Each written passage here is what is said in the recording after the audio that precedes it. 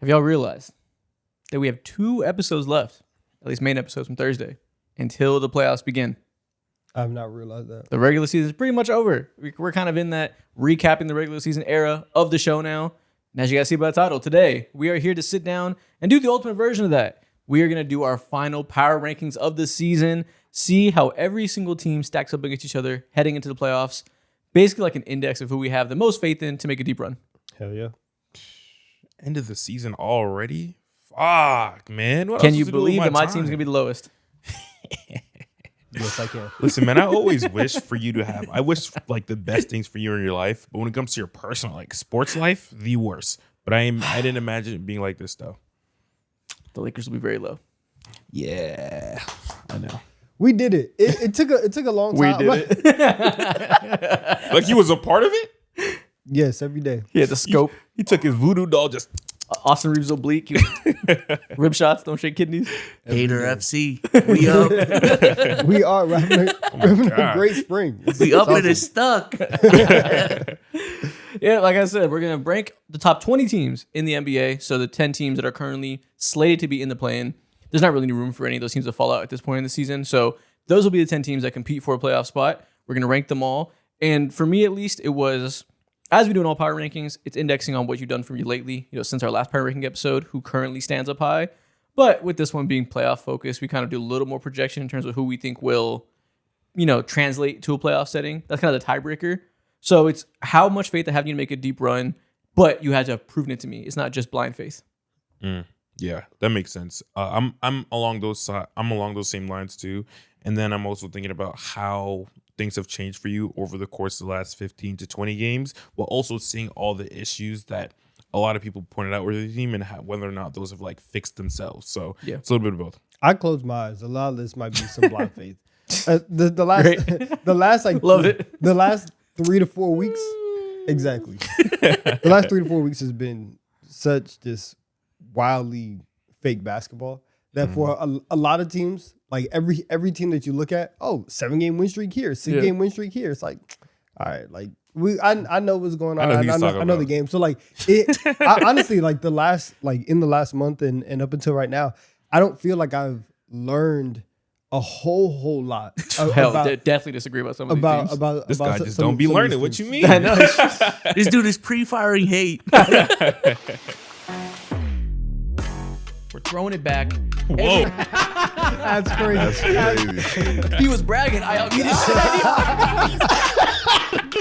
The cranium is crazy. Oh my god.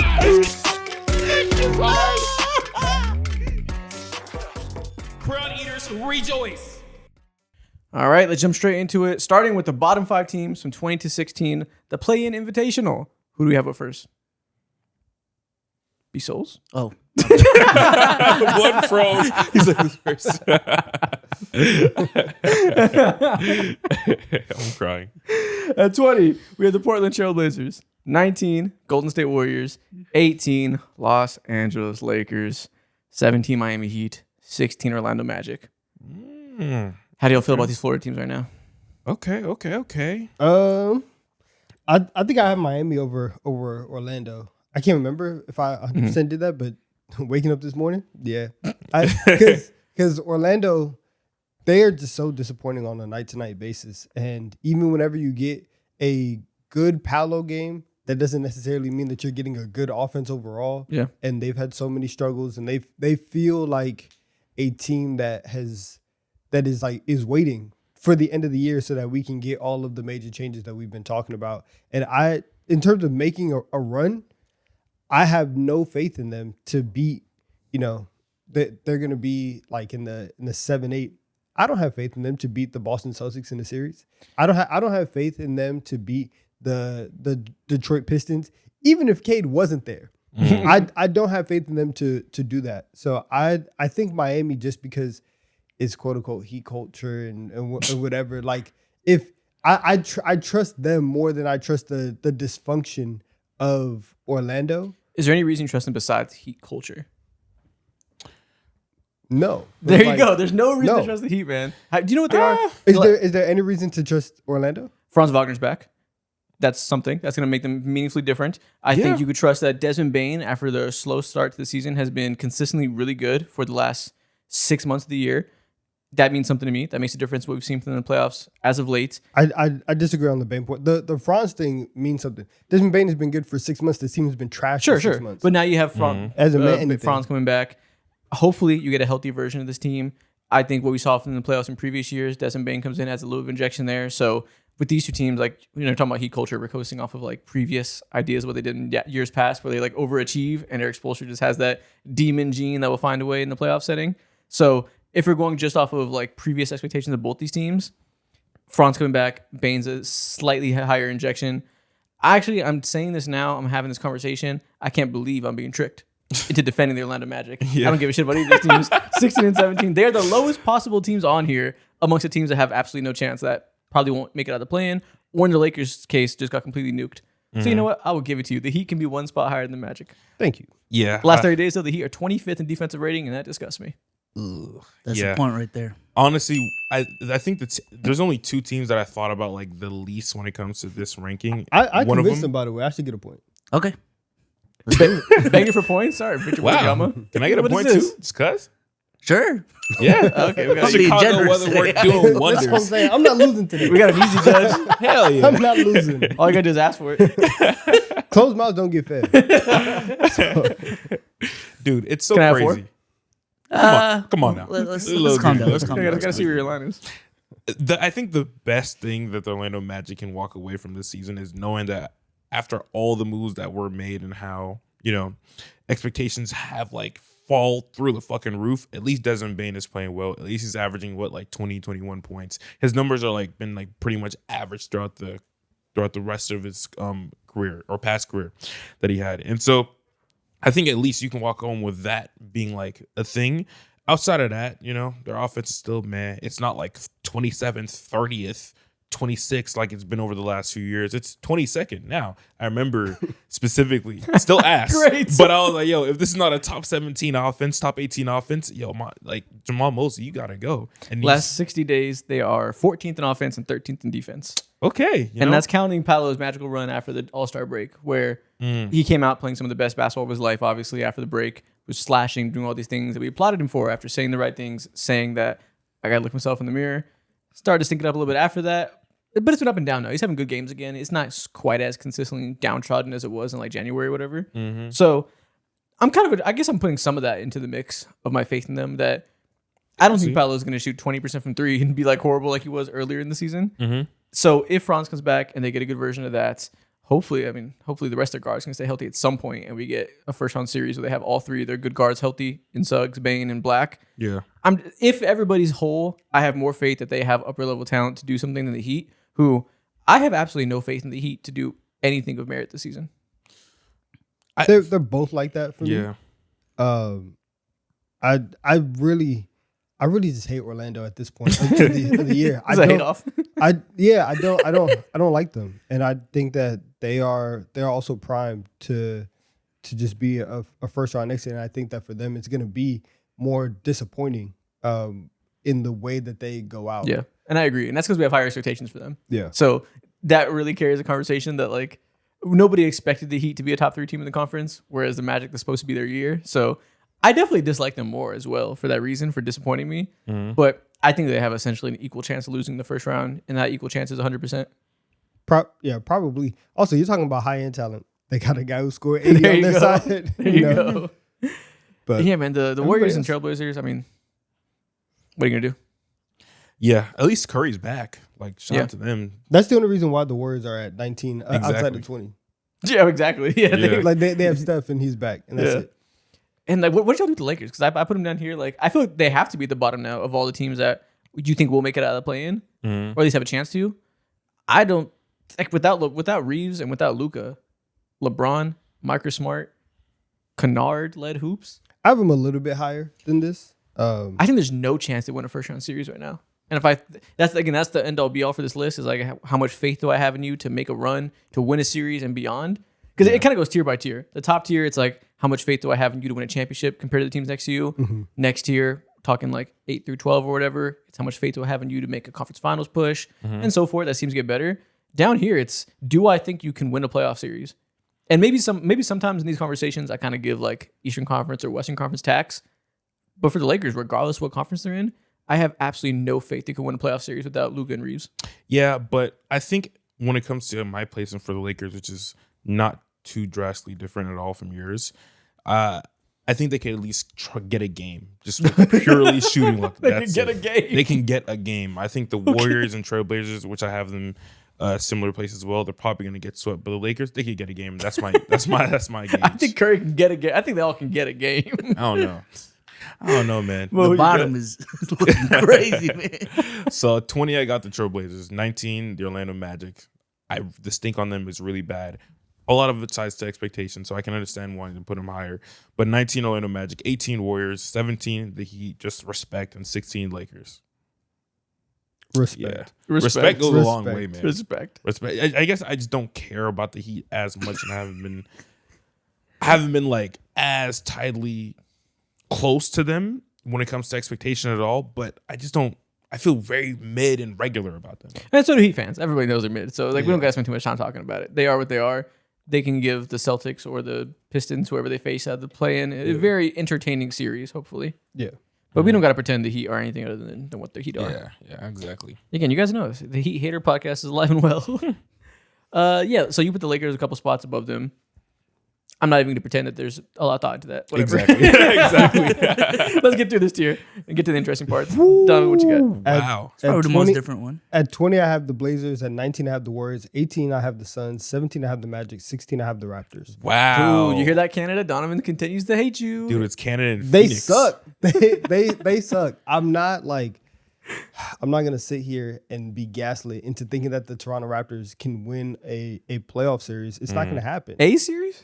I don't think. Oh, right now they're slated to go to Knicks. So yeah, you're probably right. I don't think. Yeah, Yeah. I think that whichever of the teams that they play, and right now like the Knicks are basically gonna be the three. It's not really gonna happen. Even if they went up and got to the 5 and they played the Cavs, I don't think they're beating the Cavs in the series. They match up pretty well defensively, so maybe be like interesting. But that's more Cavs than anything. I think if they were to face the Hawks or Magic, they could get it because they're equal caliber teams. But you're right, they can't get on that side of the bracket anymore. So yeah, you can't. Yeah. You can't jump up to 4, and so you're gonna be there.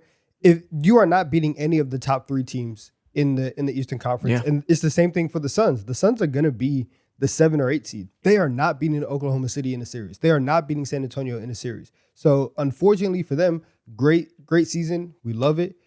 They're just not in a position to even have a real series. And honestly, all those teams, I have the Raptors a little bit higher, but I don't remember where I put them. It's probably one spot higher. So it probably is. I agree with you fully. They just got slightly more respect for how they've been playing over the teams that I feel the same way about in the Magic and the Heat. Yeah. You have the Lakers higher. Is there any reason for that other than somebody had to be 15, or do you feel the same way about them? Probably the same way. Okay, so it is the same way. And like with Toronto, there's with the Lakers, slight possibility that like maybe in like game 4 or something, that Luka injection comes in. Yeah. The plane Tranquilizer. the plane comes back from Spain. Lucas is okay.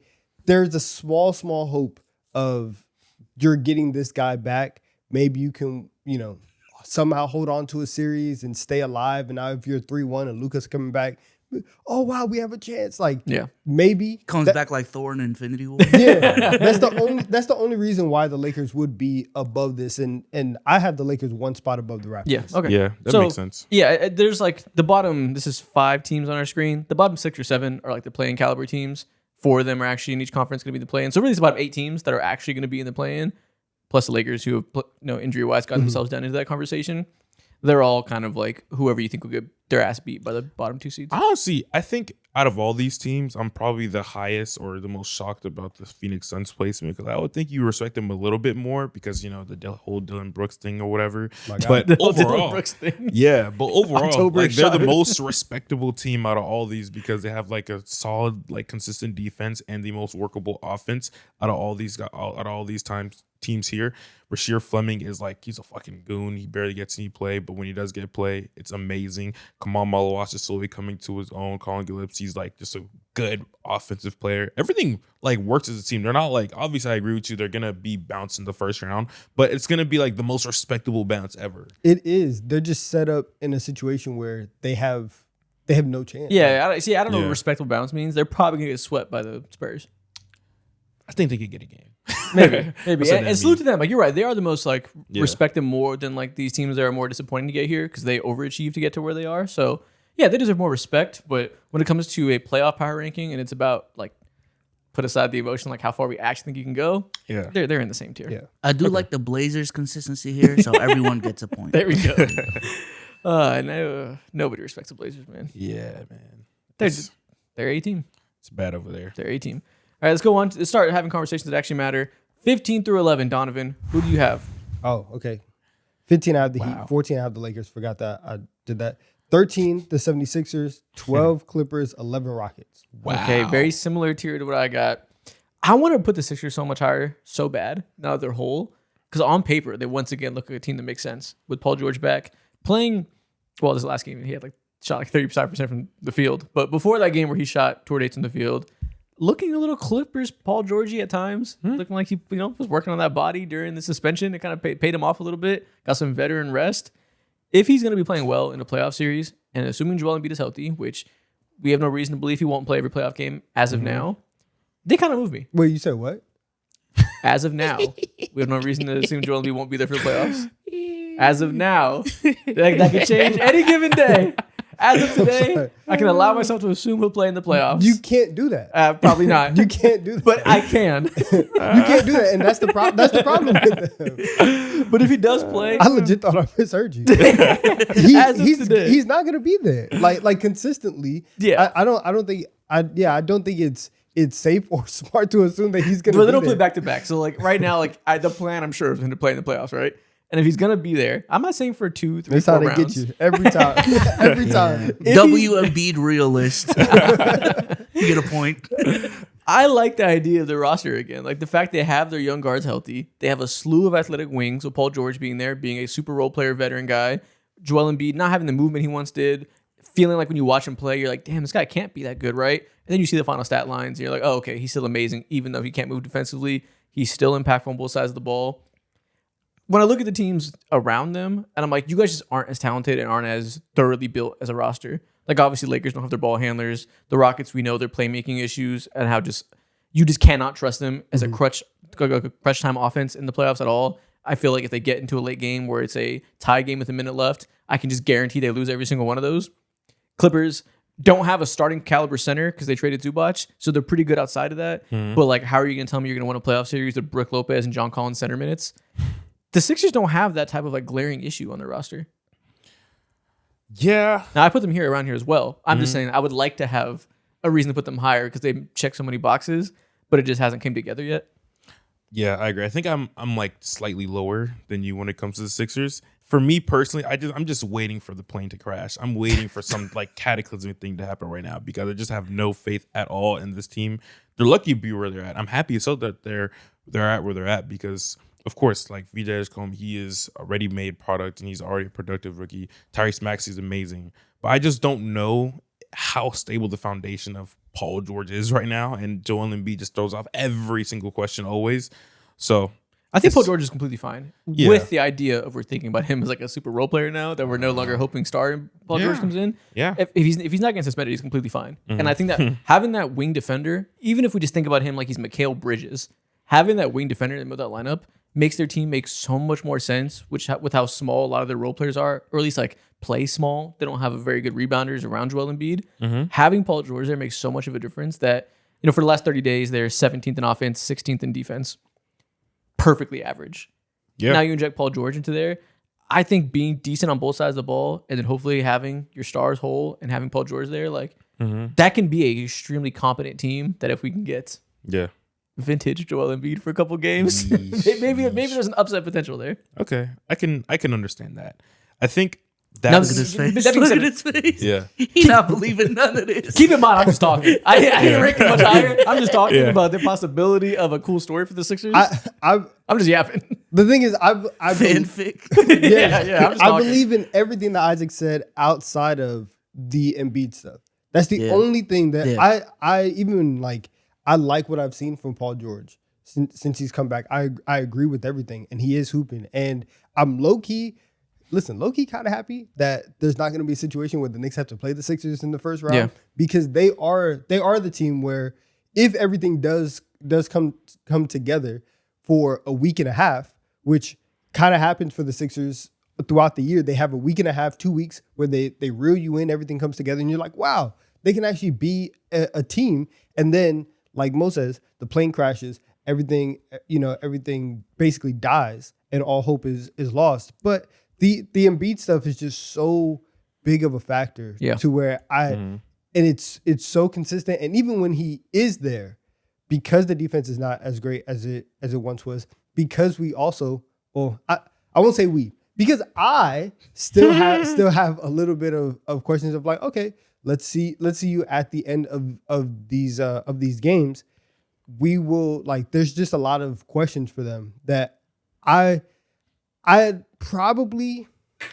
the highest I could put them, if I was really, really all in, was right where the Rockets are at 11. I agree. And right outside the top 10, because knowing all the stuff that the Rockets have gone through, I really wanted to put the Rockets as low as possible. See, that's what I wanted to talk about because that's the most jarring placement to me. I wanted to, and then at the end of the day, I was like, 11 is still crazy to me. it's Too high? Too low.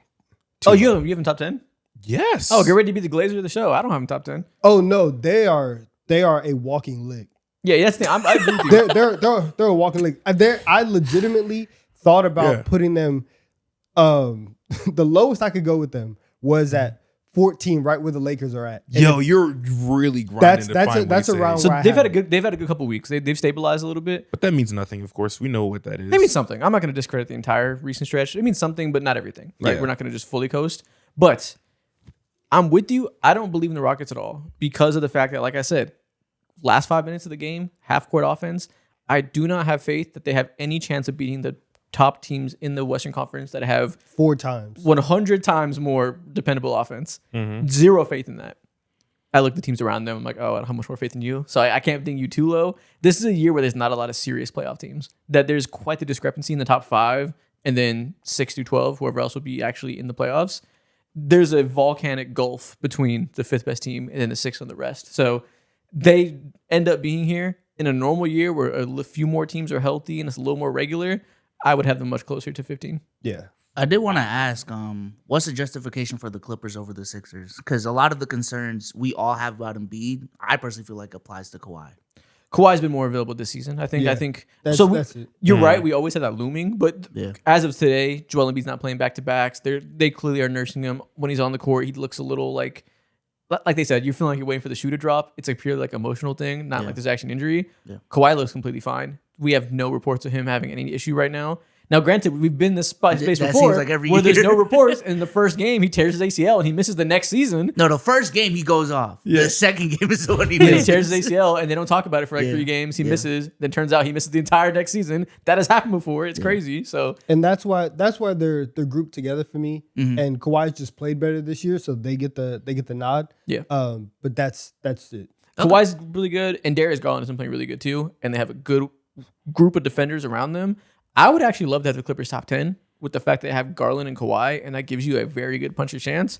But once again, they traded their starting center and didn't bring a starting center back at all. They punted their ability to have a good rim protector on the season. Brook Lopez hoops, John Collins hoops against top tier offensive players in the playoffs is going to get filthy real fast. And Darius Garland playoff stuff also, Looming over your head a little bit. it's not the best. And so Or at least you can't have 100% faith, right? Like we don't Yeah. know how real it is because he's been dealing with injuries. We don't know if it turns into someone that's not the same level in the playoffs or not. But you can't feel confident in him. yeah. All right. Yep. And as to say they're the 8th seed, they're going to face the Thunder or Spurs. So you're going to have Shea or Wemby attacking those centers. It's not going to go well. Wow, man. That's tough. Okay. What's the next list? Yo, where are you at? Mo, what you got? 15, Raptors. 14, Sixers. 13, I got the Phoenix Suns. 12, I have the Clippers, just like you, Donnie. And at 11, I have the Atlanta Hawks. I don't think I've ever heard you call him Donnie. I was thinking the same thing. I think it's the first time. because you Yeah, read it it on the is. screen, so I Yeah. get it. Yeah. I was like, what? That was weird. Was that? I thought it was just me. Yeah. Okay. But yeah. Do you feel closer now? Do I feel closer? Yeah. Do you feel like you know him a little bit better now? I've called him Smoothie Pie way more than I've called Donovan. So I don't know. It was kind of weird. It was kind of out of body moment. I think you called him Big D as well. Never the little one. Never the little one. You're projecting right now. I'm just remembering. How many times have you called him Big D in your life? I called him Lil D. All right. So Sometimes a little one, I guess. sometimes. Occasionally the little one. Okay, so I will say this: the little one. This is the first time the entire season where I looked at my favorite player right now, currently in the league. I see what he did last night against the Cleveland Cavaliers. He looked like he had the littlest one. He had so much piss down his legs, and I foreseen what was gonna happen in the fucking playoffs, bro. He did nothing. He was the scariest one. I envision a playoff series where we're at, where he's like rolling out the series as the number one option, and he's averaging like 13, 14 points, shooting like 43% from the field. Half court offense is just cooked. Yeah, Bro, I was wondering where he was going with that because he was like, speaking of the littlest one. What the fuck? What made you go with this verse? I don't feel good at all. So last time my guy shriveled up. It's fine. So Happens to you're the best of saying them. that if it's Hawks Cavs round one, Mhm. Jalen Johnson getting blown out in the meet off. Yes. Damn. You have no faith in winning the meet off? That's a bad place to be. No, not yet. I think us as a team, yes, but we can only go so far as far Wow. as like Jalen Johnson takes us at the end of the day. I had a lot of debate about the Hawks as well. They have been incredible post All-Star break. They, in the last 60 days, are top 5 in net rating, are truly a very good team post Trae Young. Everything that people said they wanted to see after they traded Trae Young, getting rid of a defensive liability, putting the ball in more players' hands, having an egalitarian 4-ball handlers approach that works better than playing through Trae Young as a primary ball stopper. It's been true. 100%. They've been a top 10 offense, top 10 defense. Nikhil Alexander-Walker is one of the biggest X factors of the playoffs because he looks like a legitimate high-end ball handler in lieu of Trae Young being there. Jalen Johnson isn't quite as mediocre as he was to start the season numbers-wise, but playing his role, I agree with you that they don't have the top-tier playmaker that you typically would see in a playoff series and feel good about in the half court. Their first option isn't up to snuff. I don't think they win because of their first option at all. I don't think, obviously, like, you know how NBA goes, that Jalen Johnson gets the points, rebounds, assists. He gets the nod of like, oh, he's the franchise player. The Hawks don't need Trae because they got Jalen. The Hawks don't win because of Jalen. They win because they have a well-built roster now that can facilitate an elite defense and multiple ball handlers that all do their jobs. They win because Jalen and Nikhil Alexander-Walker and Dyson Daniels as a group, and CJ McCollum, who after that terrible start is like a meaningfully important ball handler for you guys now, that I had the same hesitation. I put the Hawks top 10 just because I don't think it really matters what the first option gets compared to a lot of teams, just because they're so spread out that they can afford a Jalen Johnson stinker, which will happen for everything you said, 100%. and still win a game potentially. A game, yeah. I fucking No, hope no, they no. win. I a mean, game. they can win a game that Jalen Johnson stinks. Like, Okay. like you know, like they Okay, can win a okay. playoff series for sure. Gotcha. Yeah, I feel like we could win a playoff series too, but I feel very skeptical about it, and I think it'll be like a 6-7 game playoff series at the end of the day. Oh, for sure. And that's, sure. and that's fine. For like sure. they are like what's probably gonna happen is like they're gonna be in the 4-5 against the Cavs. They're not gonna have home court advantage. And the Cavs are gonna be heavy favorites in that series. And rightfully so. They are the better team. I don't think it's crazy if in 2 weeks you're like, you know what? Fandom aside, I'm picking the Hawks to beat the Cavs. It would be an upset. It would be unlikely. It's very possible and it's very much on the table. Especially with all like the Cavs themselves, they're obviously top 10, but they're not world beaters themselves. They also have issues that they have to go through. But I think that like when you talk about the defense that you can get from Dyson Daniel, the two-way play that you can get from Nikhil Alexander-Walker, you have one crazy playoff Kuminga game. Like there's a way that you can get into the second round if you play the Cavs. I think everything you just said, I agree. On Monday, we talked about it, and I was like jokingly like, Hawks are going to get blasted by the Cavs just to troll you. I'm really opening up to the fact that the Hawks can win that series. Yeah. Maybe I'll say I agree. Cavs in 7, and like I'll just go towards the superstars doing superstar things, right? And I'll go towards the fact that Evan Mobley theoretically matches up well with Jalen Johnson to give him troubles. Maybe I'll end up going there. But you said it's unlikely the Hawks win. It's possible, but unlikely. I don't even think it's unlikely. I think it's like very, very reasonable to pick the Hawks. Yo, Assuming the Cavs better get it together, man. they better. Assuming that what Nickeil Alexander-Walker is doing can translate to the playoffs. Yeah, and I feel perfectly fine about him doing that because he just is like so audacious. Him and CJ McCollum, they have like what they think of themselves, how offensively they think they're like a top literally like 5 player, and that's exactly the energy that we need on this team considering how creation is so limited. We have bodies, we have depth, shots come from anywhere. We don't necessarily have any type of like offensive hierarchy just yet for this team, and that's what makes it so dangerous. But at the end of the day, when it comes to, for one, okay, like a major thing that happened on the team recently, we lost Jock Longdale, and of course, like Jock Longdale, whatever. But at the end of the day, like he was really good for us. No. And now we're just running with pod. like Onyeko as our standalone 5, and also Moge, which is like 2 good players, but we need someone physical there, and that's where we had that advantage over the Cleveland Cavaliers, someone who will really like get into your chest. And now we're running with like Tony Bradley, you know. And that's like I hear you. terrible news. I don't know if Jock Longdale was going to be the one to put Jared Allen in a blender personally. No, Obviously- it was gonna be him. It was going to be Yeah. I guess Jared Allen's easy to put in a blender. He says it himself. Yeah, but we lost a body, an important body, an impactful body. I still think like, a couple weeks ago or 2 weeks ago, I did come up here and say like, hey, we can give the Cleveland Cavaliers a fit. I still believe that. I don't think it's going to be easy sweep, but I like when it comes to winning the series, this tier right here, really like 11 on, because I don't think the Clippers can give the OKC Thunder, whoever they face off in the first round, like a real run for the money. But 11 on is like, okay, like you guys have a chance. I agree with you. Yeah, that's how I'm viewing it as well. Nickeil Alexander-Walker, the way he's playing right now, averaging 20 while still being a primary defender, still being like exactly as good of a defender you were, not falling off at all, like not doing the whole I gotta score more, so I'm gonna put less effort over here. Jalen. Not doing the Jalen Johnson, like, but Jalen Johnson was also never like this great of a defender. Yeah. Yeah. But DeJounte Murray, tale as old as time. Now Amen Thompson was not quite the same level defensively, still really good, but there's naturally a give and take there when you have to expand more effort to the other side of the ball. Hasn't been the case yet. Now that gets really difficult in a playoff series where you're playing every other day against elite teams that are game planning for you specifically. If he can still do that, that's like Derek White. That's a Derek White level player. That's what makes Derek White so special. And very few guys can do that, and that's why he's such an anomaly that returns all-star level value as a like traditional role player type of player. You have one of those players right now. Again, I don't know if it translates to the playoffs because it's extremely difficult to expand that type of energy. But if it does, the ceiling is much different than we thought. Derek White mentioned. Derek White glazed even. Come on, man.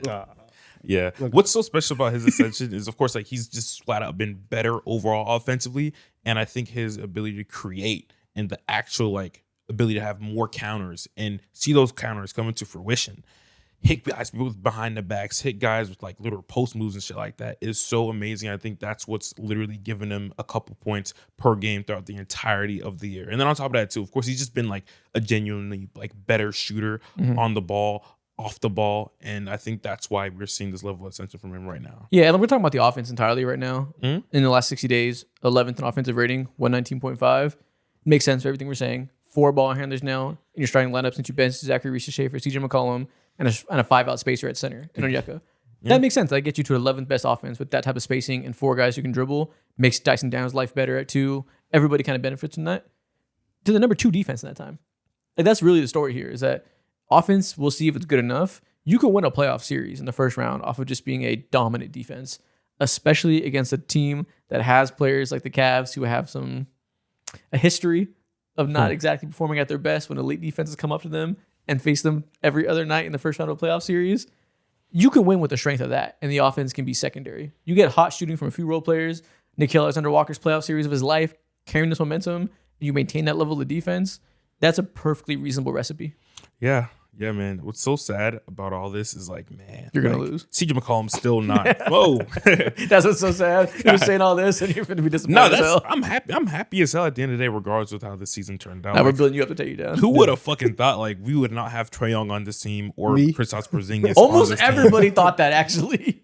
I've been telling but you for still 2 years be that Trae Young- 45. still be at 45 wins. Come on, I'm not man. gonna lie. That's ridiculous. Most of the NBA community told you that that it's time to trade Trae Young because they can be better without him. And at the beginning of the Correct. year, when we were talking about, the second tier of teams and we were talking about the Hawks being really good, I had them at 5 because I was like, yeah, what if after this entire offseason where we said that they won, they just come up here and be the same old Atlanta Hawks and they end up as the 5 seed. Mm-hmm. They're the 5 seed right now. Because they That's are impressive. Again, the road travel was very, very different than what we thought. Obviously, because Trae Young is not on this team and they finally got to a point where they traded him away. But the ethos of where you guys are is still a middling team that now has a much different foundation that you can build on, and that's good because you know that the Trae Young foundation wasn't going to get you back to conference finals or a finals. Yeah. Like you weren't going to get there with Trae as the lead guy. Now you have a different outlook, a different future, and this feels more like ground zero of a good new era as opposed to we're running this back and we've squeezed all the juice out of this team. Let me say this. So there's a few games. The defensive numbers are great, but I just know like we're not that level of defense. Pretty easy schedule. Yeah, schedule. exactly. And we faced like the Wizards twice. And also the Portland Trail Blazers. Only the Blazers cracked like 101. Outside of that, like everyone else has been bad. But looking at the teams that we face who are like legitimate playoff teams, those are like the real litmus test, and that told me everything I needed to know about this team. So we faced off against the Houston Rockets, the Detroit Pistons without Cade, but still that's a good team, the Boston Celtics, and then lastly the Knicks and the Cleveland Cavaliers. So pretty much, tell them what happened the other day. I FaceTimed Donovan and called him a pussy when he got off the shot. I said, "Where you at, pussy?" Next thing you know, I turn around. He's like, "What are you talking about? You lost." CJ McCollum, he took like this half-court three. It went in, but time expired. I was like, "You pussy, fuck," and I hung up immediately.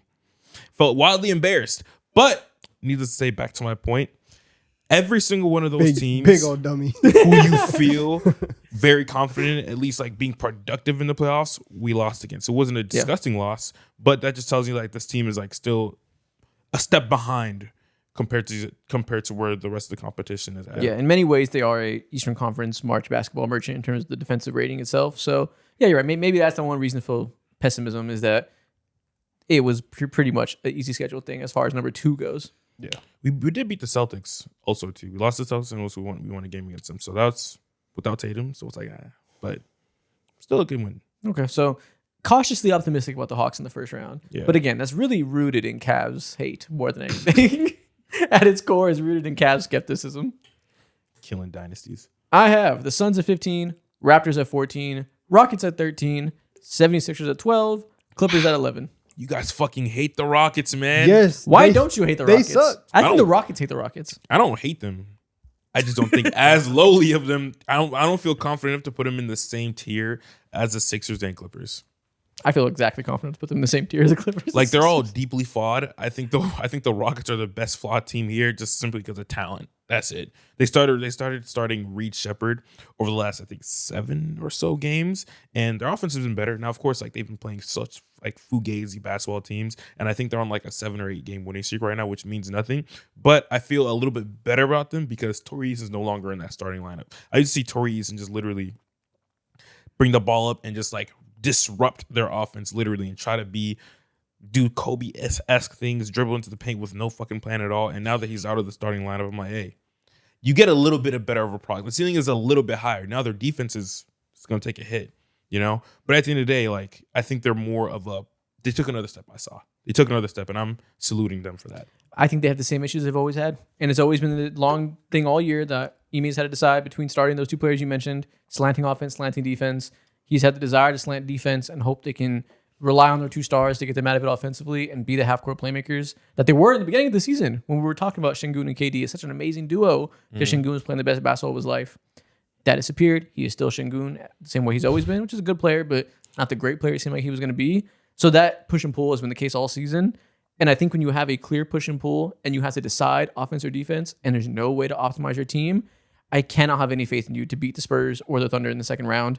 Thankfully, they're going to play the Lakers now, so they'll get a cupcake first-round playoff series win. That'll let them go into the summer and say, hey, we won a playoff series. We had the foundation. Let's build on that. And I'm happy for them. They're going to get beaten 5 games by the Thunder. 4. Nah, the Thunder are going to go ice cold from 3 at least one game. They don't sweep people. the Rockets are gonna go ice cold from three. Oh my gosh, man. Probably more often than not. Yeah, I like Şengün.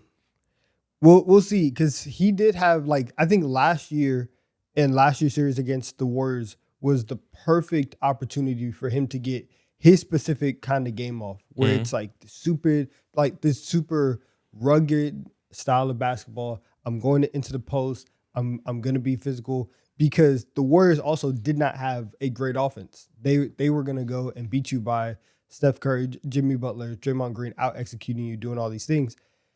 I think that now with the Rockets, if Kevin Durant is not going to be what he was even a year and a half ago, if Amen Thompson has not taken this leap, if Reed Shepherd does get hunted and eventually played off the floor, you're going to need some constant offensively, and Şengün's going to have to be that guy. Yeah. If you are playing against an OKC Thunder, we literally are going to have to see what you did the first game of the year, where you were like 4 for 5 from 3, you were scoring 30, you were doing all these other things. You're going to have to be a top 15 player in the world to get over that hump. And I'm not sure. Actually, I am sure that's not going to happen again. Of him scoring like 35 and shooting 60% from 3. Might happen for a game or two in a series. Keep in mind they lost that game, It was as close of a game as you could lose. but So, like that was like the best case scenario. It's like the best game they've had all year. fair. I think that if we're comparing them to OKC, then obviously like all these teams lose in this tier, and every single team pretty much behind them or in front of them will lose, if we're being honest. But I'm just thinking about them from the frame of like what they've looked like from the start of the year till now. It's pretty much still the same story. We all know So- like they're And that's a bunch shitty of story to me. one-way true. players on the team. They're trying to figure things out. I looked at what KD and Alfred Şengün look like when they play together when it comes to their numbers, Yeah. and it's like so baffling. It's so like shocking that all their offensive numbers are so much better without each other, and defensively, like it pretty much is what it is. And you already know the story too. Like when Şengün's there, it's just a completely looking defense compared to when he's not there. And with that in mind, while also knowing that, okay, like it feels like they finally decided a way to die. They don't want to get stabbed in their heart. Instead, they want to get blown. They want their brains blown out. At least they decided at this point in time of the year, the entire season, I was like, fuck, man, like something needs to change. And I think this outlook with the lineup that they've been running as of late feels like a better process at the end of the day. And I finally seen Ime do something worth noticing.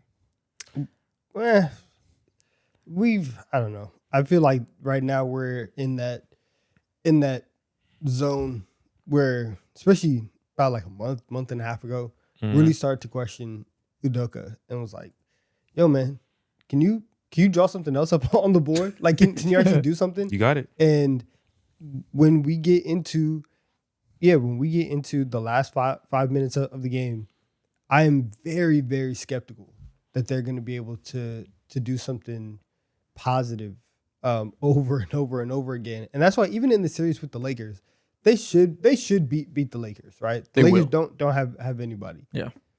They're going to give up at least one game because they're going to turn the ball over 5 times in 6 minutes, and it's going to be nasty. And then we're going to come up here and talk about, like, you know, what this means for the series and are they in trouble? But I just don't have faith in them. And yeah, I just think even like outside of hard. blaming Udoka, he's dealt a bad hand. Like they lost Fred VanVleet and lost Steven Adams. They lost their playmaker that can keep the turnovers low and get the ball where it needs to go, and they lost their advantage of offensive rebounding. You take away their 2 superpowers, and they're just a team full of guys. And it's nobody's fault. They did just nuked by injuries, and yeah, they're gonna win a first round playoff series. Maybe they could even beat the Lakers if they didn't get injured. That's still like in the realm of possibility. They could beat the Lakers. They could beat the Timberwolves. They could beat those other mid-tier teams in a 4-5 series. But for the top 3 teams, that being the Spurs, the Thunder, and the Nuggets in no order, they're like See, miles if you behind. say that, then why do you have them right below the Clippers and also the Sixers? Clippers probably shouldn't be there. I don't have any argument for that. Sixers, everything I said earlier, that like if Joel Embiid's healthy, like, and know what this is too. I mentioned it earlier in the beginning of the show. There's probably some Western Conference tax being had here. That's what I is see that like clearly, the Sixers have a better chance of going further, which isn't fair to anybody, I guess. But I mean, I don't know. I mean, I don't think there's any chance the Rockets make a run. Yeah, I mean, I agree with you. If they're in the probably East, would that should change? be. If they're in the East, I think it would change a little bit. I think But there's no chance. It has nothing I to do don't- with them. I Maybe disagree. a little bit. So in the West, there's 3 teams that have no chance of beating. In the East, there's 2 teams, I think. The Pistons and the Celtics have no chance of beating those teams. So like, they'd be in a slightly better spot. But either way, I just think they're so to your point, they're more proven and more talented than the teams above them, right? But I think for a playoff setting, they're uniquely set up to fail compared to those other teams that have better half-court playmakers, better offensive chemistry, less lack of shooting liabilities, less issues with getting their best defense and offense out there at the same time. Yeah. Those are like unique problems that's exactly why a team doesn't translate from regular season to playoffs. Yeah. Okay. I see that. I'm just thinking about it from the lens of like whoever you have at 10-9, the Rockets probably beating them in the playoff series. And obviously, I think you would agree with the We'll same see. thing when it comes to the Sixers and the Clippers. The Rockets will whoop their ass in the playoffs. Oh, I don't agree at all. Who do I have at 10-9? Okay, maybe not whoop, No, maybe not I whoop dis- their I ass, but they disagree. would win. I think the Clippers can win. I think the Clippers, again, the Clippers to me would be top 10 if they had Zubac. If they didn't do that trade, they would be easily top 10 to me. Having Darius Garland, like, I don't know if people realize how good he's looked since getting there. And having Kawhi, who's been one of the best players in the NBA for the entire season, that as a duo moves me in a playoff series. Okay. Plus defenders around them. It just comes down to the fact they don't have rim protection and don't have like a play finisher that I feel good about. Because Brook moves like you would move on an NBA court at this point. He's incredibly old and slow. And shout out John Collins for what he is as a small ball backup 5. That's not a real center rotation. So that's holding him back. But I'm moved tremendously by Kawhi and Garland in a playoff series. Way more than I'm moved by anything the Rockets bring. Wow. And Ty okay. Lue, they have a way better coaching advantage, best player in the series, lineups that make sense two ways. Like it really is like it's so impossible to win playoff series when you can't put your best offensive lineup and defensive lineup out there at the same time. W Rockets hate all around. All of y'all get 3 points. And the Sixers 3 thing, like points. the Sixers thing is like, Yeah. if Joel Embiid gets hurt, obviously they're cooked. He probably won't make it through a deep playoff run. That's like with how intense things get, it's probably not likely. What am I supposed to do with that, man? I don't know. He's healthy now. Let me just show them some love for what they are right now. And Yeah. I don't have any. What do I say besides like, oh, I seen him get hurt? Like, I don't know how to do anything productive with that combo wise. Okay. Wow, man. Like, it's probably the reality, but like, I don't know. I agree with you guys all around. I think I just finally got over the hump of like finally like Reed is starting at the end of the day, and you guys will still go out. And I know Reed's it getting will happen. attacked. I don't every care if play. Reed starts personally. I do. I think it makes a difference, but I think it also just puts. It's just about that time where okay, like you're going to be given this opportunity. Literally, what are you prepared to do? Because you are going to be attacked every single time. The limit to which you can survive in a playoff series will be tested right now. Yeah, and if they get the best case version of Reed Shepherd and he does hold it defensively and brings that shooting and playmaking, like great, that makes a big difference, right? I'm glad we're spending time on them too because this is like one of the most interesting teams in the playoffs. They're the 100%. team that we have the least like sure idea of, so it's worth spending 20 minutes on the Rockets. I don't know if Reed Shepherd is the playmaker for it to matter. It'll be nice. They have more shooting, right? I don't know if just having Reed Shepherd out there, let's say he holds up defensively, is fine. Makes him a little bit worse because he's not Tari Eason, but the spacing makes up for it. You're not giving him the touches late game, so that doesn't address the late game offense. The spacing does help, having that outlet valve on the Kevin Durant double teams, but I don't know if that's enough for me to feel any different compared to the top teams they have to go through. For them, playmaking, obviously like it matters. I don't care as much about the playmaking with them just because they haven't had it all year, and so what I really would want for them is that shot making, is the spacing. I feel the opposite. Is you're right. They haven't had it all year, and that's why I've had no faith in them all year. That would be what's needed for them to make a run.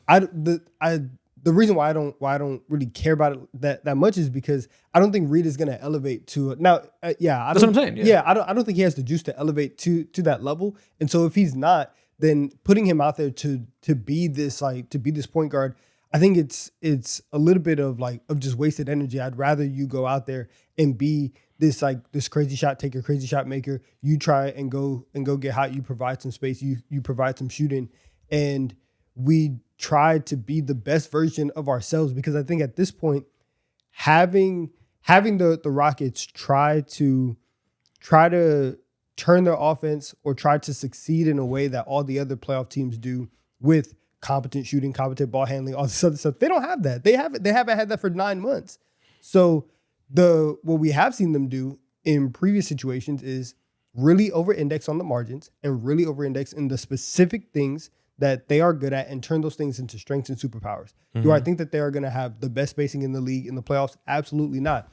But can you really, really lean in to the small advantages or the small things that you do well?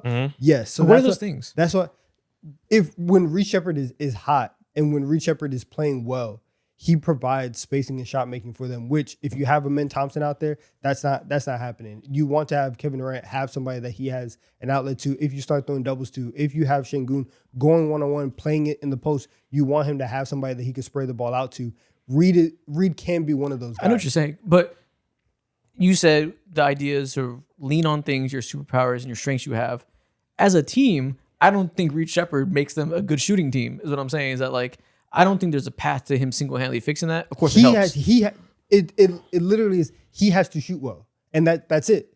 I don't think that That's mad. Like, if he's your only shooter and that's so easy to game plan for. That's why I have them low. That's why I don't believe in them. But I think that for the Rockets, they haven't had a lot of options. And the one thing that we have said on and off this year is, do you play Reed? Do you play Tariq? Right? What versions of your lineups do you want to see, or what side of the ball do you want to index on? Frankly, I don't know what we're disagreeing on anymore. I'm lost. Okay, I think so we're agreeing. you know what? I don't even know what we're disagreeing. Okay, so I think an answer, something that's very like a clear-cut answer for points. you. We're just having discourse. I know. Nobody talks. I lost the plot of what we're both saying.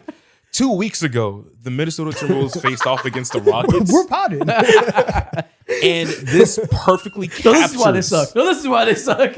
Yes. That game that happened 2 weeks ago perfectly captures what you guys were, I don't know if it was disagreeing versus the Minnesota Timberwolves, Okay. where this game went into fucking overtime. And it was, I think the Houston Rockets were up like 13 points in overtime. And they fucking fumbled that game to an Anthony Edwards team, to a team that also lost Naz Reid to foul trouble, to a team that also lost Jaden McDaniels, I think, to injury or foul trouble, one of those two. Yeah. And they fucking soiled it. They soiled it because I think ultimately what came to bite them in the ass. Now, Reed Shepherd, he did play. He got up his shots. He didn't shoot well. But at the end of the day, too, that's not the only thing. Make or miss those shots, they were going to lose that game regardless because of how their offense process was, which ultimately leads back to like their playmaking and how things line up in order they don't have anyone to set up the table on a consistent basis. They're asking KD to do those things. They're asking Alfred Şengün to do those things. When both of those guys are good at it, they're like above average, obviously.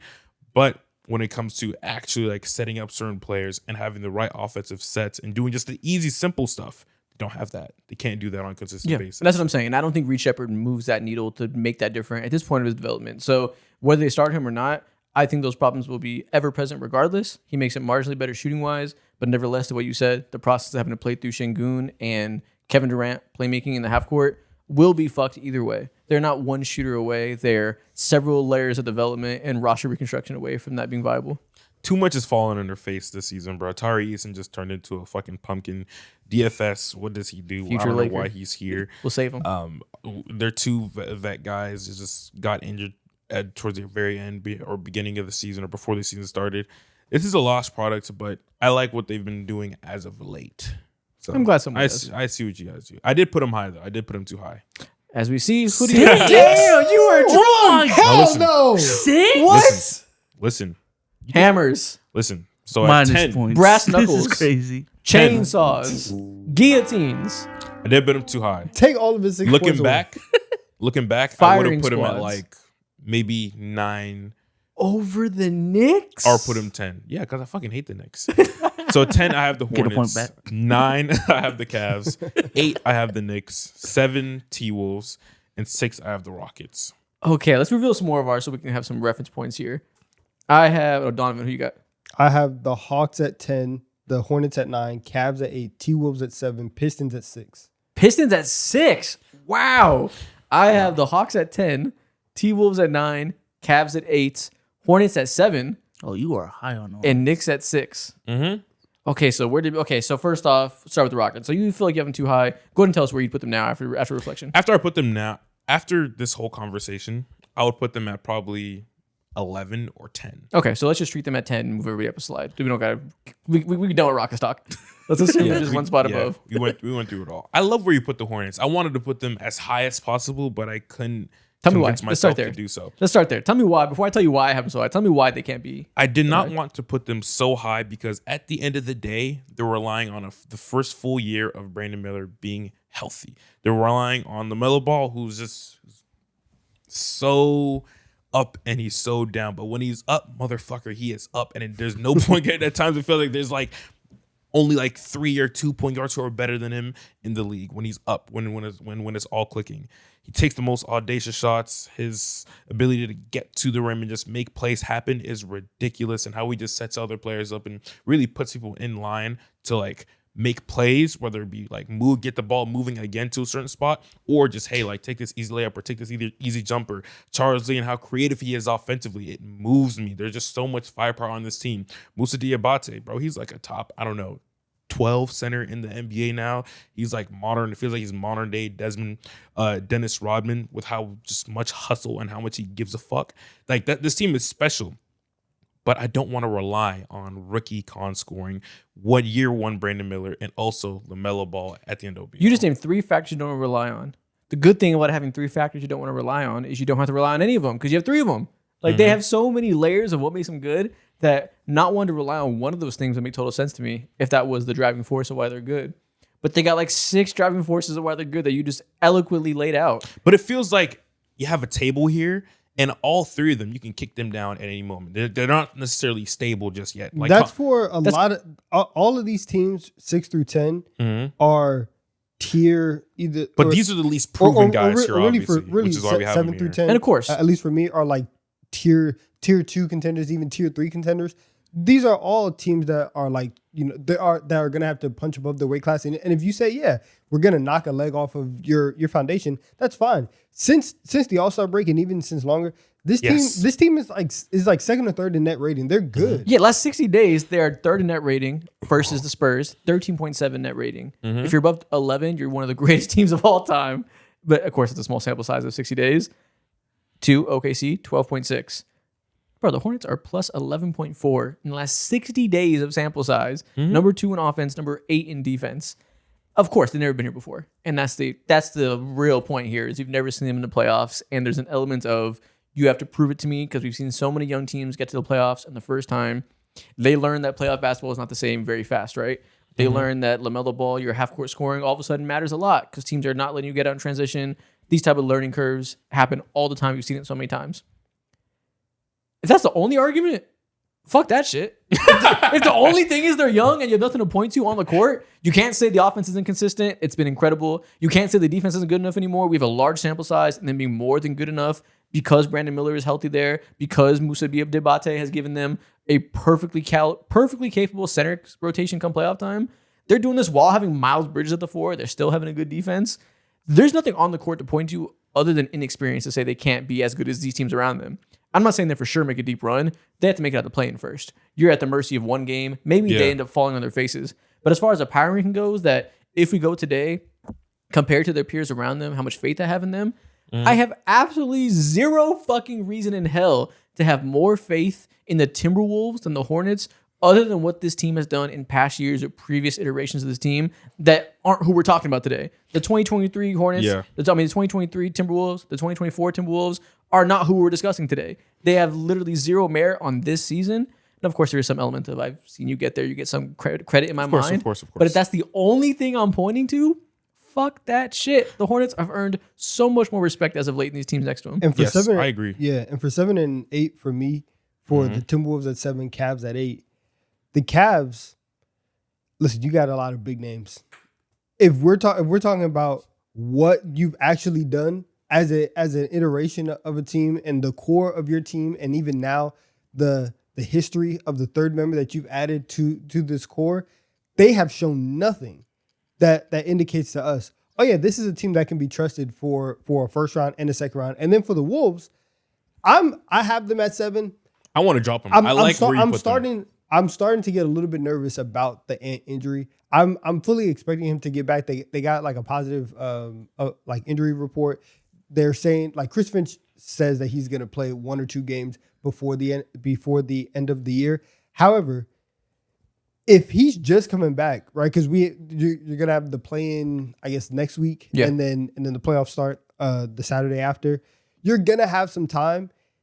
He was already having those questions and the jokes about, being in shape, are you going to be able to just walk in and boom, be right back into I'm scoring 30 efficiently and carrying the playmaking for this team? I'm not sure. And it's not even just that. Mm-hmm. So the Ant thing is a question mark, right?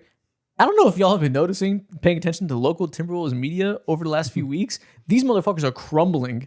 They hate Rudy Gobert right now. They're doing the thing they always do where the team goes through a lull and Rudy Gobert is an easy target because he misses layups and so forth. The value he brings is defensively, which can get overlooked even by his teammates and his players who know that he got their back and carries the whole defense. But then they throw him a lob and it goes through his hands out of bounds. And they say, God damn, Rudy, go fucking catch the ball. And they get all mad at him. That's been happening as of late tremendously. The body language is man. horrible. Right or wrong? Catch Yeah. the ball. Sure, Now- right or wrong. It's happening, and they're turning on Rudy like they always do. Obviously, Randall's had slumps up and down the season. Julius McDaniel hasn't been super healthy. Dante DiVincenzo hasn't been a consistent shooter all year. What's so injury- interesting He is hasn't been that consistent since he got for there. Correct. this team, like since the All-Star break happened, every single player's numbers are down slightly. Yep. Anthony Edwards, of course, he's having a good season. Same thing with Jaden McDaniels, and their numbers aren't terrible, but there's a tick. They're all a tick down. And I don't know if that has to do with this, like, post All-Star break, and they're all starting to slow down, and everyone's getting tired. Maybe that's league-wide, but They really hate it's each other. not. It's not. And for Rudy Gobert specifically, his defense, which is what he should be known for, hasn't been like tier 1 Yeah. at the second, like since the second half of the season started. And that's what it should be for someone like him. There's no room for error at all because you have all the grace in the world when it comes to what people think about you offensively. You have stone hands for a living. No one, I'm not gonna say no one cares, but at the end of the day, like, No, they care. yeah, people care. They but care at the more end of than the day, anything. no one's gonna be overly like harping on. That's the reason why they lost the game. It's all defensively for them. Yeah, And that's where every things are element of winning this their way. team, there's a feedback loop of the offense falling apart a little bit, and Rudy Gobert's not getting his touches, and when he gets them, they fall through his hands, so his defensive effort wanes a little bit, and then when the defensive effort wanes, they look at him sideways because he's not bringing anything offensively, and it's just constant feedback loop where everybody shitting themselves, everybody getting mad at each other, till we get to this point where the team chemistry is at an all-time low, their star player, that's the reason we have faith in him to make deep runs, isn't healthy, isn't his best self. The supplementary players have not had strong seasons to offset that and make you feel better.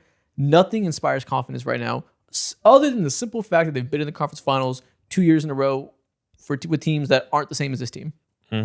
Rudy, you're gonna have to drop 27 and 20 again. Shit. He's You're cooked. he's Say gonna, goodbye. yeah, he's gonna have to do that. I think the Wolves just have we've seen, and for their top player, we've seen Ant be at a certain level. We've seen Julius Randle last year have a decent playoff run. We're really, really hoping that all of those things just magically click in the next week and a half to give them this push. But the other teams, I just don't have massive faith in them. And Yeah. so like the Wolves, the Cavs, the Hornets, if this year alone, the Hornets have shown us more than all the other three teams or than the other two teams above them. But again, the Cavs have D Mitch. The Cavs have more high-end talent, I would say, and then the Wolves have Ant, the best player of the three. And that's why you can put them above. But any assortment of those three teams is fair. Yeah. And the Hornets, I mean, listen, they're the play-in team right now. They're currently 9. They can get to 8 and get a chance to get as high as a 7 seed at the play-in tournament. Maybe they're the 8 seed. We'll see which one it goes to. Either way that goes, they're going to face the Pistons or the Celtics, who I will not be picking the Hornets to win a playoff series over. So in terms of who actually of this group of teams can make it the furthest, they're not going to be that team just because they started the season so slow. So you can look back at this, and when the Cavaliers are in the second round and the T-Wolves might be in the second round and the Hornets are not, then, okay, that was a wrong ranking. But if I'm measuring who they are in the second half of the season, who they are currently today, if there was a different type of playoff system where the Hornets could face off against the Cavs or the T-Wolves right now, I would pick the Hornets to beat them Yes. over those two teams. Yes. So that was my end logic, is they won't make it further for different reasons, but I think they're a better team today. Okay.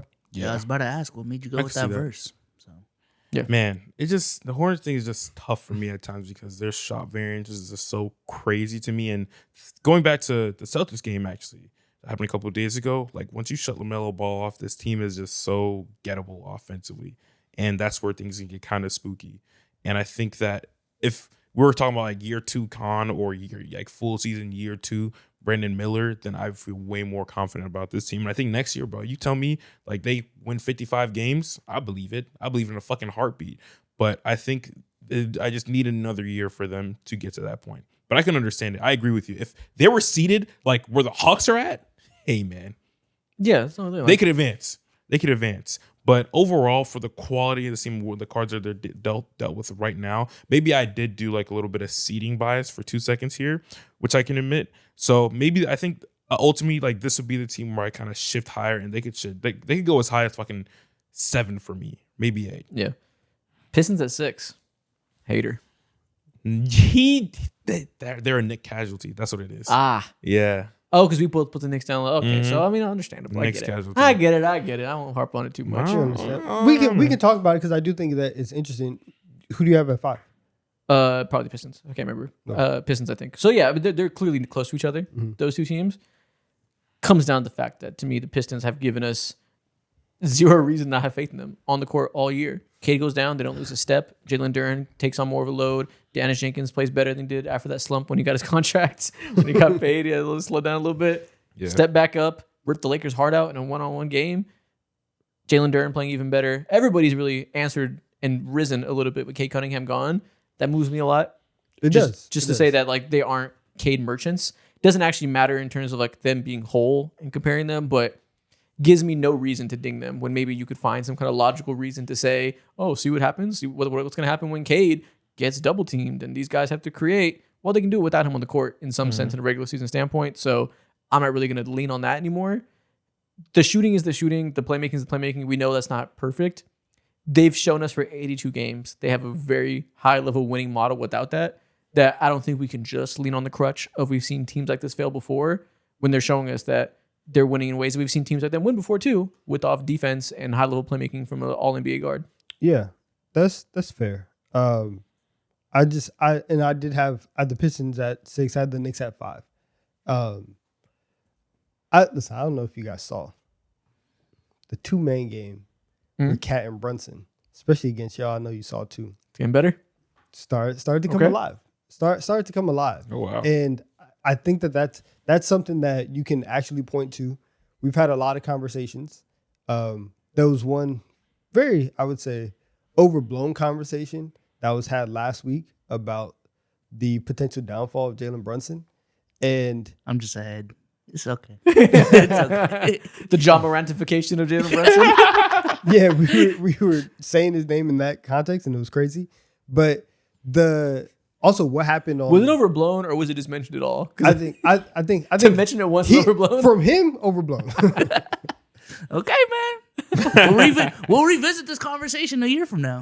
I'm just saying, I still think that Brunson right now, and it's me and every other Knick fan that is holding on and being the last wave of defense of like Brunson's still the best point guard in the Eastern Conference, and all of the shot making, all of the clutch stuff that is real, and I think that with the way that the Knicks offense is coming together, with the fact that their defense has been good over, for whatever amount of stretch of time that you want to look at, and that Jalen Brunson can still lock into these moments where he can go, like in the Hawks game, 2 for 8 in the first half, and then score 17 in the fourth quarter, have 13 assists, make every clutch shot that's necessary, and be there exactly when the team needs him to be. I think the combination of those three things really makes them a dangerous team. And so I still do believe in them as a top 5 team and a team that has that type of ceiling. Yeah, no, I and so agree. that's why I have them at 5. The tier break is 6. And on the graphic it's 5 just because of how we display it every time. But the tier break is 6. I think Knicks and Pistons are rightfully right next to each other. I don't think it's ridiculous to put them above them. You said for a time period they've been a good defense. I keep referencing last 60 days as I've done the whole time. 5th in offense, 5th in defense. Yeah. That moves me. It's where you want to be. Moves me. And in net rating, they're directly next to the Detroit Pistons. So yeah, it's them too. It's neck and neck. I can understand also that the Pistons being ahead of them just because in the head-to-head matchups this year they've killed them every single time, and so that is something that is a different element this year as opposed to last year's matchup, where last year the Pistons were completely green into the playoffs and had no experience, had nothing, and now they've taken not only those battle scars, but they've come out and every single time they've backhanded the Knicks 4 straight times this year. They do have that experience. They do have that, mental leg up, whatever. And with the ascension of Jalen Duren, that's also something that is much different this year than last year and last year's playoffs, where you legitimately have to figure out how are we going to handle this. And I can't remember in the last game because they beat them by 30, but like specifically, defensively what teams are going to do. We're going to put a wing on Cat, right? We're going to put a big on Josh Hart, and that normally messes up a lot of the 2-man game. They were still kind of figuring that out, even over these last couple games and last couple times that they've played, and the 2-man game has started to get going. So I think with that being the biggest wrinkle, I do think that the Knicks still have a very, very good opportunity of advancing, past the Celtics in the second round. If the Pistons on that side of the bracket, if they play them, I think they can get You think the Knicks have a very good chance of advancing past the Celtics in the second round? That's what you just said. Did you mean to say that? Yeah. I think they have a very good chance. That's the wording you want to use? Yeah. Okay. I would still have, if I'm making the odds, I'm still having the Celtics as the favorites in that series. Okay. But I don't think it's like last year where we go into that series and everyone's like, oh, cute story, like Knicks are just going to be easy out of here. I think I think we come into this year a much more even team in terms of feeling and belief about what the Knicks can do in that series. No, fair, guys. So it's not an instant win or anything. Yeah. Like, we can't say it's 80% chance the Celtics win. Yeah, I typically dock points, but I like the belief in your team, man. So I'm gonna give you a point. So that shit's cute. Glad you got something going for you. It's not going to be a victory. Head to head, I have no doubt the Pistons could beat them. Celtics, we'll see. You guys beat them last year, so they're better last year. So I don't know. But Pistons, you said the Knicks are figuring out the wing on Cat thing. It's different when that wing is Asar Thompson. And you get to switch the best wing defender in the NBA onto Brunson. Ask Asar how that went. Not good? Not good. Okay. Asar was losing his mind last year. He was getting called for every single foul. Oh, you mean last year? Okay. Yeah, last year in the playoffs. Asar's better this year, though. Asar's leveled up. Fully healthy season to develop. Hey, man. Asar is I'm just saying. It was 1-on-1 with the series on the line. Asar ended up outside the frame. Listen, man, So it is what it is. Outside the frame. Top 5 now. Let's get to the true championship contenders. I think these top 5 teams, to me, I put the Knicks at 6 because I don't think they could beat the top team out east. I'm not confident in that. The top 5 teams are the teams that realistically, to me, can win the championship. To varying degrees, I think the top 3 teams have the real chance, but the top 5 have somewhat of a chance to me to win the finals. At 5, I have the Pistons. 4, I have the Nuggets. 3, I have the Celtics. 2, the Spurs, and 1, the Thunder. Okay. we just Good go start. all of our 5s. Yep. Yeah.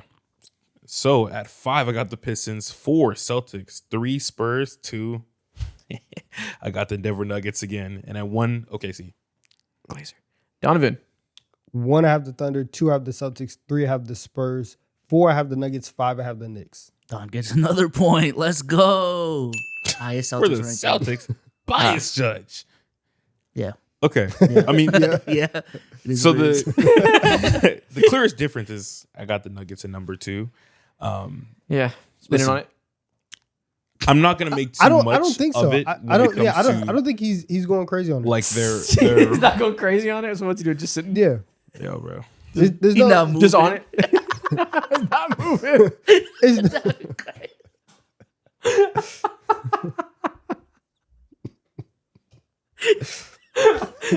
He didn't say he's not on it. He said he's not going crazy on it. No, it's obviously not crazy to have the Nikola Jokic led team of 2. It's not ridiculous. This is more like a. Never mind. More Just opening important. No. Wow, you finna participate in this? I thought more highly of you. He thought better of you. Wow.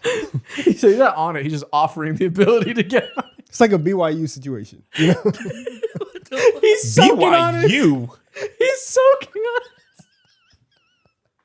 it. He's shaking the bed frame up. Listen, man, they're all healthy and they just won 10 straight games. Their defense has been better in the fourth quarter. That's what I'm saying. Kinda. That's all I think. That's what I'm saying. It's not crazy. It's It's not not crazy. It's not crazy. crazy to say that. It's not ridiculous. It's not ridiculous. It's not crazy. The last 30 days of defense is 6th in the NBA. So that's something, like you said, they're all healthy. It's not ridiculous. Obviously, you thought they could be that preseason, and they've dealt with injuries all year. Now they're back. I'm so dubious still how that defense will translate compared to the Spurs that I had them at 4. It's not really for slander. I put them above the Pistons for everything you put them at 2 for the fact that they've really got it together. Cam Johnson, I don't think is really an issue, at least offensively. Maybe that he contributes to the defense being a little iffy. They're a little, for lack of a better word, they're softer defensively and not in a like mentally weak type of thing, but like there's just weaker players out there that don't offer quite as much.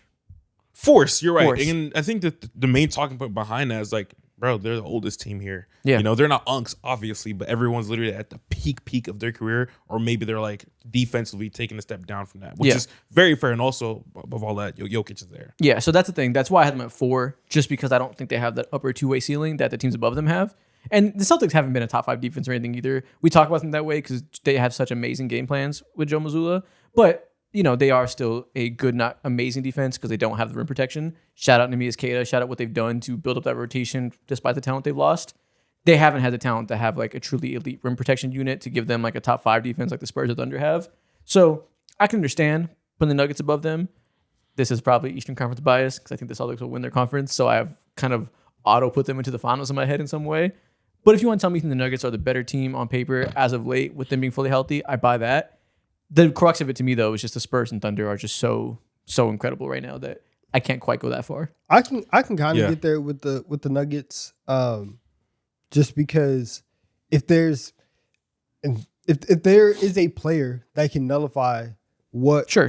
what Victor can do as a defender, it's Jokic, And he has every matchup. and he does It's- it. And the last 2 times that they've played him, the Nuggets have won both of those games. They put up 136 in both of those games. Clearly, they have something Yep. to where offensively you can score, and it's not going to be some crazy rock fight. And the Spurs are not going to hold them down to that level.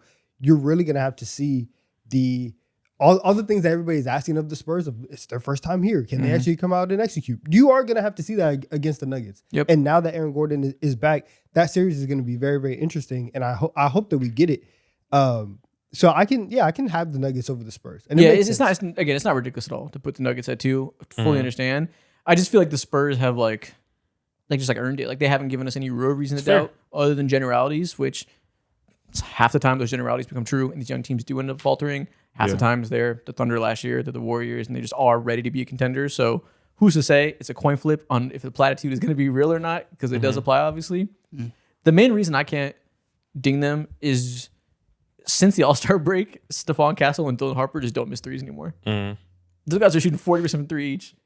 And, you know, obviously that's going to come up and down. I'm sure they'll have some down games in the playoffs, and we'll see early season where there's a little spacing issues. I kind of buy the improvements, though. And I kind of buy that. Stephon Castle, Dylan Harper, and De'Aaron Fox is just an insane tactical advantage on both sides of the ball to have those type of ball handlers. And same thing we've been saying all year, that I do buy that when we get to a playoff series and we see a smart young coach get to deploy Victor Wembanyama in creative ways, especially even against the Nuggets in ways that I'm sure they've been kind of holding out a little bit for, that it's going to be game breaking.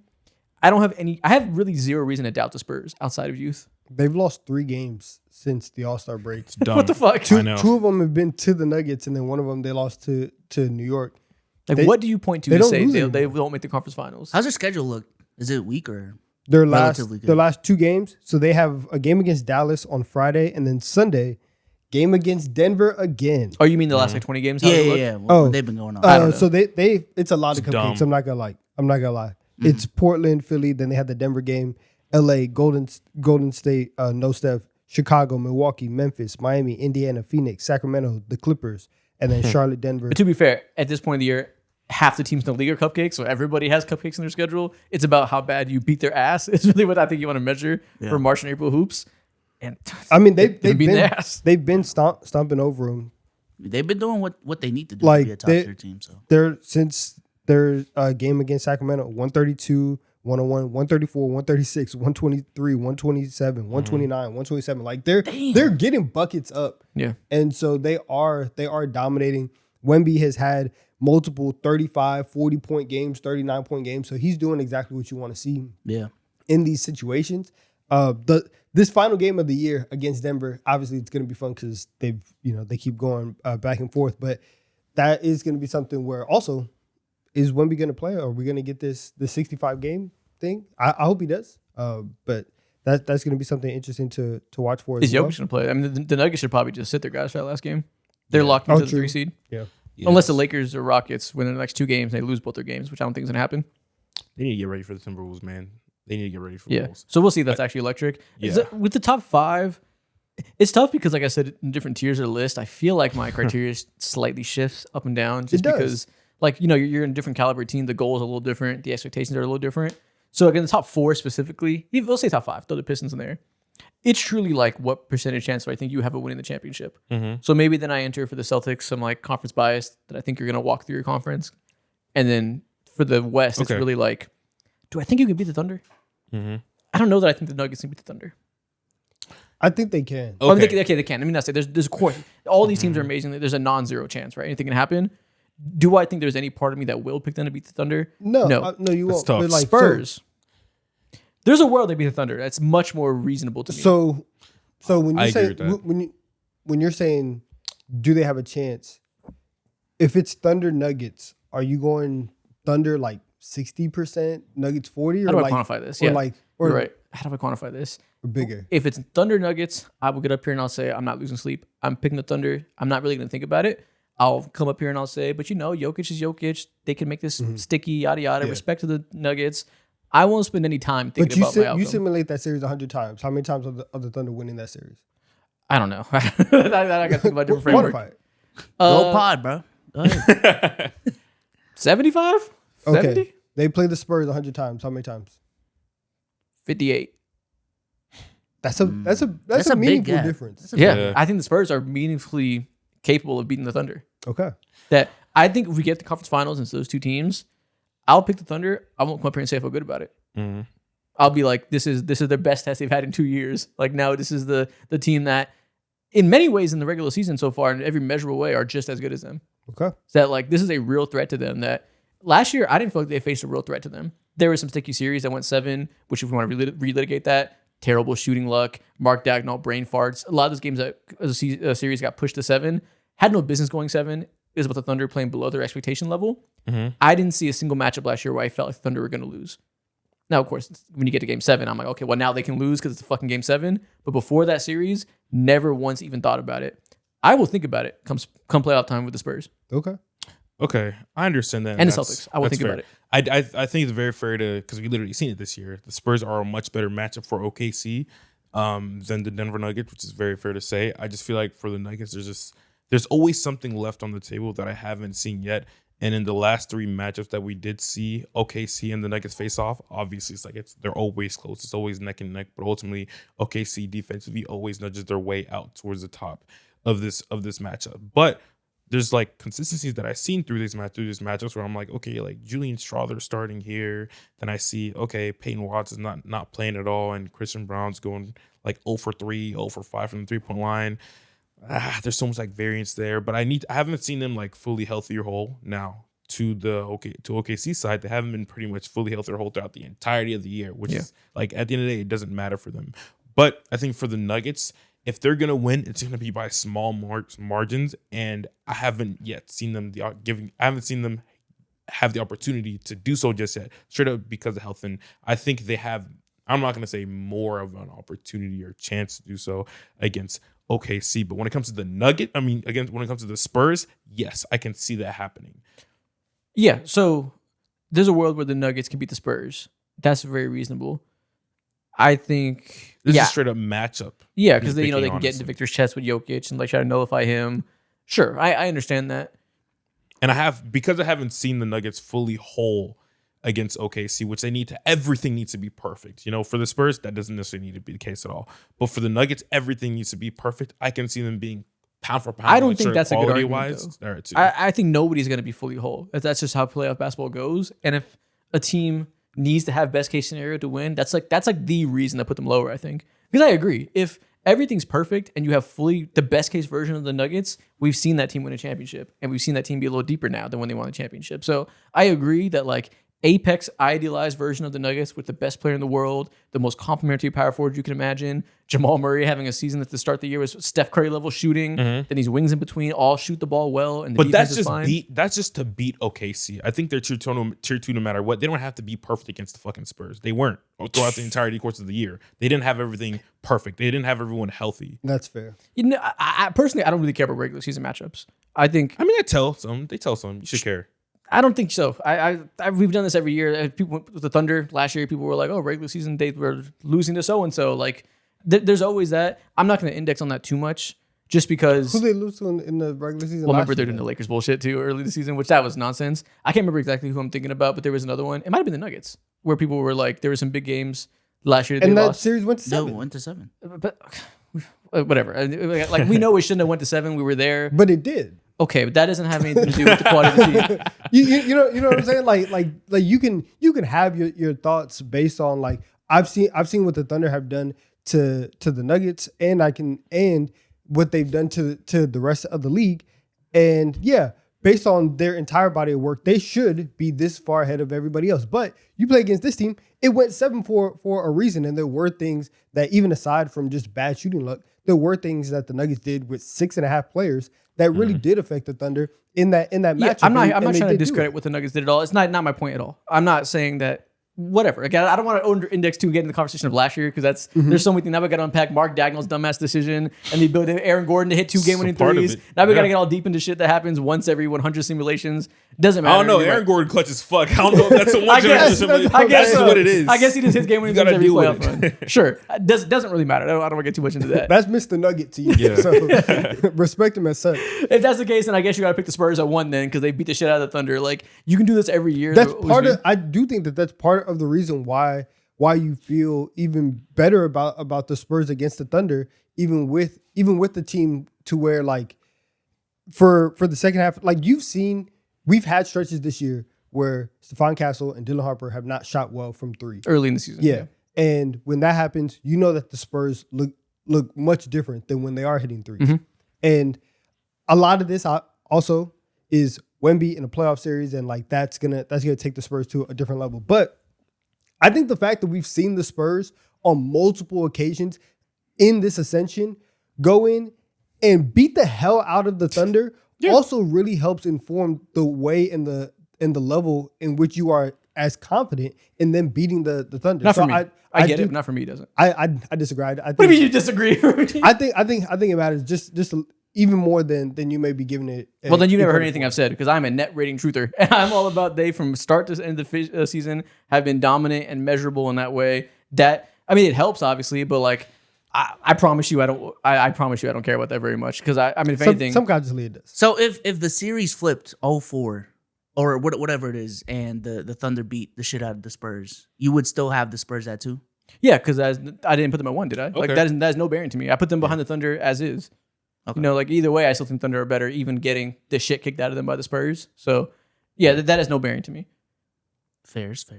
I think the Spurs and the Celtics are the teams that have the best chance of beating them in the finals because of their strengths and what they've showed to us all season in a very measurable way, in a very understandable way. Like you said, they had the slow start with Castle and Harper shot. Yeah. Since then, it's just been up. It hasn't been up and down. It's just been up. So I think they've kind of figured that out a little bit. Harper's leveling up. They have a good rhythm with De'Aaron Fox playing on and off ball.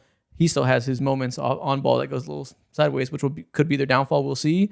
They found a way to win all season without having big wings. They've weaponized Victor Wembanyama really smart all year. All these things that, independent of any 4 or 5 game sample size against whatever teams, for the entire season, those 2 teams showed to me to be the teams that have the best chance of beating the Thunder. They'll be standing on business. And again, the Nuggets aren't far off. So I'm not here to like downplay the Nuggets. They have fucking Nikola Jokic. They can win. I just think the top 3 teams are the teams that, if I were to bet, have the by far most chance of winning the championship. Okay. I'm worried about the Celtics winning the championship, by the way. We're not talking about them very much. I'm very worried about this ends with them winning the championship. I mean, in As my a hater, mind, I'm worried.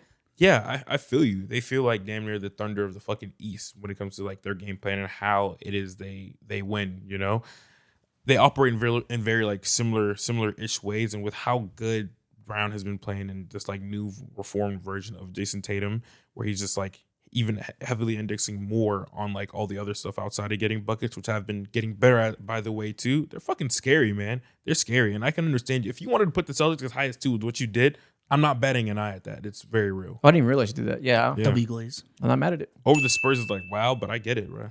Yeah, get it. you don't have to go through the Thunder or the Spurs Yeah. to get to the finals. Yeah, I do Yeah. think they're going to probably win the Eastern Conference.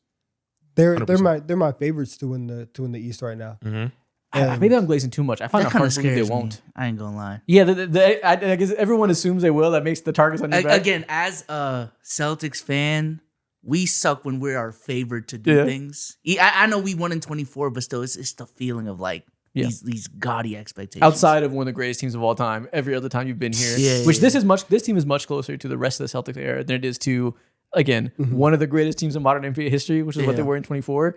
Put that magical year aside, we've seen the Celtics in this position a lot disappointing. Yeah, I think there's a reason why even in 24 there wasn't a lot of belief in the Celtics winning it, despite having a stacked team, is because they've had stacked teams before. Yeah. They've been favored before and didn't get the job done. Preseason, we're talking about Dame and the Bucks, man. Yeah, That's crazy, man. so, Now, granted, that's a little about the them, Bucks. but I think that is just my trauma speaking. But hey, it's okay for the trauma to speak sometimes. what has to happen for the Knicks or Pistons to make the finals? To you guys, I mean, we just have to play the Celtics. You know? Knicks or Pistons?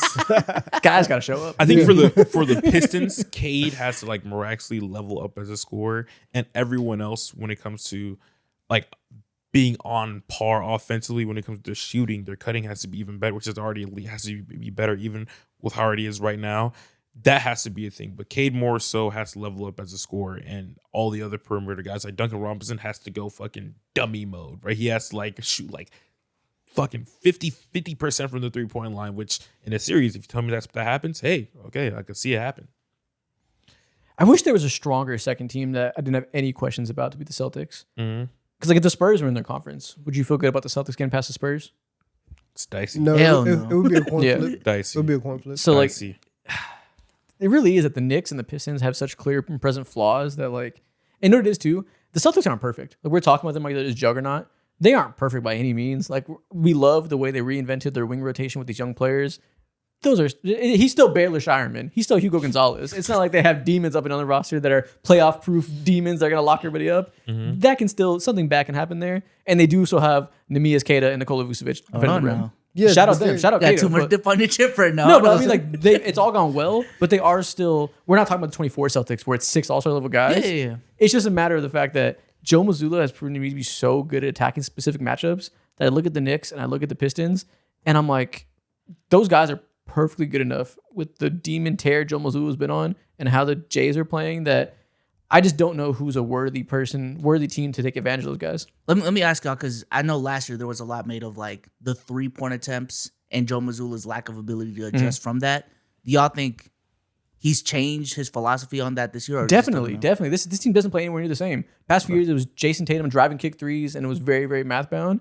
Jason Tatum wasn't there. Jaylen Brown hasn't played like that. They've been doing a lot of mid range attack with Jaylen Brown. They supplemented the lack of playmaking with tons of off ball movement, tons of split actions, beautiful coaching. Like I said, Yeah. they are so much more versatile schematically now. And maybe that's a good thing of playing through Jaylen Brown is they've been forced to do that without the same old attack with Jason Tatum. Yeah. And defensively, even though they aren't like a top 2 defensive rating, I feel so good about their game plans.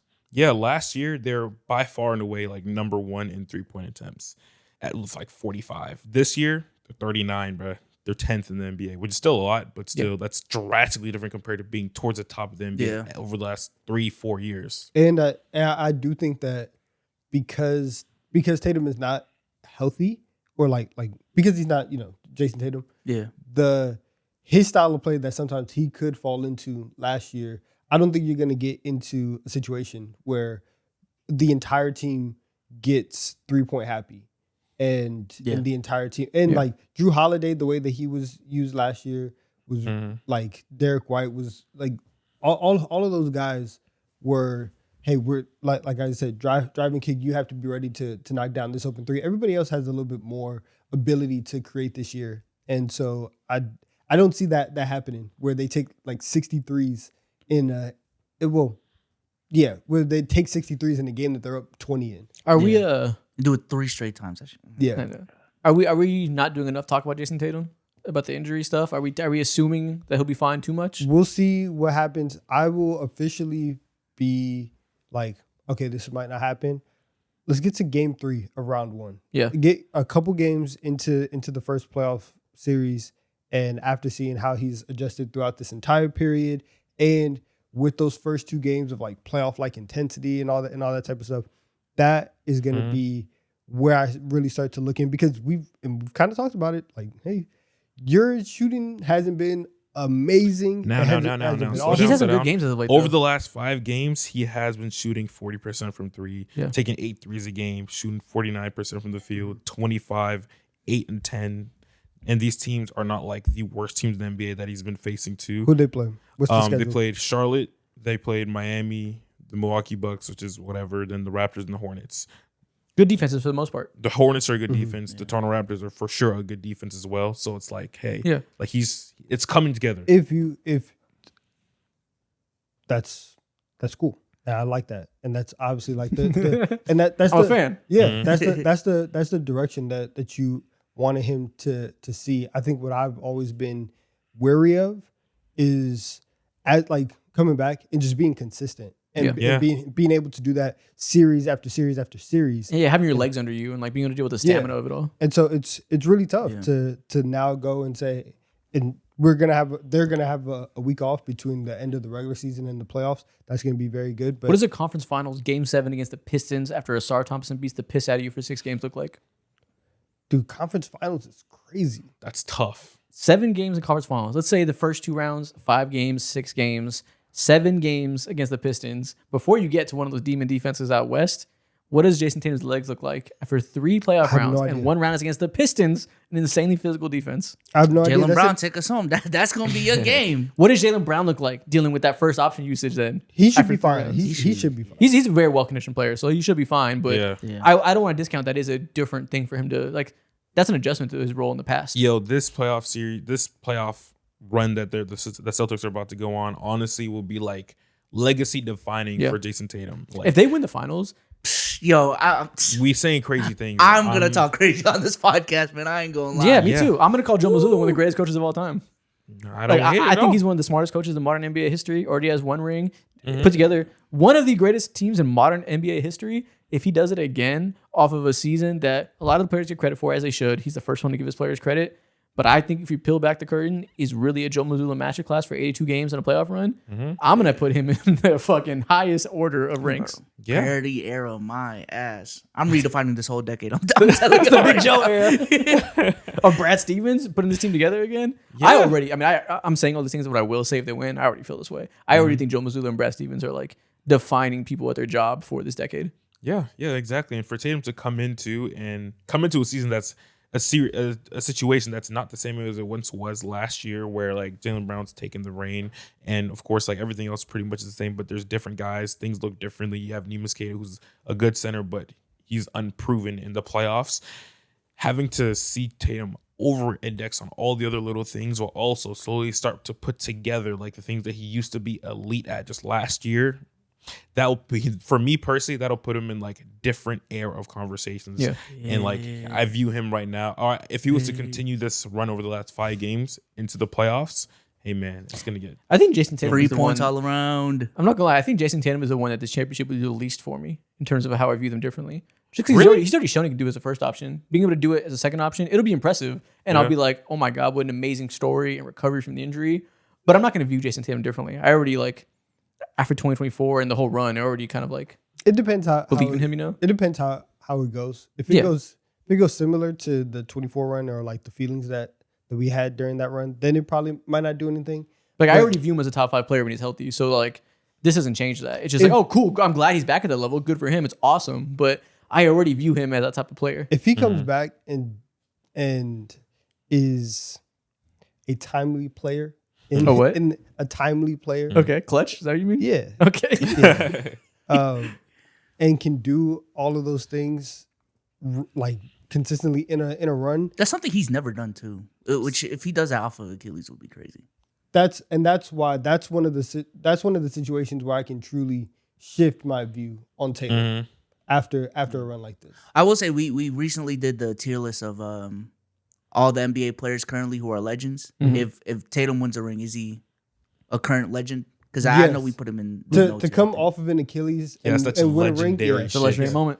That's legendary Yeah. shit. That's a good. That's Hell More what's yeah. at free stake. points. That's what's at stake. Is I don't think I'm gonna view him differently as a player, but his like legacy and career can be like so unique and defined that Yeah. it's really interesting. Yeah, I agree. I think there's nothing that he could do for the rest of his career to ever like budge into a top 3 conversation or top 4 player in the league. But when it comes to like how your career is built up and the storylines within that and all the things that you had to overcome, that's things legends do, bruh. The last time we seen a player tear his fucking Achilles and come back to even debatably like better level is fucking Kevin Durant. He came off like it was fucking nothing. And Tatum, we of course like he relies on athleticism way more than KD did at that point in time. But to see him just be better at certain niche things in the game right now, yeah, he's in legendary status. Absolutely. If he does it in the playoffs. Yeah. Fairs. Well, this is good. Yeah. Can't wait. Notice there was zero discussion about the Thunder at 1, Yeah. Yeah, what do we have to say about them? Yeah, they are the favorites. and like, It might be Shay's gonna get MVP. does anybody have doubt they're gonna win again? Like, obviously anything can happen, but like, do you guys have any compared to last year? Do you have any reason to doubt that they're not gonna win again? No, I feel Doubt? With the reason, you know what I mean? Like, obviously there's other teams that can win, but like, Yeah. as a clear cut favorite, like I'll say my prediction is they're gonna win. Like, is there any party that's scared to say that? I think something that used to scare me, so I'm not answering your question. Something that used to scare me was J-Dub and his injury issues and stuff like that. But now I don't think they're do or die by J-Dub anymore. I True. feel good about that. They've built. I feel really good about that. They're they've built insulating without him. themselves really well without him. So no real doubt. I think they're gonna win the championship again. It's back to back. I think so. Too. I'm not. They should win. I'm still.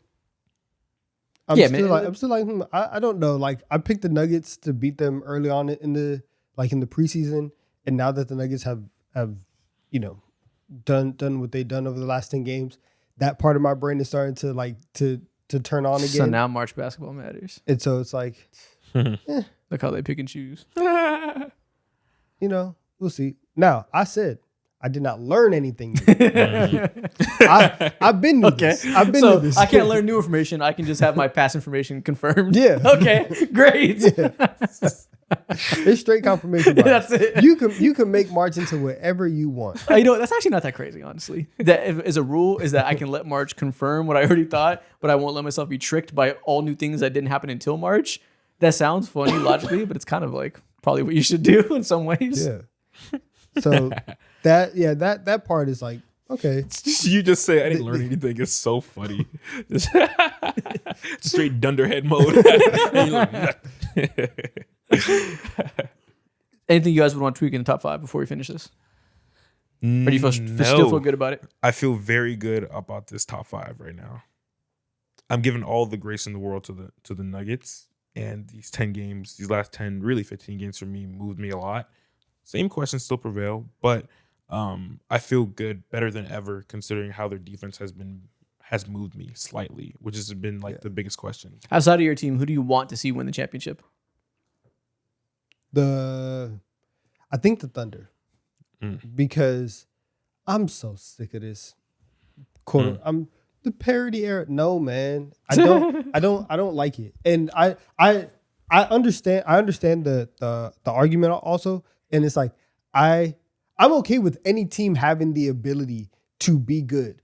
Like if Sacramento, when I say like I don't like parody, it's not because I'm like I only want the Lakers or the Knicks to win. Like I'm fine with anybody rising up and being the best team in the league. I just want to see that team do great things and like really push the boundaries of historic limits. And so I would like to see the Thunder go back to back. I would like to see, Shea in his second MVP year really push and make that push for a second title. I think it would be cool to see that. Yeah. So I want the Thunder to win. I think that's the best thing for the league right now. And like the storylines that are absent, what we need is we need the Spurs and Thunder to go to 7 and the Thunder to win and Thunder to win the championship again and everybody to hate them and have this villain that everybody across the league roots against, like they were against the KD Warriors. Like a true band of evil human beings for 30 other franchises to called be me a like, madman. I want to take them down. Yeah. And for Wemby to be set up to have barely lost to them in his first real playoff run and be at the precipice of being the next face of the league that can take them down. Honestly, I think what would need to happen to get there though is for the Thunder to lose, them to trade for Giannis, and now we hate them. or to win and then trade for Giannis. Yo, these are horror stories. He might be the greatest Crazy villain of all fan time. base. Nah, man, they would never do that. Yeah, You know how Wendy getting stingy- real close would be very good for the league. Yeah, He's gonna talk about it. He's gonna be like, next year I'm back. I promise you, I was one game away. He's gonna build up his own story. For me, and I don't like that I'm saying this, but it's my truth. I think what I would like to see is the Celtics win or the Spurs. Maybe I lean towards the Spurs more because like having this new dude just come in and take in the reins, be a top 2 MVP candidate in his 3rd year in the league right now, and have guys like Dylan Harper still like walk into the league as a rookie, being impactful day one. Stephon Castle go through all the woes and all the like turnover stuff throughout his first year and also early in the season. De'Aaron Fox proving that he is worth that $200 million contract. That would be like the best storyline for me. And then after that, I thought seeing the Celtics win would just be so cool because just because of expectations. No The one thought they would Spurs do that. championship rise will feel so much better with some defeat first, and with Dylan Harper making that second year leap, being like what pushed him over the edge. It'll make the Giannis holding his arms out the trophies moment that much better, knowing he got beat I up in the understand bubble, that. knowing he Yeah. got beat up by the Raptors. Yeah. Wemby needs a little bit of adversity. Yeah. And it's gonna happen. I don't think they're gonna win. So I have them at 3. That's for that reason. What's crazy is they could. Yeah, I hope not. All right, well, that is the end of our final power rankings of the 2026 NBA season. The season is coming down to an end. With that being said, one more producer corner. Just one more. Woo! Let's Producer do it. corner. Producer corner. That's your All right. jingle. Yes. Maybe you should workshop that a little bit. Yeah. To work on it, man. I'm gonna come in here one time and just like have an actual song made. All right. Question. What's everyone's hidden talent? Mm, If y'all have one. I'll start. I'm double jointed. okay. Yes. Wait, what did you just show me? What was that? I'm double jointed. In your middle fingers? Ring finger. Ring finger. Ring. Oh, I am finger. on my thumbs. I'm double jointed only one of my Yeah. thumbs. My left And one. like, Damn, everyone up here is double jointed with me. yeah. Yeah. Wait, where's yours? My left thumb. Mm. Yeah.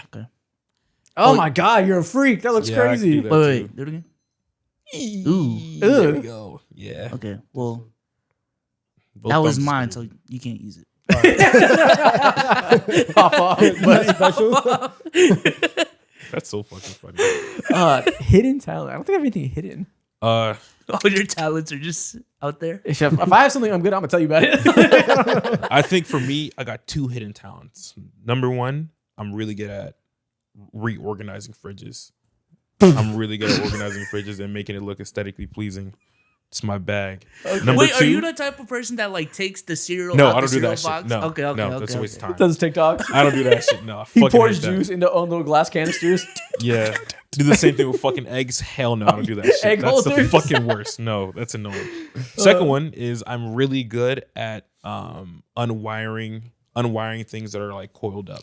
Mm. I'm No, good these at are that real too. hidden I'm good at talents that though. Okay. Yeah. Okay. So I'm really Yeah. good at those 2 things. Do I have a hidden one? What am I good at? Is there something like hidden? I That, good that's just like a small thing that nobody would ask about. Yeah. So I'm trying to think about that. Something Yeah. I would never think to bring up. Yeah. I don't know. I haven't done it in a long time. Mm. So I guess at this point it would be hidden. But you give me 2.5 weeks, I can get back on it. Listen, I used to be pretty nice at that trombone. Mm, There you go. There you go. Again, I haven't played since senior year of high school, but you give me 2-3 weeks, I'm back. Like what does that mean though? Like you're back. Like you can play the whole song. Like what was that? What does that mean? Yeah. Okay. Listen. Hot cross buns. I was all city. You know what I'm saying? All city? What does that mean? Like Houston- you're a top 10 What does player? that mean? Houston's a I big was. city. You were top 10? I was top 10. No, okay. I promise because so here's how it goes. You was ranked? because you have so in every like His in, elo is crazy. in the all city bands you have first chair, second chair, and third chair. Wow. And so so- first All NBA and team, so- second and third. Cool. Yeah, but basically I was on the third team my senior year. Wow. Why do So we gotta put everything in You're top NBA 15. terms? Not top 10, top 15. No, because you only have like three. Oh. Like 3 first chairs, 3 second chairs, Oh, okay, or okay, like okay. around that Wow. range. And so I was playing third chair. Mm. That's crazy. And how do like people like gauge how well you do? It's just how like You have- release fuck ups. There's a whole day where they have like all city like auditions, wow. And so everybody has the same piece of music that you have to go in and like practice for. Oh, is it like drumline for real? Am I tripping? Kind of. Yeah. Yes. Okay. They give you a piece of music like 2 months before you go in and you workshop and you work on that specific piece of music, and then you have also the auditions, and it's just like a whole night of just going in and playing whatever instrument you are to whatever judges, and then based on that, either at the end of the night or the next day, they post a list of who made All City, and so you do that for city, for your region, and then for state. Okay. And so you do that. I was never gonna make it to region. I listen. I hit my ceiling. Like my third team. That was as good as it was gonna That's get. crazy. Okay. But I got it for 1 year. I was gonna get that Supermax. You know. But Isaac, that's have it. you figured yours out? I can't think of a damn thing. Damn. I'm trying to think of stuff like that. Like I'm really good at like cleaning fridges and shit like that. I can't think of anything Can you solve a puzzle really fast? Maybe not hidden, but like reasonably fast. I'm sure. I don't know. maybe it idea. doesn't have to be hidden, but like something that if people found out you were Like a good at, niche. yeah. Yeah, I get it. I can't you- think of anything. You're not like a crossword puzzle demon or something like that. Like my grandpa. You put a word search in front of my grandpa. He's See, the thing- killing you. Just cook. Really? I'm pretty good at those games, but like I don't Yeah. think about that as like a talent. Like I don't know. You can like identify songs within like the first 3 seconds of a beat or instrumental. No, not like that. Those are things that I would think you're good at. I would. Do you assume see music in color? Like Oh my Kanye God. does? Yeah, I mean, I'm For good real. at word search and stuff like that, like on the New York Times stuff like that. I'm really good at those, but not like extraordinary where I'm like I gotta tell people I kill word searches. Like, Oh, I got another one. I'm really good at jump roping. I'm a demon at jump roping. Double Yeah. Dutch? I could do that. Yeah, I could do that. I could do the heavy jump rope or like a light speed jump rope. Demon at that. Been a demon since I was like in 5th grade. Very bad at jump roping. Yeah. I can't remember the last time I jump roped. I tried to do. We went to the gym one time. I tried to do the little like the boxer like tempo jump roping. Yeah. Man, I quit. I was up there just pogo hopping, just all the time, just one like jumping off of 2 feet. It was bad. I'm not gonna lie. Yo, I'd be rage quitting when I jump rope. Really? When I It's keep on hard. stopping at some point, I'm like, yo, this is mad annoying. I'm gonna just stop, bro. It is hard. Yeah. Jump roping with tempo it's much more difficult than people give it credit for. Yeah. All right. So Well, is there everything else besides being double jointed? It's not really a talent. That's just a biological born with feature. I mean, I may be washed now, but back in the day, I was a good enough singer to get a solo act at the school play. Singer? Yeah. Oh. And it was a Celine Dion piece too. I ain't Damn, gonna lie, it was okay. kind of crazy. Were you in high school? No, it was like elementary, Oh. middle school. You're a 10-year-old singer That doesn't. Okay. before the voice got deep. My expectations have been I tempered. mean, still not deep. I ain't going. Well, imagine what it was like when you were 10 if you listen back. Oh wow, he's trying to get it off now. No, I'm not. I mean, you're a 10-year-old. How am I trying to get Big off on your- squeaker. Yeah. Oh yeah. Hell yeah, you're a squeaker at 10. Do you have a video of it? No, I don't. Ah, damn. Yeah. Terrible. Damn. You don't have nothing extraordinary that you do. No. Extraordinary. Like I can't think of anything. Well, I do have a second prompt here that might. You should One be thing I able think to you answer. do that's really nice. I think you iron your clothes like at a pristine level, unless Iron you my get it dry clothes? cleaned. Yeah. Dude, I don't ever iron my clothes. Then what the fuck? I never iron. I just hang everything up so things don't get that wrinkly. Oh. I don't stuff things in drawers. With like quickness. Okay. Yeah. Hidden talent. There you go. I actually just bought an iron because I've like my whole life I never iron my clothes. I actually just bought one like 2 weeks ago. Haven't opened it. Yeah. There you go. Take So- that. I need a new one. I can't even claim ironing, which I would also never claim that as a hidden skill. That's fucking funny. I'm back at it's ironing just a clothes. life. That's your bag. Okay. That's funny. All right. My second prompt is, what's something you believed as a kid that you're embarrassed you ever believed in? Embarrassed you ever believed it? Maybe WWE was real. I used to like be in like 2-hour like arguments with my dad about how real that is. He'd be like, if they did this in real life, they would kill themselves. I'm just like, I don't understand. You're 5'10". You're mad you can't do that. That's why you're just hating. You don't understand. You're mad you're not Yeah. Triple H. Yeah, you never seen fucking Randy Orton at the corner just slipping her way. You never just wish seen you no were shit the like Undertaker, that. Dad. Yeah, exactly. What do you mean it's fake? Show me a I video. want to go live with John Cena. I told that idiot, show me a video. He couldn't show me no damn video. I'm like, where's the proof? Where's the evidence? You have You see none. the blood, right? Exactly. I'm like, Yeah, where's the disclaimers that saying that it's fake or it's acting? You can't show me anything. So yeah, probably that. When I found out it was real, I saw some YouTube clip where they were like, someone got bashed in the head. You know how sometimes like they bleed and they really be dragging it. Saw some player or some person take a little razor, just cut themselves at the like safest part of their forehead. And I was like, oh fuck, man. I was spiraling for that weekend. Damn. Still kind of crazy. Questioned my whole life. So what was the question? Something I believed as a kid and I feel like was stupid now? Yeah, pretty much. So my favorite movie is Remember the Titans. And so, whenever like you see like a Disney movie or like some like bio movie, and then you'll see afterwards of like here, like this is what actually happened and this is what was like translated to the movie. Well, I actually saw the other like write-up or description of what actually happened and like all the specific scenes that showed one thing, and then they're like, actually it went nothing like this. It actually crushed my soul. Because Wait, you crushed your When soul? the based on a true story yeah, isn't but it was like because it was like Crushed your soul. the idea of fiction ruined it. because it was saying it was saying based on the true story, and so for the longest I was like, okay, like this is kind of how it like a majority of the stuff went down. Like this team was really like that, and then you just see like the write up, and they're like, actually these two guys really never got along, and nothing ever went well, and I was like, dang. That hurt, like, because I thought they was family, I thought that they were actually like that, and it You know wasn't what's like that. crazy? I still low-key believe that. Like until I see That's the what I'm actual saying. story, it's true to me. That's what until I'm I see saying. the actual story. So this is reality. Y'all fuck with each other. Yeah. I think the stupidest thing I thought when I was young is that it was smart for me to try to have a career where somebody paid me to write words about sports for a living. It's people now.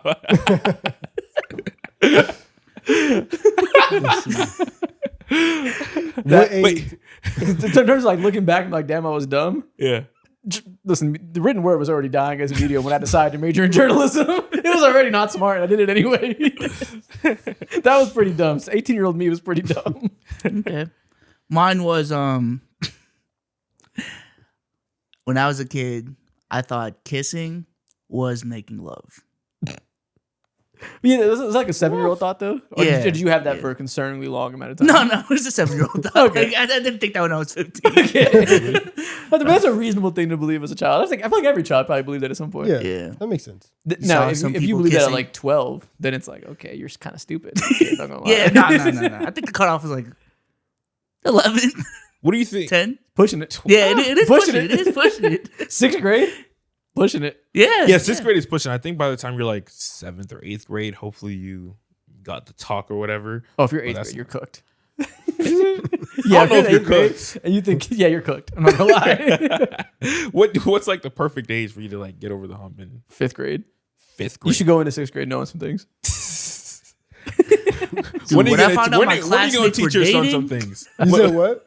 when I found out my classmates were dating and kissing, oh my God. You're Like, whores. so, y'all are crazy. Yo, What? chill. You watch your friend give his girlfriend a peck on the cheek, and you start slut shaming him. As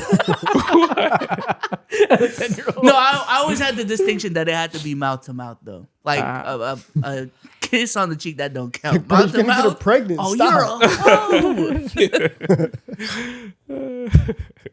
What else did I believe as a kid? My memory sucks today. I'm blanking on everything. Like, surely there's things I can remember if I think hard enough. Yeah. Yeah, I don't know. There's not. Were y'all? I don't think I was a particularly gullible kid. Were y'all? I mean, I'm gullible now. Okay. Were you a gullible kid? I think I was more of like a realist when it comes to certain things. It depends on what I'm gullible about. If it's like something fun, then A yeah, I'm realist believe it. kid. Yeah. If it's something fun, then When I I'm was just a kid, you can tell me anything. yeah.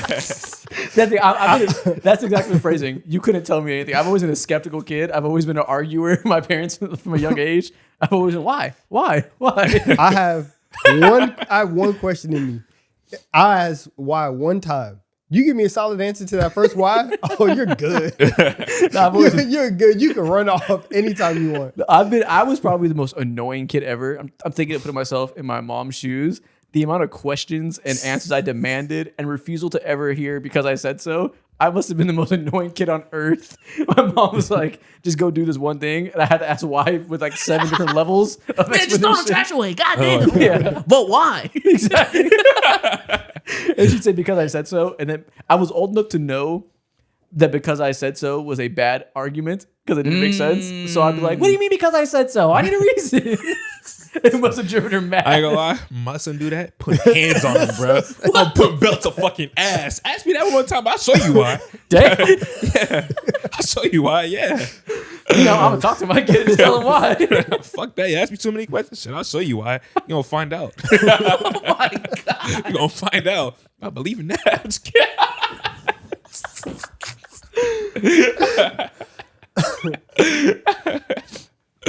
Oh shit. Why are you asking why 7 times? 7 times? Bro, you got like Because they won't give me good reasons. You got 3 levels of curiosity. 3 levels Would of there curiosity. actually have been a good reason? Well, I can't remember every circumstance, but I mean, I think I was right. I think I deserved a response.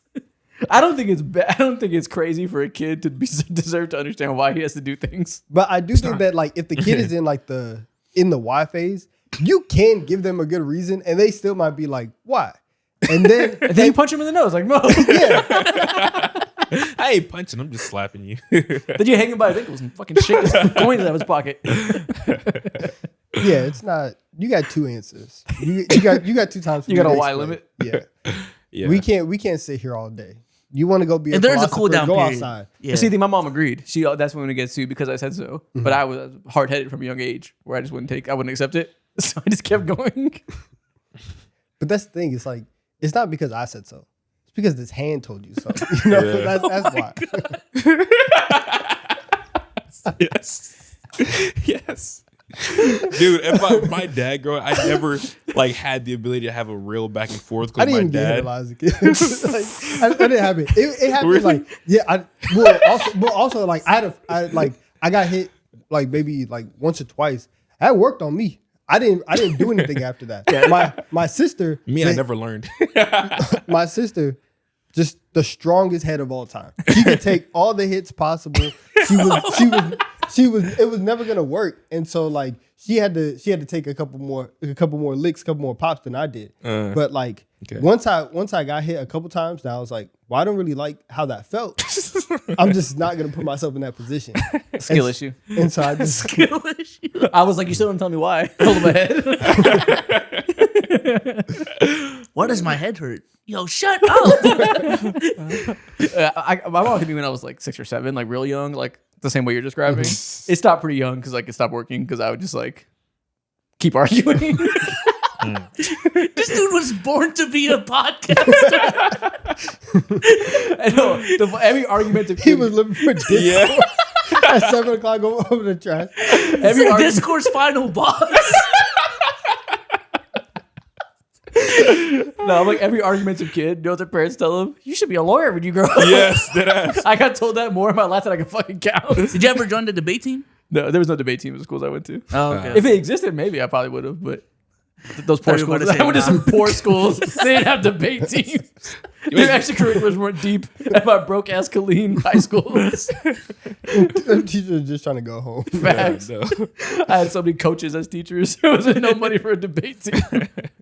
I thought you were about to say, nah, them boys were ass. So I just didn't join. There's no comp. No comp. Low elo debate team over here, so it's not worth it. Only AAU. AAU debate team. Nah, that's mad. That's tough. Hey, I think there are some. That's how you Start a go to Harvard. That's insane. Honestly. Wow. I'm sure that exists in like New England or something. probably. Yeah. You go to like a rich white neighborhood to have bet. AAU debate teams. I would fucking bet. Like Debate Wellesley or class. something. Reason class. Wow. All right. All That's right. funny. Man. With that being said, that is the end of Producer Corner. It is time. For TikTok time. Woo! Welcome to TikTok time. As usual, we're going to begin with the draft. In fact, we're gonna begin with 2 drafts. Mm. Wow, I know. The power of 2 drafts in an episode. Draft heavy week, man. God damn. Trying to get too excited. Woo. With that being said, let's start off by doing a draft together as a team. A couple weeks ago, we did a draft where we tried to build an 82-0 NBA team with players from 2016. Now we're gonna do it with players from 2012. Okay. Most favorite year. Most favorite year, yeah. Shout out producer Hell corner. yeah. Most favorite year ever. He loves this. He year. loves 2012. Don't forget it. Listen, man. Fuddruckers. Fuddruckers. That is a 2012 ass name. Mm-hmm. Wow. I mean, it's a food burger place. Remember? I know. Yeah, I remember those thick ass burgers. Yeah, I had it once. So we're gonna draw a team at the top. We pick a player that was on that team in 2012. Just once. Yeah, it wasn't good. Never went back again. Tripping. So first spin. Which team are we going for in 2012? We have the Okay. Miami Heat. Oh man, Who do we take? Are we actually gonna be building an 82-0 team for the first time? I fucking hope so. LeBron, welcome to small forward. Get Bron Let's on do the it. phone. We never get superstars when we do this. All right, we're in great position right now. Team number 2. Who are we pairing the GOAT with? We're bare minimum winning 30 games already. Lakers. As is. Wow. Give me Kobe Bryant 2012. That's pre-Achilles, right? Yes, Yep. 100% it is. We still want 2012 Kobe? Yes. That's the answer? Yes, Okay. 2012 Kobe is the only answer. Okay, because Dwight wasn't there yet, was he? No, Dwight was not there. He was still in Orlando. Is it 2013 he went there? No, it was 2011 he went there. 2012, 2013 was the season that he went there. Yeah, 2012, 2013. Okay, so we're doing 2011. 2011, 2012 season. That's Exactly. typically what we say, right? Yes, exactly. So Dwight wasn't there? Yeah, Either Dwight, way- he was in Orlando. Either way, That was in the his last calendar in year of Orlando. 2012, Kobe's Achilles had not ruptured yet. We're taking him. Yes. Well, we finally get to see Kobe and LeBron play on the same court. Kobe was Oh my still goodness. elite that year. Let's go. Let's do it. Yeah, he was averaging 25, fourth in MVP that year. Hey, man. Played Ooh, all we got 82. 2 top 5 MVP Let's do it. candidates. I think we're actually going to do it for the first time. Don't sell this for us. Team number 3. Thunder? Raptors. Oh, Raptors. All right, so Let me That's look up the the 2012 Kyle- Raptors. That's the Kyle sell. Lowry. That Mr. Lowry? I got to see what version of players we're talking with. He was 2012 Raptors. he was still selling at this time, but it's okay. I think mean, DeMar- not really. DeMar He was didn't- still on this I don't team. think he had enough to sell. 2011, The Raptors are 2012 not good back Raptors. then. They were 23 and 43. Yeah. Yuck. DeMar DeRozan was already there. We can't take DeMar. Why? DeMar on the sixth? As the sixth man? Oh, DeMar is a 6-man in 2012. Okay. Okay, we could do DeMar that. coming off the bench? He averaged 16 that year, shot 42% from the field. We can do better. It's pre All-Star But DeMar. it's a 6-man, though. It's a 6-man. It's a sixth man. We could High- do high Bargnani. fly- High but- fly. We are not taking Bargnani. Listen, man. High Stretch flyer, five. DeMar DeRozan. We're getting too caught up. Yo, this team is terrible. Yeah. James Johnson was there. Brother. I mean, Brothers. this is 2012 LeBron, so we could like overcome so much. But I think we should do We're DeMar. putting DeMar DeRozan on the bench. Yeah. Jose Calderon. It wasn't good DeMar yet. He wasn't a star or anything yet. He was mid. He's still super athletic. The exact archetype of what people think about is like a sixth man. That is that version of DeMar But DeRozan also- when he's coming off the bench for Kobe and LeBron. I don't want to close any lineups with him as a 6-man. He's though. not going to close. Ooh. Fuck. There, wait. There is Leandro Barbosa here. There is Leandro Barbosa here. What am I arguing against? He did average a smooth 12 Okay, points. so the other options are 36% Leandro from three-point Barbosa line. and who else? It's Barbosa or DeMar? Pre-All-Star DeMar, young DeMar that could do this. Not particularly good. I'm So you thinking want to about take Leandro shooters. Barbosa? Is that what- you're telling me that? I'm thinking about never for said the those sake of words. this team. Like we need elite space. We need elite spacers. I would probably rather have a Something. spacer, honestly. This is a massive overthink. Y'all got it though. this Y'all is got so it. This is not an overthing. Young DeMar wasn't not. that good yet. This is so stupid. Braun and Kobe would feed the fuck out of these shooters. This is It's and not- look, Barbosa could play with these stupid. guys. It's not even an DeMar overthing. can't. He shot 26% Yeah. from 3. Yeah. On point 6. we're in 2012. I'm saying D Wade and Braun was just. You think Y'all we see that on Trumper clip? You think we didn't know Braun needed shooters in 2012? He's a sixth man. So it's either him or Jose Calderon. Go Jose ahead, go averaged ahead. 8 y'all, assists y'all, that- y'all take whoever Yo, y'all feel Jose fit averaged to 11 run and with 9. Kobe and LeBron. Y'all take whoever y'all feel. I fit. guess I'll put DeMar there. I'm not excited about it. I I'm don't not know. either, but I'm thinking about Overthink. spacing. We better have good spacing, bro, for this year. We picked a trash team in 2012. This was gonna happen. All right, right. let's do it. You guys are talking Respect. about Jose Calderon and Yes, Leandro Barbosa. spacing. Why are you Fits. acting like you learned about team building yesterday? You know we don't Woo! only need on-ball scorers. Paul George or Roy Hibbert? Who we feeling? Or, Indiana Pacers. Yeah. Paul George or 2012 Roy where Hibbert. Hibbert was a problem. He was a demon. Was he DPOY that year? We could put LeBron at power forward and go Paul George, though. Like, that's... Yeah, I want to do that. I want to go for straight ceiling here. 2012 was the year before he was an all-star, Paul George. Ooh, but this is all-star Roy Hibbert. 12 though. point per game, Paul George. Year Dude, before, this is oh my god, Roy Hibbert he was an all-star this year. it was the year before Paul George was most improved player, so it's straight Yeah. role player 3 and D Paul George. Are we gonna go Roy Hibbert? Yeah, let's do Roy Hibbert. He was an all-star. There's not that many centers better than him at this point, which is There really nasty. isn't, honestly. So yeah, Roy Hibbert. Donovan, just wanted to see where y'all were gonna go. I just, Now- I just want to see the landscape of my GM room. You could, if you else want, was there? you could argue like, oh, Danny Granger was good too. He Oh, averaged Danny 19. Granger He was good. He would fit. Maybe we should do Danny Granger actually. David West. That was Yeah. the last year. That was his team, probably. Yeah. Maybe We have should do Paul, Danny George Granger. Hill as a role player point guard next to LeBron, like a 3 and D point guard. I don't want George Hill again, dude. He would hate his life with Kobe and Bron. Oh, you're right. So We've done much it. fucking pressure on his shoulders. Hey, but in 2012, George Hill was 18th in Sixth Man of the Year voting. 18. I don't know when they started riding down to 18. Yo, 18. it's on there. After 6, give it up, bro. But you got one vote. Can we just take Roy Hibbert? Do we think we can do better? Do you want spacing? Are we cool with that? We could go Roy Hibbert because 3 and D Paul we George could- wouldn't be terrible. it wouldn't be terrible. I'd rather Danny Granger before Paul George at that point because the spacing would be like really nice. Well, I don't know what the fuck you're laughing about. What do you want to do?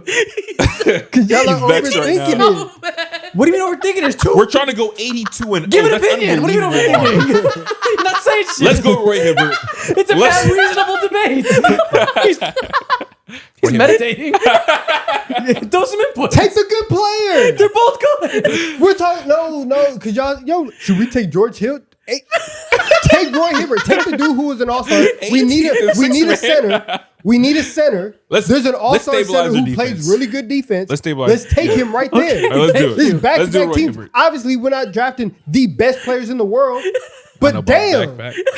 Now it's not reasonable to think about a 3 and D small Well, forward. backward, but okay. Apparently, it's not reasonable. Roy Hibbert at center. We need a you know who the good we players need are. a Uter. Do duplicates or we go again? Let's Do we go allow again. duplicates? I think we should go again. Nah, let's Okay, we don't allow duplicates. Yeah. New rule. We've been doing that the past few times. No Yeah. duplicates. Otherwise, we get Dwayne Wade. It's crazy. Yeah, I know. Okay, Pacers. All right. Fuck you. Get off my face. Okay, right. Washington Wizards in 2012. Ooh. Okay, so they won 20 games this year. Fuck. They were not good, and I think this is rookie take John whatever Wall. spacer you want from this team. There's Nick Young. He could get them bitches off. And I And guess, Rashard Lewis was there in year 13. yeah, but he was 32 and not good. Andre Bloch, he had like 2 ACL. we are not taking it. The only real answer is like, yo, we could move Braun to the 4 and put Nick Young at the 3. Unless you want rookie year John Wall, but he was Honestly, guess his yeah. 3-point percentage that year. 0. 17. 0.071. No, this is year 2, John Wall. 42% from the field. 7% from 3. That's okay. 0.07 That's is okay. his 3-point percentage. That's okay. Let's take John Wall. No. Why? We need shooters. We need shooters. Nick Young would be much better on the team. You're trying to build a horrible team. I'm not Yeah, gonna Nick lie. Young would be much better. We're playing him. We're playing in 2012. What is John Wall gonna do on this team with We're Kobe and playing in Braun? 2012. What is your two? I'm running half back dive every time. Brother, Every time. Y'all don't act like obviously let's take Nick Obviously, Young. you want to make maybe a 3 here, 3 there. Don't act like in 2012 we need to get 33s up a game. We're making these guys' life And y'all easier, got bro. Kobe We're and trying to Bron, go too. 82-0, meaning no hiccups at all. Nobody's ever played in the NBA with bad spacing. We have decades But of the people thing still is, being able to get. we're buckets trying to give and ourselves teams an being able to advantage win. going to go 82-0. First of all, we're playing in 2012 right now. Kobe and Bron and Hibbert wins already. Yeah, but not why Kobe not and like Bron in ensure 2012, they win all- everything, that's 50 games minimum. What is he doing right now? Minimum. bro? John Wall is ludicrous. He's griefing. Come on, John Wall. At No, point no, no, guard. no, no. Oh no, my no, God, don't you're write his killing name, my don't write his team. name, Don't write his name. no, you're Don't write his name. You're killing our team. Don't write his name because apparently that's bad team building. So Exactly. who would y'all who fits here then? Does Mr. Andre Blatch fit the profile Come on of now. what you want now? Nick Young does 37% from 3, and he took 5 a game, which is insane that year. You trying to win games? Go 82-0. You say yeah. Nick Young is the guy I'm gonna call. You Yes. think year 2, John Wall was an impact player? Come on, man. They won 20 games. You He think was Nick doing Young nothing at productive. any point in his career is legitimately Which is why like it's a that? debate. Why are you acting like this? Come on, Being man. insane. Come on. Come on, man. Come on. Come man. on, man. We can go John Wall. We'll pick the talent. We'll go No, through the name. no. Go. Oh my gosh. You're fucking our team. Go. You're yeah. fucking our team, bruh. Go. I did not pick that. We better have a sniper. I did not pick that. I'm telling you guys to take whoever you feel is necessary. Who do to go. you want to pick? Who I'm would you pick? telling you, I want you to have who you want. Elite conversation happening. Oh my god. Elite want- potting, man. I Elite want potting. you to. I want Good you to, luck, video editors, making this into a TikTok No. and cutting out the 8 minutes of Oh Donovan my God. griefing. I want you to be happy Fucking with your John choice. Wall. Last team, who are we putting at one of our forward spots? Oh my god. Trailblazers. Oh, Aldridge. No spacing. We're fucked. Congratulations. no spacing. Fuck you. Our team is cooked. Aldridge doesn't provide spacing? Not 3-point no. spacing? Who's Him, the- Kobe, who's and the- Bron? Who's the spacer on that team? Who should we pick there? Let's see. We're cooked. There is none. We should have had Nick Young. Probably. There is none. We probably should There have is Paul none. George. They won 28 games that year. Oh, this is before they got Dame. Fuck. Dude, we had such a good start. who's We the could pick shooter on- Wesley Matthews. Yeah, Oh, that's not bad, actually. Yeah, let's take Wesley Matthews. That's actually not a bad. He's like joking like he's funny, but it's actually the right choice. Dude, he shot like 38%, 5 That's threes a actually game. the right choice. Peak Put- Wesley Matthews That's too. actually- yeah, so put good. Braun at power forward. Yo, everything works out at the end of the day. Yo. Braun, Kobe. We have spacing now? No matter my what God. you're going through, just know God got you, bro. That kind of works. We got Wesley Matthews in this bitch. Okay. Young Wesley Matthews is nice. That This is- actually works really well. This was the best year of his career, I believe. John Wall, Wesley Matthews, Kobe, Braun, Hibbert, DeMar off the What bench. up? Wow. Okay, year 3 Wesley Matthews. Y'all sold an 82-0 team. No. What would you like us to do to have a better If team? y'all just picked LaMarcus Aldridge, y'all would have been fine. I ain't gonna. No. This team is better with Wesley Matthews. than No, Marcus it Aldridge. is not. You don't You're know what tripping. you're talking about. That You're is tripping. easily better with the In spacing. 20, I think we are talking way too much with like the modern day basketball. Where do you think lines. we live? No one said we're playing in 2012. We have to be What stupid the- on purpose. It says in 2012, 82-0. We're in drafting 2012. from players in 2012. Don't act like we don't know what the fuck we're doing right now. Brother, LaMarcus Aldridge as a one option led this team to 20 wins. He led this team to Damian Lillard. Well, it's a good thing that he's on a team with LeBron and Kobe, and we don't need number Yeah, one and I'm option sure the LaMarcus post scorer Aldridge. will Oh be better my as the goodness. fifth option. I'm sure Next that'll to really LeBron translate and his skill Kobe, set. I'm good, bro. Off ball, LaMarcus Aldridge, beautiful player. He would occupy all the areas where I want Kobe and Braun at. The I don't second need he him had to go there. off ball for Damian Lillard, he said, "Get me to a new team." I'm sure he'll love to play with He Kobe. would and kill Bron. himself literally. Yes, He yes, would hate Yes, this. because going off ball for young Damian Lillard is the same thing as going off ball for Kobe Bryant. You're right. and- You're and right. He Le- can and even less LeBron touches James. now. He can even less And touches now. LeBron So he's James. like even less. I promise you, this team is much better with. We Wes. obviously need the spacing. I don't know what you're talking about. What? Y'all tripping. Y'all are too name biased. 100%. You trying to pick Lee Ed? You trying to pick Barbosa, man? Over who? Over DeMar. DeMar. was You're not doing DeMar yet. nothing. Sixth man. He As did- a sixth man. Pull up his numbers again. Listen, man. You act like DeMar DeRozan is not some crazy athlete. You act like he wasn't. But can he play with Kobe and LeBron in spurts. Yes. in spurts? As a 6-man, yeah, Yes. that's what a 6-man does. You don't have to play in spurts. Now This is clunky two offense. athletic guards have never played at all together. Two non-shooting guards have never played at all with anybody. You've never seen that before. And that's crazy to have coming off the bench as a sixth man. And you say, "Oh, I don't want to close games." He's the sixth man. He's not going to close the games. Do you feel like you're leading productive conversation right now? Do you feel like this is good? Are you happy with this? Do you? Yeah, I do. Again, I what was- do. I'm happy Because for y'all you were being then. dense. That I'm Come happy on. for you. Because y'all were being If dense. you're happy, I'm happy. No. DeMar DeRozan, bro. And All mind, Leandro this- Barbosa. mind you, all we said is consider someone else. And he was like, you guys are dumb as rocks. How dare you? Barbosa was an Uber, No one man. said DeMar was a terrible What? choice. We said we need to consider other choices. And he said, have you ever watched basketball? And I said no. Barbosa, I said bro. no. We should probably take the better player. And then all of a sudden it's like, no, he can't do this. He can't do that. But He's the sixth thing man. is, you don't always have to take the better player every single time. It's team He knows building, this, by the way. You know? You don't got to tell him. He He's understands the that. sixth man. He understands It's that just just DeMar. fine. He's just It's- arguing. He's the sixth man. yeah, it is a 6-man. Come on, man. All acting like right. it's- Do you think You're the acting Warriors? like it's Okay, crazy so do you think the consequential Warriors also. back in 2015 or whatever would rather have rookie version of DeMar DeRozan or Leandro Barbosa? They would take Leandro Barbosa, I'm and not you know sure. that. I'm You not sure. are out of your mind. Come on now. I'm not sure of that. Which team? The 2015 Warriors, right when they like were ascending. Okay. Leandro Barbosa was an integral part of that team too, which is with Yeah, the spacing and off again, ball movement. it's a different We would question now expect the because same thing. knowing what they've accomplished, you know what Leandro Barbosa meant. We're trying to do meant the that- same thing meant for to this that- team right here, Meant too. to that team, but I'm also saying like it's not crazy to think. And to No and one to- said you're crazy. and You to- said we're crazy. I don't Y'all think was it's crazy. y'all was acting mad wild. You're the one that started y'all doing was a acting tantrum mad because we wild. thought about other players. We're just playing a game and you freaked the fuck out. Y'all was acting mad wild and acting like Leandro Barbosa should be the guy and acting like, oh no, we can't survive because DeMar's What do gonna you be mean? on We our picked bench. them. We said we should survive. consider other We had players. LeBron and Kobe, and he was like, if we take DeMar DeRozan right now, we are losing 30 games off of our record. No, This is 20 minutes of conversation on the opening segment because you want to throw a ridiculous. tantrum. None of us said This any is of this. ridiculous. listen, man. Regardless of the fact, we're going 82 no matter what. Nobody said any of these things he's saying. We're just trying to This is maximize. ridiculous. My bad. I'm just trying to Just trying to be maximize. the best. How as dare we have possible. conversation Nah, on a bro. conversation-based platform? Nah, bro. Our dumbasses. Next thing we are going to do, we are going to play NBA Deal or No Deal as a draft. You guys have seen as of late, we've been doing a few new draft formats. We did Pop the Balloon. We did Build It with a Budget. Today, we're going to build NBA teams with Deal or No Deal. How this will work is we have this hat here with 15 to 20 names. We'll draw a player. Let's say I draw Leandro Barbosa, and he's my player. I will be presented with hints from one of B-Soul's player. B-Soul is the banker. I will see those hints and decide if I want to keep Barbosa for my team or trade him for the player that B-Soul has as the banker. We're all going to do that, go through until we have teams of 5 players each. I have Big sucked. banker. I've sucked in all of these formats. It's quite difficult. You have to really be It's predicting. very hard. You got to step into the mind of B-Souls and guess who you think he has. Okay. I tried to do that the last time. I think I ended up with my worst team than the time You before. had Patrick P. Will. He spent a lot of money on Will. him. Yeah, you put like was 500 awful. on him. So I will go first and we'll hand the hat around to see who we get. Starting off, I'll pull my first name. Ron Artest, Meta World Peace player number 1. It's not bad. Ron Artest. It's a good start.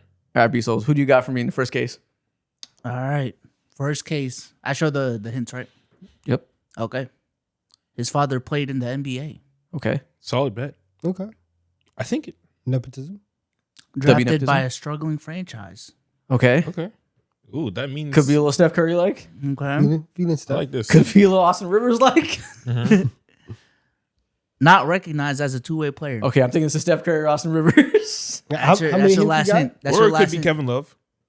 Kevin Love had a dad in the NBA? Yeah. I didn't even know that. There's a lot of guys. Non-two-way. Whose father played, and they just come into the league, kind of buckets. Could be really, Garland. Not really two-way players. Man. This could be anybody. I'm swinging for You're the good. fences. I'll take the deal. Give me your player. In You got an in case number all-star one. no matter what. No, I could. This could be Austin Rivers. You're taking a player? I'm taking the player deal. All right. First player. Steph Curry. Let's go. This is why you swing for the fences. There you go. Playing the game conservatively is how you lose the game. I'm gonna swing for the fences and get Austin Rivers. Yeah, facts. You know, 100% have got Austin You know how Rivers. mad I would be if I did that. All right. So first player on my team, I got Steph Curry at point guard, There you Okay. go. There Took you a go. player out, and I got Blake Griffin right now. and it's a version of the player in the picture. You have Nets Blake Griffin, This is disgusting work. All but right, B. still playable. No.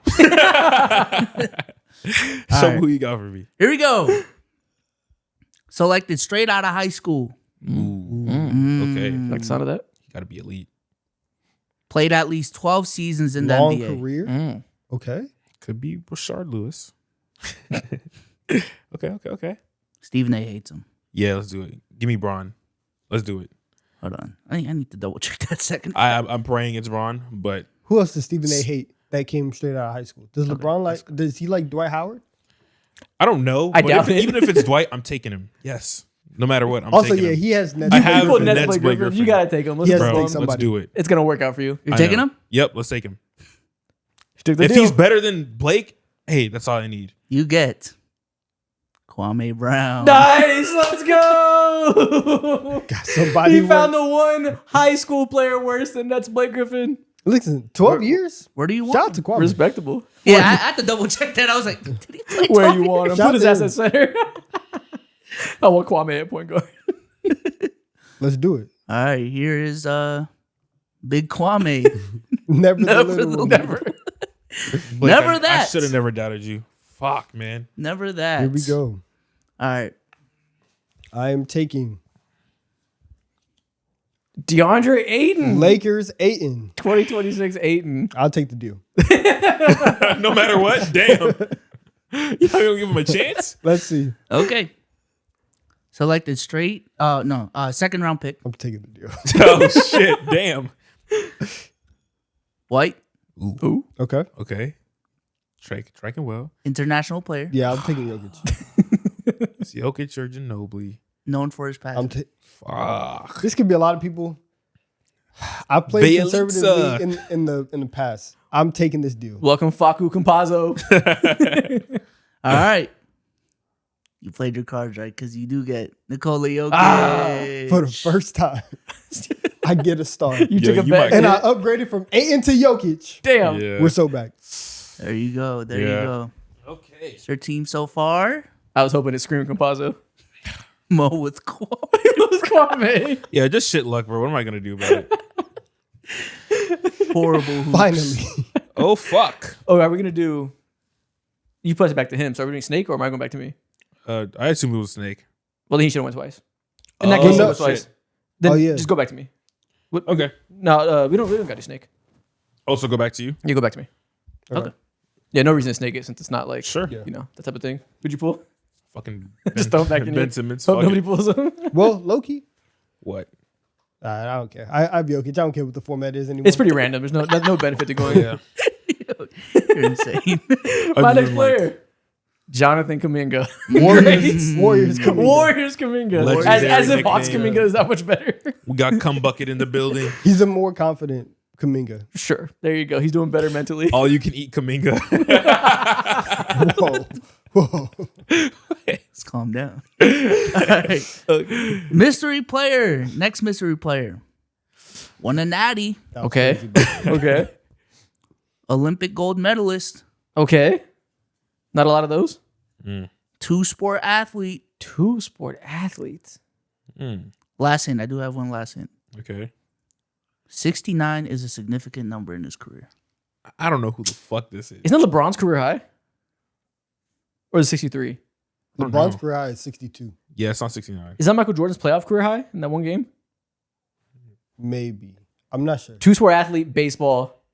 What was the hints before that? Just get Cum Bucket, gold man. medalist. Gold medalist Won Cum a Bucket natty. better. and won a natty. This is Michael Jordan. It better be Michael fucking Jordan. Give he me win the a natty? deal. Kuminga, goodbye. Show me what's in the case. All right. You do get money. Let's go. Yeah, this draft is over. Let's go. It's over. I knew it was Mike when he said two-sport athlete. I tried to sway him away. I said, nah, man, Stop it, Jordan. I don't know. I knew damn well 69. Yeah. So we can't let him get Stephen Jordan. Well, And this is why.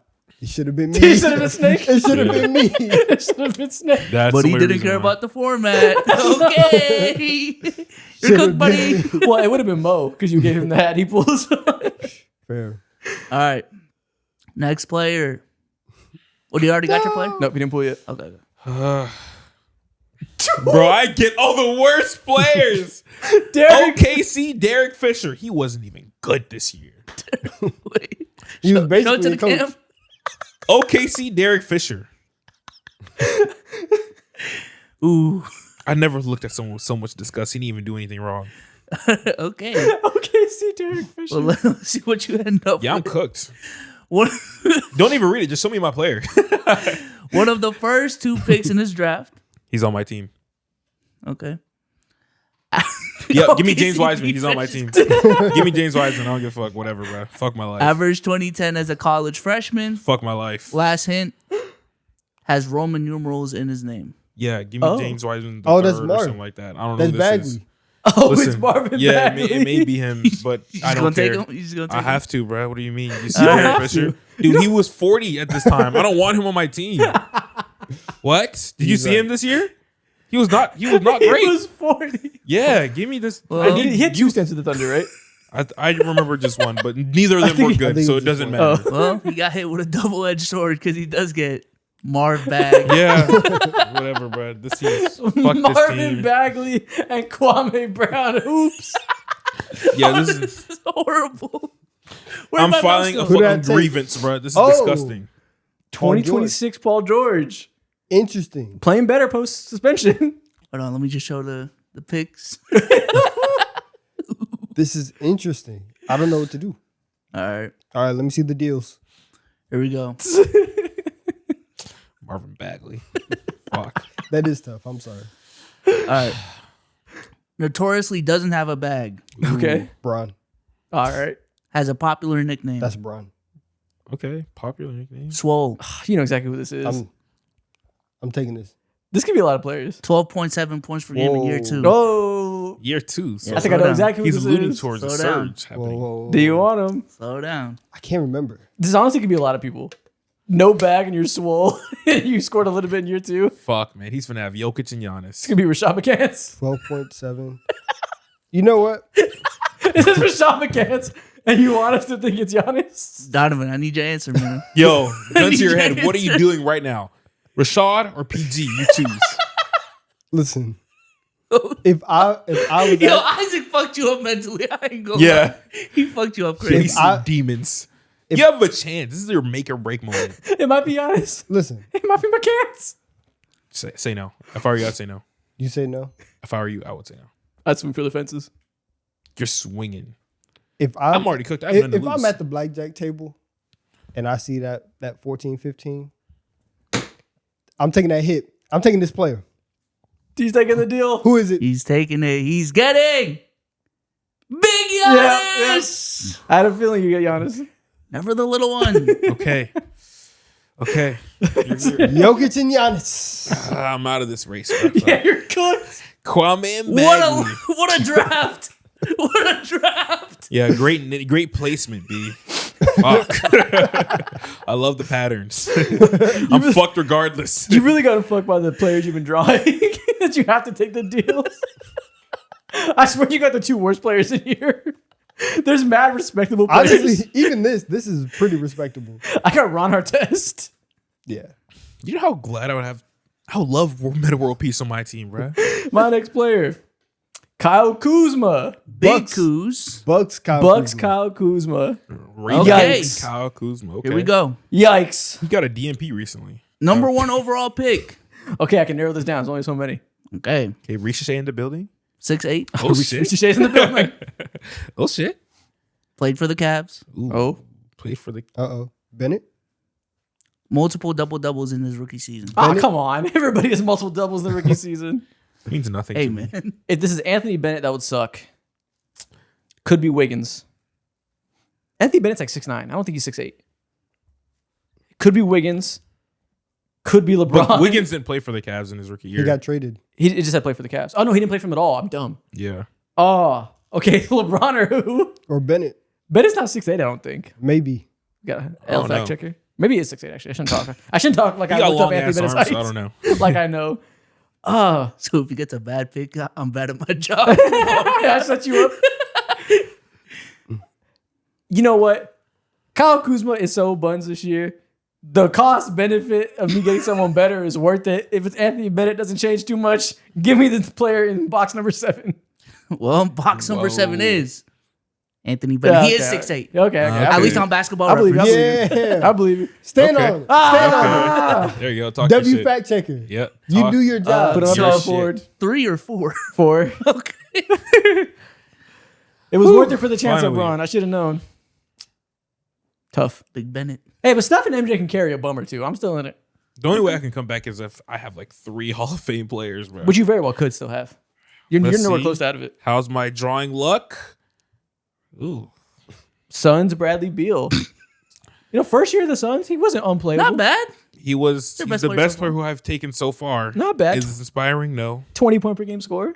Means nothing You to need me. buckets. You need buckets. I just have a You bunch need to of fill out empty your team. players on my team. You just got guys. Yeah, you do just need players. Okay. Okay, so who what are my options looking like, B? Please. Top 5 pick. Okay. So was Brad Beal. They exist. Has played 10 plus seasons in the So is NBA. Brad Beal. Mm-hmm. What if it's Brad Beal? That'll be his son's Bradley Beal, or whatever version, peak Bradley Beal. Okay. Okay. All right. Signature play was on defense. Oh man. Signature play was on defense. Oh man. Got one more hint. One more hint. Okay. Stream was KC. Oh Stream man. with No KC3. way. Stream with Kaisenet. Stream with Kaisenet. Kaisenet. Yes. Huh. Bro. I'm assuming Kaisenet is not gonna bring anyone on his stream, bro. You gotta have some, to your name. So give me Mr. Streamer right here. Bro, All right. don't tell me you're giving him what I think you're giving him. You are getting. He's giving him.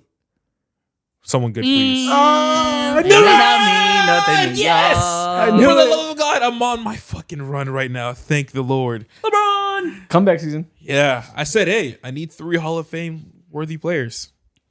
2 There you more, I'm back in the go. sweepstakes. It's never over. It's Never never that. over till it's 2 over. more, and then I'm back in it. Never All right, that, here we never go. that. Kwame and Bagley. Sorry, Bron. Uh-oh. Who'd you get? Warriors Jordan Poole. Oh, okay. Not bad. Usable. That might be a player you want to keep. That's what I'm saying. Not terrible. It's like Giannis and Jokic. It's kind of nasty. That's kind of nasty. I know. But you could definitely do better still. Okay, here we go. I know. What do I do? 7-2 or more. Or more.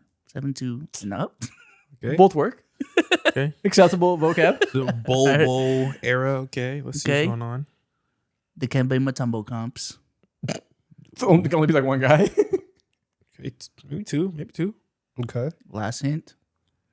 Average 4.2 blocks in college. Okay, so Oh, now I not don't know who it Wemby. is. And that's how we got the Dikembe Mutombo comps. Oh, I don't know who this is. Taco Fall, welcome to the team. That's pretty funny. I don't remember. I don't have a good idea about who this is. So if I miss out, I don't really care. So I'm going to go the team building route, and I'm going to keep Jordan Poole. Ooh, team builder. Yeah, I'm okay. going to go team building You don't over put ta- Giannis to the 3? over talent. No, I do not. I will keep Jordan Poole. Smart. Okay. You need the spacing. Spacing This matters. player is It's the only thing that matters. Hashim Thabit. Oh, We got the you beat. dodged the bullets. He dodged it. Okay. I was thinking Gobert until I saw college. And I was like, oh, so never mind. Yep. Okay. We're out here. Pool at 1 or 2. Put Poole at the two, please. You got a nasty team, man. Here we go. He's the only one with no shitters yet. Yeah. Okay. Yeah. But listen, man, there's 2 more Redemption spots. draft. There's shitters everywhere you Yeah, look. it can still happen. It can still happen. It can still happen. I got Anthony Bennett after I have the 2 If best I players get ever. if I get one quality point guard, I'm good. Yeah, every team can sustain 1 shitter when you have 2 of the best ever. Yeah. All right, next up. Alex Caruso. Wow. Okay. Fuck. I can live Bulls? with that. I mean, You it doesn't keep really Caruso. matter. I can live with that. Okay. You need a role player. You better show me someone promising. Steph Jordan Caruso. Woo. Here we go. Bennett. Not the biggest team. Chronically. Bennett. Hint 1, chronically online. Oof. Okay. Ooh, Caruso or Not a KD. good.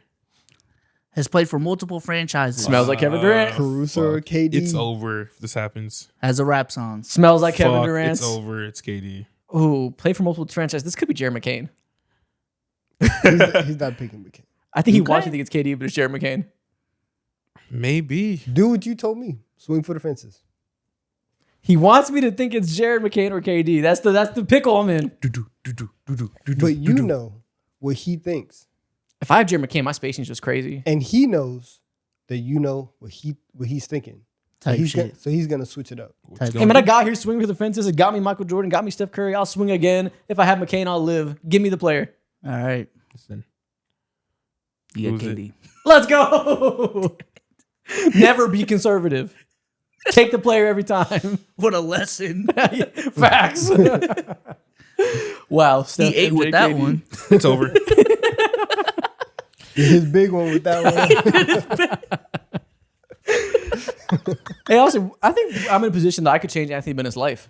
If he played with these guys, he would have had a better career. He'd beat Wiggins. We'd look out for him. I think we're facilitating the rise of Anthony Bennett here. All right, I need a star to keep up with this now. Yeah, and I got Josh Giddey to start off with. I don't know what's wrong with my pulling ability from this hat.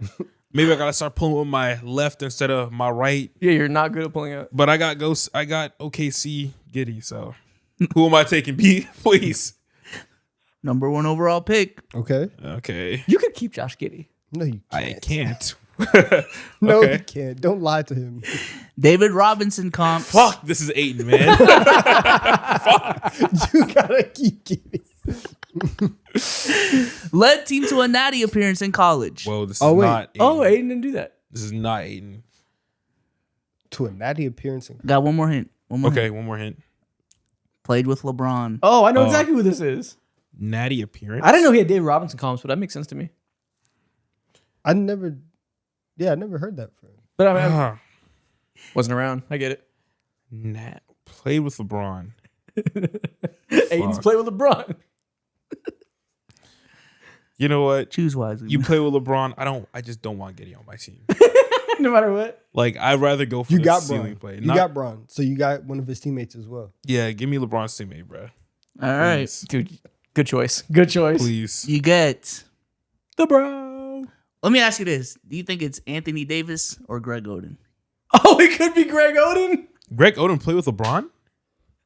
He did. Oh, you already said your answer. I was thinking. I mean, regardless, I'm not taking Giddey. You got Greg Oden.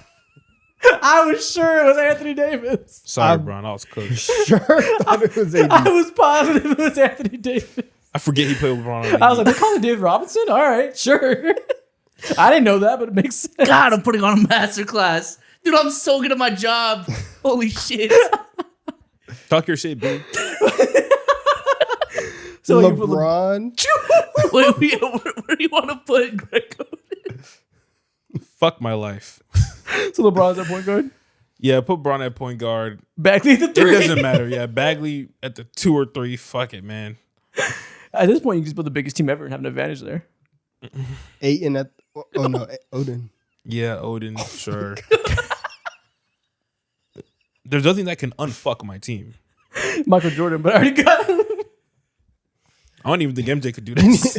You need Will. You need prayer. No. Wemby at the 2? Loki.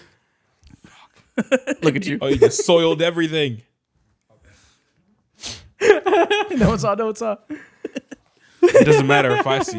You can show me every player. I'm cooked regardless. All right, you ready? Brandon Ingram this year. DI. Okay.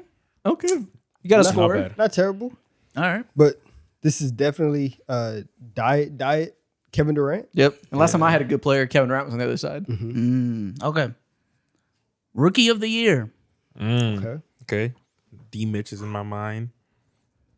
he didn't win it. One of the most hated. Ooh, Ben Simmons is in my mind, actually. Okay. Okay. Ben would be disgusting on this. Known for being fat. Oh, shit. Rookie of the year, known for being big. This is Shaq, and I don't. I got one more hint. Has Bron-like qualities. What? You know how to get to that money with B Shaq? Yeah. I don't know. It's Shaq, but I don't want to. Is it Shaq? I think so. I think I'm pretty sure it's Shaq, but I have Giannis and Jokic. You put Brandon Ingram over Shaq. I'm trying to figure out how to do this. Yeah, I'm not doing. Just it. take the talent. Fuck it, man. Of course. Yeah. I'm not going with team building. I'll take the player. Okay. I'll take your player. Because It is. I think it's Shaq. It is Luka Doncic. You put number 1 overall pick. No, I put rookie of the year. Oh, I thought you put number 1 overall pick. No. Number 1 overall pick was for Greg Oden. Either You way. could have had. Oh no, you did. Oh, you got. So, I'm, I I'm took so the player. I'm so backwards. You got Luca. Yeah, Damn. you got Luka. You got Luka. Wow. Woo! I was like, damn, did I fuck up? I know. I was so confused because I was like, something doesn't make sense in my brain. Luka, Poole, Giannis, Jokic. Got like the 3 best players You're in in the the world. running. Okay. You're a player away. I'm a from player eclipsing away. him. This is coming down to literally the last player. Which one of us is gonna win? I'm a player away. Go ahead. I need a center. Really. What if I don't get a center here? What if a point guard's next? Fuck. My last player, Ben Simmons. It's not bad. You need Clippers, someone to Ben pass. Clippers, Ben Simmons. Post Heck, injury Ben he Simmons. wasn't ass. He was playable. You can play him at the 5. With the lineup I have, I could get away with it. Anthony Bennett grabbing boards.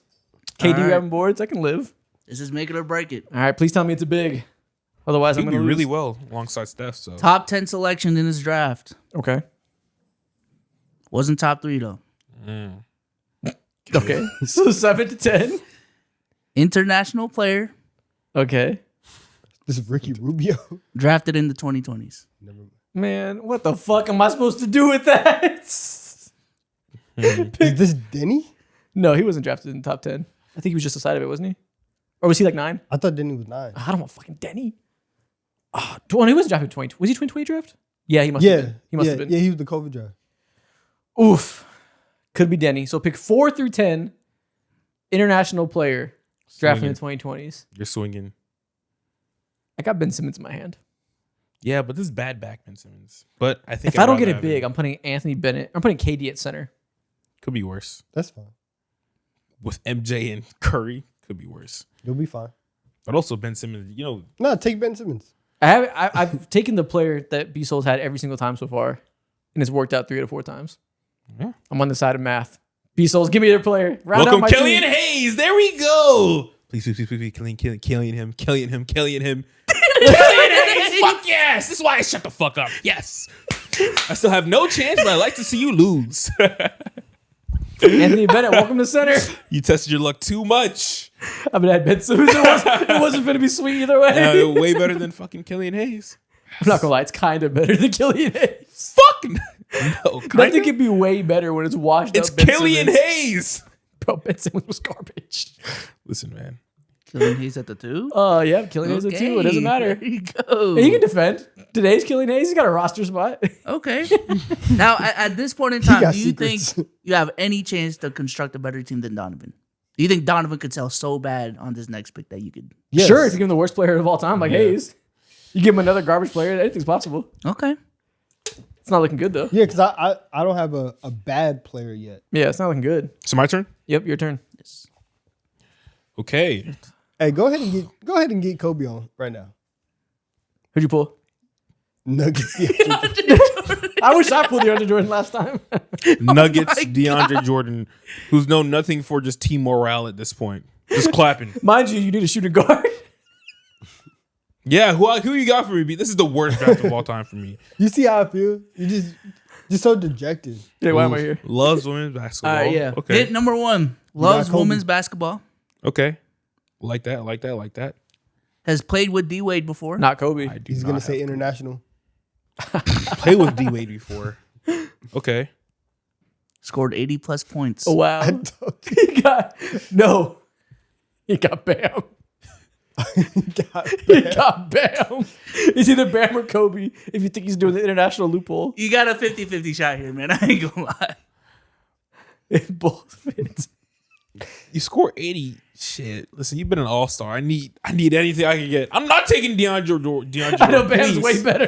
Give me whoever this is. All right. You do get the one and only Bam. Kobe Bryant. Okay. Oh, Kobe. LeBron and Kobe Listen, against the man. world. They're gonna fucking hate their life. Zero spacing. Bagley owned Not Kwame. this again. Fuck. Who has a better supporting cast right now? MJ and Steph or LeBron and Ben Kobe? I got Bennett and Hayes. You got Dude, Kawhi. Bagley Durant. Oh, I owned forgot about Kwame, Kevin Durant. yeah. Come on now. All right, Donovan. All right, last player Last to player. fit this 3. Austin Reeves. Austin Yo, Reeves. He's drawing all the good players. I might just keep Reeves. We're gonna be okay. All right, here we go. Dude, he has a good team. Last player. He drew all the good players in the hat. Lefty. Okay. Ooh. Top 5 pick. Ooh. Not that many lefty top 5 picks who are good. Right pick at the time. What? Ooh, yeah, you gave away too much. Last Not a good last player. hint. 96 overall on NBA DraftNet. Yeah, nah. You think I have a working memory of NBA draft? What does that back then? mean? Does that mean like as a prospect? Yeah. Yeah, yeah. Oh, okay, that's a okay. prospect. He was the right pick at the time. Mm-hmm. You said top 5 pick? Yeah, top 5 pick. Top 5 pick, right pick. 96 at the time. overall prospect. Lefty. Who are good top 5 lefties? I don't even know. There's not a lot of them. I can think of one, I'm thinking right now, I'm thinking Ben Simmons. but I don't think he had a 96. I'm thinking Ben Simmons. Ben right Simmons now. on your team would be fucking filthy. But That it's would like be prime. filthy. But if I just just, take Reeves and call that's it what I'm home, saying. man. If I just have Poole, Reeves, Here's the thing: Luka, you're gonna win no matter what. Poole Reeves. Now your defense is cooked. I have Giannis. I just have Giannis in the back. Yeah, just Giannis and then you got Jokic But just it's trying to okay. move his We're hips. scoring 150. I'm gonna keep Austin Reeves here. Okay. He's keeping Austin But Reeves. James I- Harden, But I If think it's Harden, was he top 5? I think this is Yeah. Ben Simmons You think this is Ben Simmons? Who do Yo. y'all think it is? maybe James Harden. I have no idea who this because is. right pick at the time Yeah, means that like now it's like, oh, I wouldn't have done that. that's what threw me Not off. necessarily. It might just think be the LeBron right LeBron pick. was the right pick at the time. It might just be the right pick. Yeah. Yeah, no, I think you made the right decision. All right. Yeah, Well, I'm going. I think it's Ben Simmons. regardless, the Maybe player Harden. is James Wiseman. Ah. I made the right pick. The only reason I was thinking maybe not James Harden, so I was like, I don't think he's a 96 prospect. He was a good prospect. But then again, he went like number 4, didn't he? No way, because those teams weren't like that bad. Yeah, they I feel were. like Team there's- is kind That of was a small, but weakness. it's okay. Yeah, they Year were. 3, they're that bad? Yeah. Yeah, James Harden was a top 5 pick, I think. Yeah, we got it. I want to say Russ was 3 and Harden was 4. I think they picked 2, 3, and 4 3 years in a row. It's crazy. No, Harden. I think Harden was 3, Then was Russ 4? maybe. I think Okay. so. Wow. All right, so audio listeners, I have Steph Curry, Killian Hayes, Michael Jeffrey Jordan, Kevin Durant, and Anthony Bennett. KD fouls. You're gonna lose because he's talking shit about everyone. Well, damn. He will talk. He will talk about He will say this the guy. craziest things about Killian Hayes How and many? MJ. What would this team actually do? Would they still win a championship, even with Bennett and Hayes? Probably, right? I think Hayes he holds up way more than Bennett. I can imagine. Bennett's a got role to for grab Bennett. boards. That's it. He's not really there. Yeah. And play defense, but it's like I don't know. All right, my team. I have Luka. If he could do that, he'd be in the league right now. Yeah. Fair. I have Luka Doncic, Jordan Poole, Forget he had Luka. Austin Reeves, Giannis, and Jokic. Dude, his offense. is Finally, dumb. finally, This is the greatest offense of all time. finally, one of these goes well for me. Well, Suddenly, I lost my ability to read. How unfortunate! Wow. well, welcome to the club. I just have a team. Welcome to the club. Oh, wow, nice. LeBron and Kobe. I don't know who the rest of those 3 guys are. His name- And that is our draft. You let us know in the comments who you think won. Next thing we're going to do, I'm going to show you guys a young core in the NBA. We have to rank every single player in that young core. So we're going to go through about 10 young cores in the league right now, rank their most important players, long-term, short-term, whatever it means to you, how you'd rank these players. Okay. First off, Charlotte Hornets. Who All is a number 1 player in this core? Put Khan at 1. Me personally, I put LaMelo at 1 for this singular year, but I think I know Khan will be better. Yeah, I think for a young core, we got to go long-term. So Khan's clearly 1, I think. Just in terms of how good he is right away. Convo is, though. Is LaMelo 2? Or Yeah, is LaMelo's 2. Yeah, he's 2. You sure? I think Yeah. I'm waiting for Brandon Miller to like make. He needs to like solidify a spot defensively in the league in general. Like make it sound like this is your role on this team, while also filling in still like the other random gaps. He's been really good the second half of the year since he's been Yes. healthy. He's pretty efficient. He is. Do it again. I'll take LaMelo at 2, Brandon Miller. Yeah, like At there's so 3. many efficient players in the league, but there's not that many talented playmakers and shot creators like LaMelo. Damn, it's not even a combo long-term. No, I feel like LaMelo's at his ceiling. But yeah, he's had so many years in the league, we know who he is. It's a very, very good player. Can't make all-star okay. teams. If we're playing the potential game, then yeah, like It's you young can core. We got to imagine. play a potential game. That's the whole conversation. But I'm also kind of being real too. LaMelo's so special. I'd rather have him at 2 So special? as a creator. He's more yes. special than Brandon Miller. Yes, We sure? as a yes. I'm not disagreeing for sure, but I think it's a debate. like that singular skill right there is so rare compared to like, and it's so tangible too compared to all the things that we want for Brandon Miller. Brandon Miller is real young. Has been injured a lot. Slowed down his progression. Should be better by now, ideally, but So, yeah. it's because of injuries, not just because he sucks. I think there's still so much untapped potential that like that could be an elite wing still. I agree, but I'd rather have LaMelo. Okay, I'm outvoted. It's fine. I don't even know if I disagree. I just think it's a convo. LaMelo 2, Brandon Miller 3. Now we have Kalkbrenner. We have Sion James. We have Tijon Salon. And who's the other name? And Is there- Diabate. Diabate's 4 easily. Easily 4. You don't Yeah. have a Tijon Salon? Get out of my face. Harassment. Kalkbrenner, Tijon Salon, and Sion James. Sion or I would assume Kalkbrenner has the most long-term value at these two. yeah. I'd rather if I was doing like a redraft or a keep, redraft or whatever. I think I'd rather have Kalkbrenner on my team than those 2 right now easily. Sion's just like you can find Sion's all the time. Damn. Yeah, I call these Rockets. That's a Jason Tate right there. That's a Jay Sean Tate. Yeah. Okay. Kalkbrenner That's 5. Trace. Now, Good do you player. go Tijon Salon or Sion James? Ceiling, T-Don. Do you- Talking about straight I mean- ceiling? Yeah. Ceiling as a rookie, sure. What do you think's gonna happen? Come on, man. It's T-Don. T-Don. I'm gonna go. What the fuck was that? I feel like You don't understand. T-John should be 7 in this conversation. Yeah, it's T-Don. All right. Tijon number 7, Sion James number 6. Number 6 overall pick, by the way. Yeah, we'll live with it. It's okay. You win some, you lose some. Next team, Houston Rockets young core. Alperen Şengün, Amen Thompson, Jabari Smith, Reed Shepard, and Tari Eason. All right, we'll put him in 1. Put Tari 6. You zoom in. Yeah. I'm not gonna lie, I thought that was KD a part of the young core. I couldn't see nothing. That's funny. It's stuck. Oh, there. L trackpad. Dude, stop. I swear it was stuck, bruh. Yo. We already talked about this, man. Okay, He'll never beat the trackpad allegations. so a men one. It's a men or Şengün, right? Yes, a men one. Yeah, I think the whole league feels better about a men. You than think the Rockets front office agrees? In terms of potential and long term future, yeah. Yeah. Is there any argument for Şengün? No. Yeah, they're right. No argument? Long term, no. I think Şengün is much closer to his ceiling than Amen is. Yeah, that's fair. We say that though because a man can't shoot, and like the ceiling is if he can shoot. When does that stop being a realistic ceiling though? Maybe next year. Like year 3, it's still not starting to click. But I think the first 2 years is definitely like, okay, you can start that process. But I think Amen is definitely one. Amen can just do things. I think Yeah. today I'd rather have a men than Şengün, even with where they're at in their development. If I'm starting a team today to win only in this playoffs, I'd probably still rather have If a you're men. starting from scratch, yeah, I agree because there's so many creative ways that you can work your offense around the men compared to Şengün, where you have to work your offense and your defense around him. So Tyrese number 5 because he's about to be a Laker this year. He's about to walk in free agency. About to be. They're not Oh, gonna I thought we were going forcing it, Jabari man. too. Jabari too. Okay, come on now. My Let's, bad. let's leave for My come on bad. now. Come on Dude, now. that's on me. Come on now. Reed Shepard or I Jabari misread 3? the situation. That's Jabari 3. Over Reed Shepard? yes. The two-way value is like Yeah. it's immense.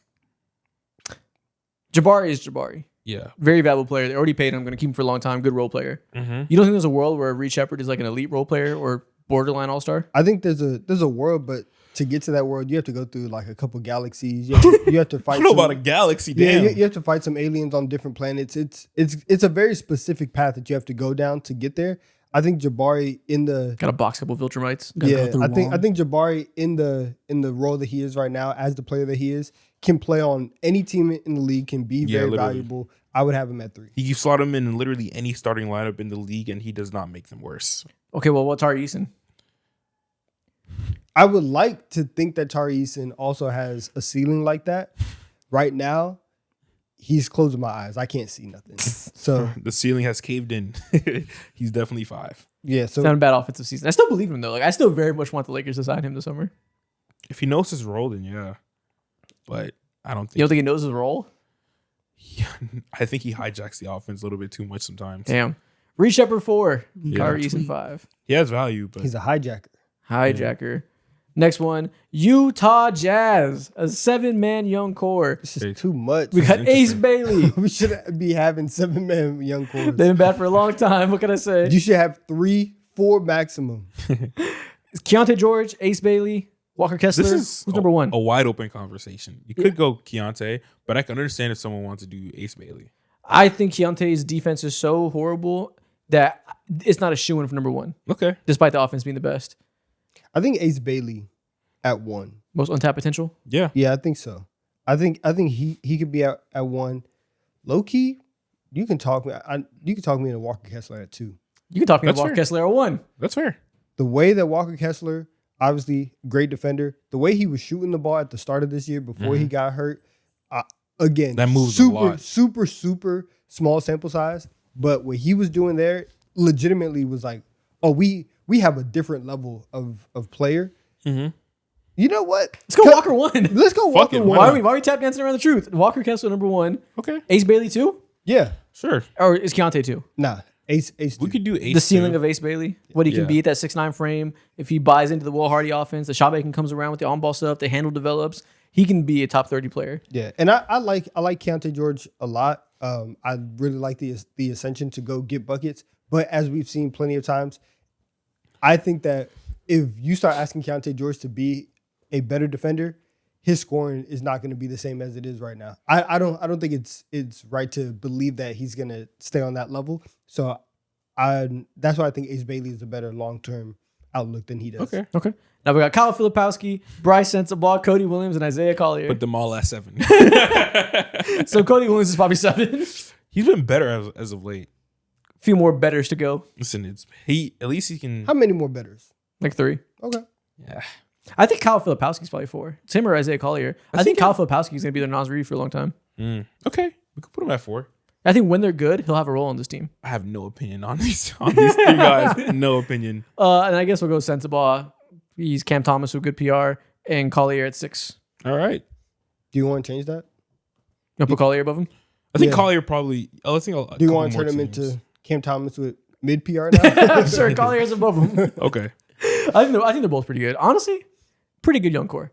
I don't hate it, especially the fact they have 2 all-star players as well. Yeah, forget Jaren's there. Yeah, Jaren Jackson there. They're going to draft a good prospect. Oh, Cats are fighting again. Ooh. Are they finna fight? World Star. Let me record this shit right now. Man. She's going crazy. Yeah, honestly, if they get a top 3 or 4 pick, not a bad young core at all. We can get involved with that. We can get involved with that. New Orleans Pelicans. We got 5 players here. Derek Queen, Jeremiah Fears, Jordan Hawkins, Trey Murphy, he's still 25. Or East Missy. Man, old as hell for a young core. Wait. Trey Murphy. It's 25 and under. Okay. Zion really not young anymore, man. That's tough. That's tough. so tough. Dude, I feel so Veteran down. Zion. God. I feel so down on Derek Queen right now. Tough second half tough. of the year, but we did see the first half before the rookie wall hit. Jeremiah Fears having a good second half of the season. Who's better in 3 years, Jeremiah Fears or Derek Queen? I think Jeremiah. I think there's a conversation. There's a way where I can see Jeremiah Fears having a job. Having I a think job is the Derek bar? Queen might not have a job. They're both going to have Like a in the job in league, 3 years. they're both gonna have a job. Yes, but for Derek Queen, I don't think. I don't know, man. I don't think I'm as high. He's not getting the promotion. He's not gonna be the regional manager. Nah. Is he gonna be the assistant to the assistant regional manager? W Could be. reference. Yeah. Thank you. Who's won? No one feels good about this one at all right now. I'll go Derek Queen Sure. just because It better be Derek Queen. Otherwise, their GM is getting fired in 18 months. Yeah. I could have did that yesterday. Derek Queen better be number 1. First part of the year, he looked fantastic. Looked like he overcome the defense. The offensive skill was there. Second half of the year, he's not overcoming shit. Looks quite terrible. I guess we just go Trey Murphy 1. Just Yeah. cop out. Derek Queen 2 and Fears 3. Yeah. Sure. Yeah. Fierce 3. Fierce is always gonna be behind Queen. Yeah, but honestly, if the beginning of next year comes around and Derek Queen shoots like this, Jeremiah Oh, Fears is instantly 2. It's over. It's over. Yeah. Instantly 2. East Missy 4. Jordan Hawkins 5. Jordan Hawkins, though. He's so sad, man. Oh my God. Yo, he's a turnover machine. Like people were saying, he's gonna be the next Ray Allen out of UConn and yada yada yada. Do you know how bad it is to get your minutes taken away from? I think his name is Micah Peavy. Bro, it's so so bad. It's sad, Being man. sad is hilarious. Damn. That's crazy. One less friend of the show. Sorry, Jordan. He thinks you're Damn, I sad. fucked He's up. so sad. It's crazy. Career's not going well. What can I say? Tough. Damn. Oklahoma City Thunder. They still got a young core. They got a deep young core. 8. 8 deep. All right, so we're going Chet 1. I think he's overtaken Jada for sure, right? Like he's clearly their most important young player. Yeah. Yeah. Listen, if Wemby doesn't play these last couple games, that's DPOY right there. Facts. Yeah. And obviously Jada was number 2. Okay. Listen, Manila, AJ Mitchell get hot this playoff run. Oh, that's crazy. Yeah. I need to see the playoff run, but right now, Casey Wallace is 3 for me. I think I definitely would rather have, like, if I'm drafting, I'd rather have AJ Mitchell than Casey Wallace. Casey Wallace has had a really, really bad offensive season. And then- Defensively, still amazing, but offensively, that man Yeah. is more than stagnated. I can understand you because he did have that stretch when Shea was out where he just looked like a completely different player. But, like, if he can't show shades of, like, actually being productive whenever Shea is there, then it's like, Yeah, Zachary Richey had a weird. stretch last year looking like a completely different player. Everyone has stretches are the Hawks on this? eventually. I have words for them. AJ Mitchell, number 3. Yeah, AJ 3. Kaysen 4. We also have Big Jalen Williams, Jared McCain, and then Sorber and Topic on the back end. I was Sober and Topic. That's 7 and 8. Yeah, but they just don't exist yet. Mm, Figments of imagination for now. yeah. I think Casey Wallace should be 4 here. Easily. I agree. A Big Jalen Williams at 5. Yeah. He's been a sniper this season, bro. Real hub. Over McCain. A lot of teams would love to have. McCain Jalen might not Williams. play in the finals this year. Yeah. I think I'd rather have. But they Jalen got, they Williams. got a bunch of guards to like. If Yeah, he, that's if what he, to do if he with was on a him. different team, like he would be. When everybody's healthy, he'll be out the rotation because of his defense. Yeah. They're one of Yeah. they're one of those teams. has nothing to do with McCain. I think right now. Jalen Williams is going to end up being a team legend that's there for like 12 years. I hope so. I think he's never going to leave. He's the next Nick Collison. Yes, and that's if Okay. he has value. I want him from 05. Okay, let's do it. I think he's a future Thunder legend. I think he'll have 3 rings. Sure. Let's do I it. think he's gonna be a goat. Patrick Team legends McCaw. are important, man. He's Patrick McCaw. Do they love McCall like that? Fuck no. Who? No. Who's they? Them? Atlanta Hawks. We have a 6-man young core. I'm gonna let you cook. Go pod. Dyson Daniels, Jalen Johnson, Onyeka Okongwu, Asa Newell, Zachary Risachet, and who was that I put on there? I can't see. That Kaminga? And Kuminga. And Jonathan Kuminga on there. All right, so Go pod, man. no hard feelings. Kaminga, you're 6.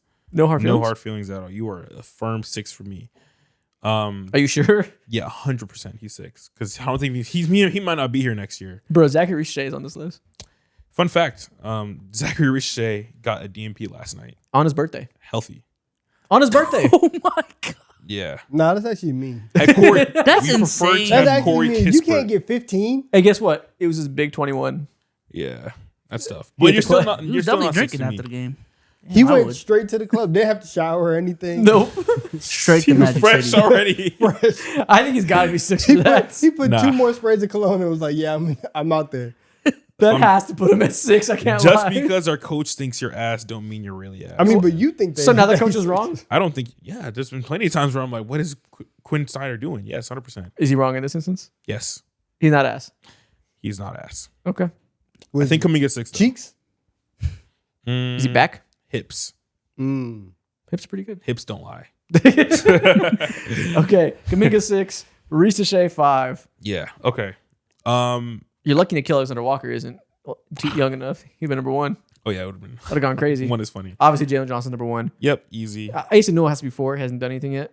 Yeah, Ace is 4. Not really his fault. Just too young. Onyeka's Ricochet can't 3. be over Ace. No, he Dude, fuck there's no. so much that Asa Fuck does no. that's untapped.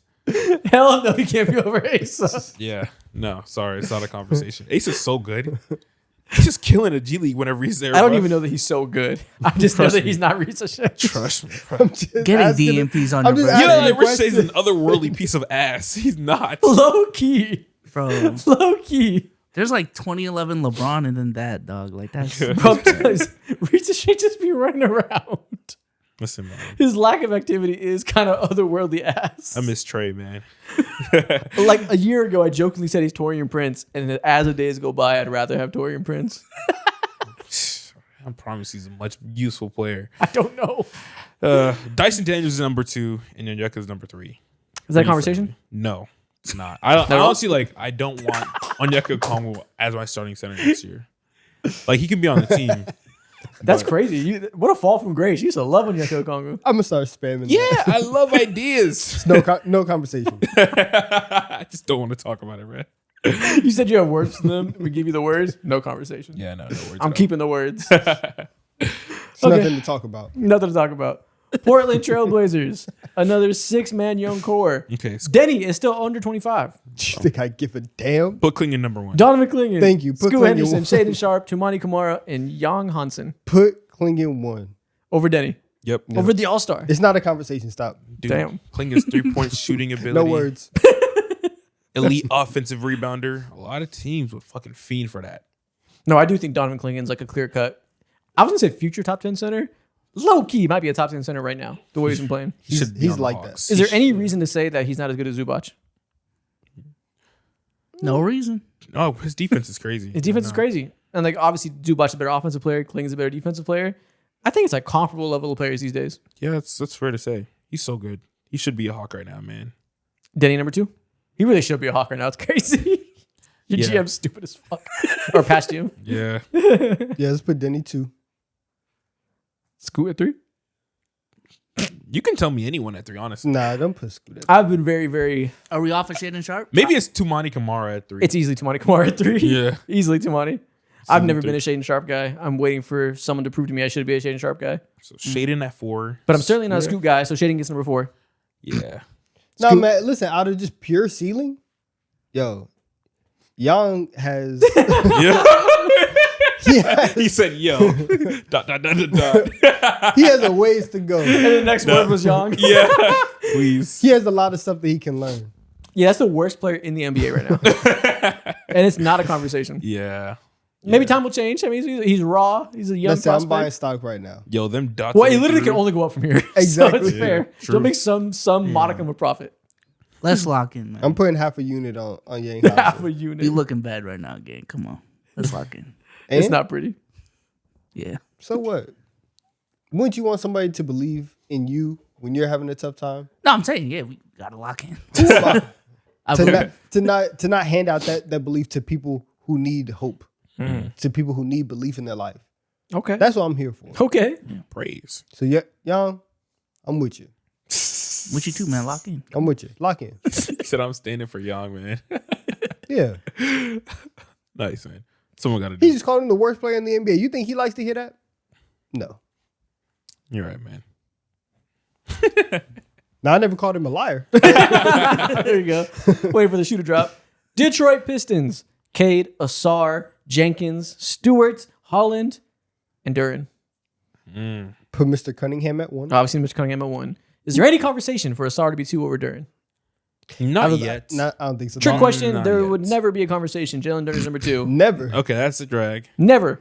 Crazy. How about I put Jalen Duran at 1? Then what? All right. Then what do you say to me? Gonna happen next. You like him. He's a Dern sexual, man. He loves him some Dern.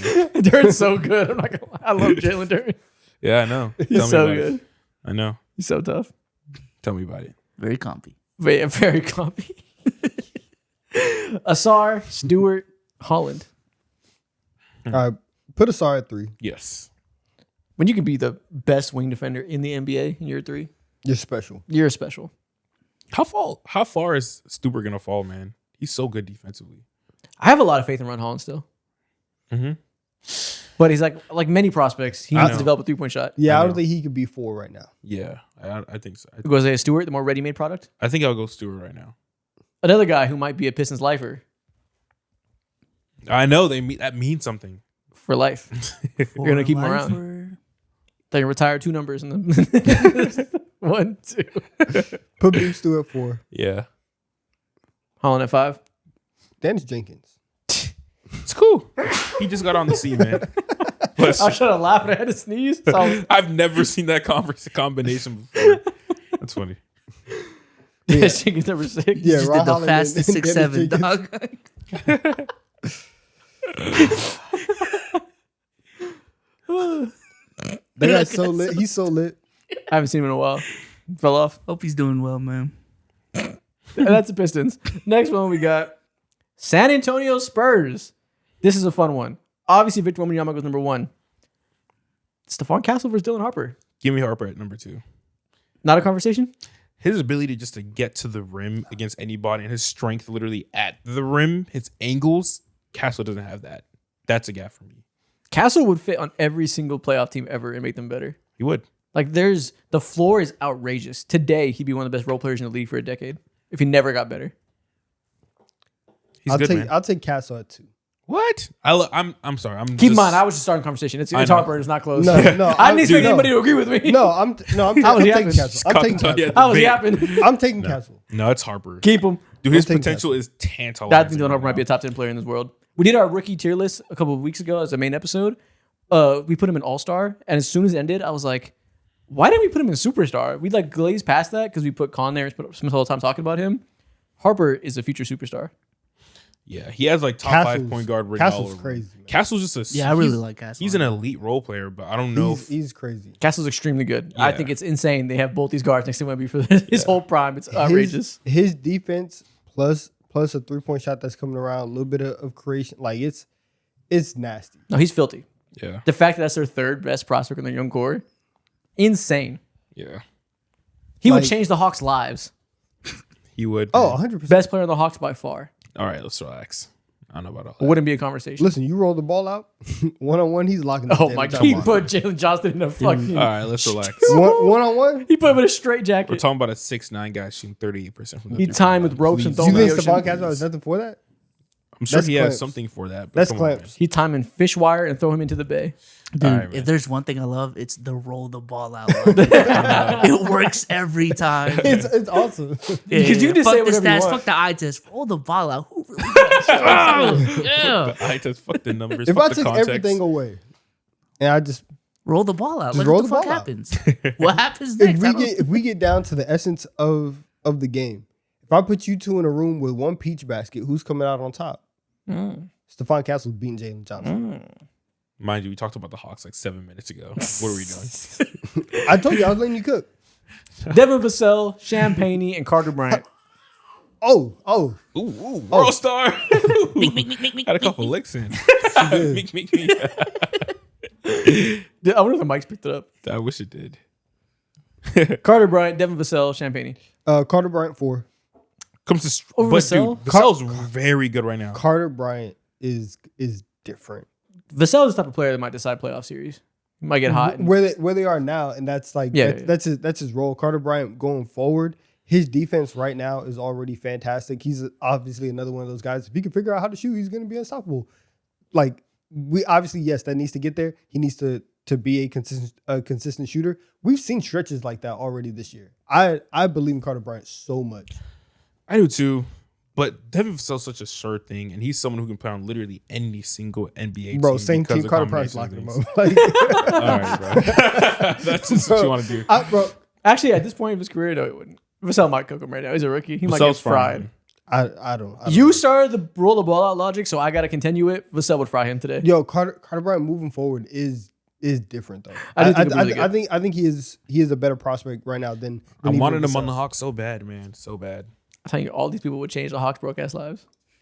Yeah, Champagne would too. Champagne would be Fuck for out of here. Hawks. No, he would not. He's way He'll better be than useful. Reese Shea. All right, man. He is way better than Reese Shea. I'm not even talking. Yeah, don't let him do this to you, man. I'm not even talking. Rishi Stand Shea? up for yourself. Come on, man. Stand up for your man. Are you disagreeing? He's easily better than Reese Shea. Sure. Yeah. Sure. Are you joking? Sure, man. Yo, Quinn Chicago- Snyder, bro. This is going. Man, I'm coming to Atlanta tonight. We'll see what happens. We'll see those combos out a year from now. All right. Quinn Snyder's always right. Yeah, right. Chicago Bulls. Ooh, Isaac Okoro, Josh Giddey, Yo, this is tough. Robert Dillingham, very Patrick tough. Williams, I wish we had Modest the ability. Buzelis, and Leonard Miller. Shout out Where's to my boy? Modest. He's won. Modest is won by fucking far. True, no conversation. Leonard Miller deserves like the ultimate salute. No, he's been good since he got there. He's finally getting minutes. 1st time of his career, he's getting more than 20 minutes a night. After him, everyone else deserves to be 5. Right now, he'd rather pay Josh Giddey or No. take the swing on Leonard Miller. Leonard Miller. I'm taking the swing. Yes, 100%. On I Leonard don't. Miller. I don't want to pay Josh Giddey like big money, really ever. It's not a good decision. Who's going to be on more winning teams in their career? Leonard Miller or Josh Giddey? Josh Giddey already had that opportunity, man. And the dynasty started after him. I know. They Leonard won Miller. immediately after they traded you. Welcome to number 2, Leonard. Yeah. Welcome to number 3, Josh Giddey. Number 3. He said that with a straight face. Isaac Okoro, number 3. Now put Okoro at 4. I guess Dillingham has to be 5 and Pat Will is 6. Pat Will, man. He honestly gets away with so much slander, bro. He doesn't get Kenny any- called him the worst player in the NBA. This Patrick week. Williams. He said he just sucks. And I didn't hear a single lie told. Bro, I seen a video of someone saying Darius Acuff got Robert Dillingham disease. Oh my God. Oh, fuck. Come on. Don't That's even put that tough. on him. That's tough. Acuff has more weight in one bicep than Dillingham has in the I whole know. left side of his body. You got to weigh 30 pounds more than him. That's tough. Washington Wizards. Last one. Alex Sarr, Bub Carrington, Bilal Coulibaly, Trey Johnson, and Will Riley. I think Bub is 5. Start there. Like, I would cut everyone before him. Yeah. And you know what? I think Bilal is 4. Yeah. Yeah, Yeah. that's fair. Put Dre Johnson 1. No. Alex Sarr is Come on clearly 1. You're Nah, you're bro. delusional right now. You can't do that. Who are you to tell me? Alex Sarr, you want to cut him? Yo, like we can have a whole bunch of like discussions and conversations about stuff. Where do you get off at? Telling me what I can and cannot do. Alex, did you hear what you just said right Who the now? hell are you? It's a discussion platform. Alex Sarr? You want to cut Alex Sarr? I've never said anything about cutting anybody. Come on, man. What is happening today? He said, who the hell are you? Uncle did not take his meds today. No vitamins, no iron, no vitamin D in the system. Just straight glooms. Somebody give him smoke Who wheel. the fuck are you talking to? Trey Johnson. He said, would you like a receipt today, sir, or not? Fuck you. He started sounding like Dibs and Idris in that one clip. Bodies on bodies on bodies. Fuck off. Bodies, bodies, bodies. I'll air this bitch out right now. I'm saying.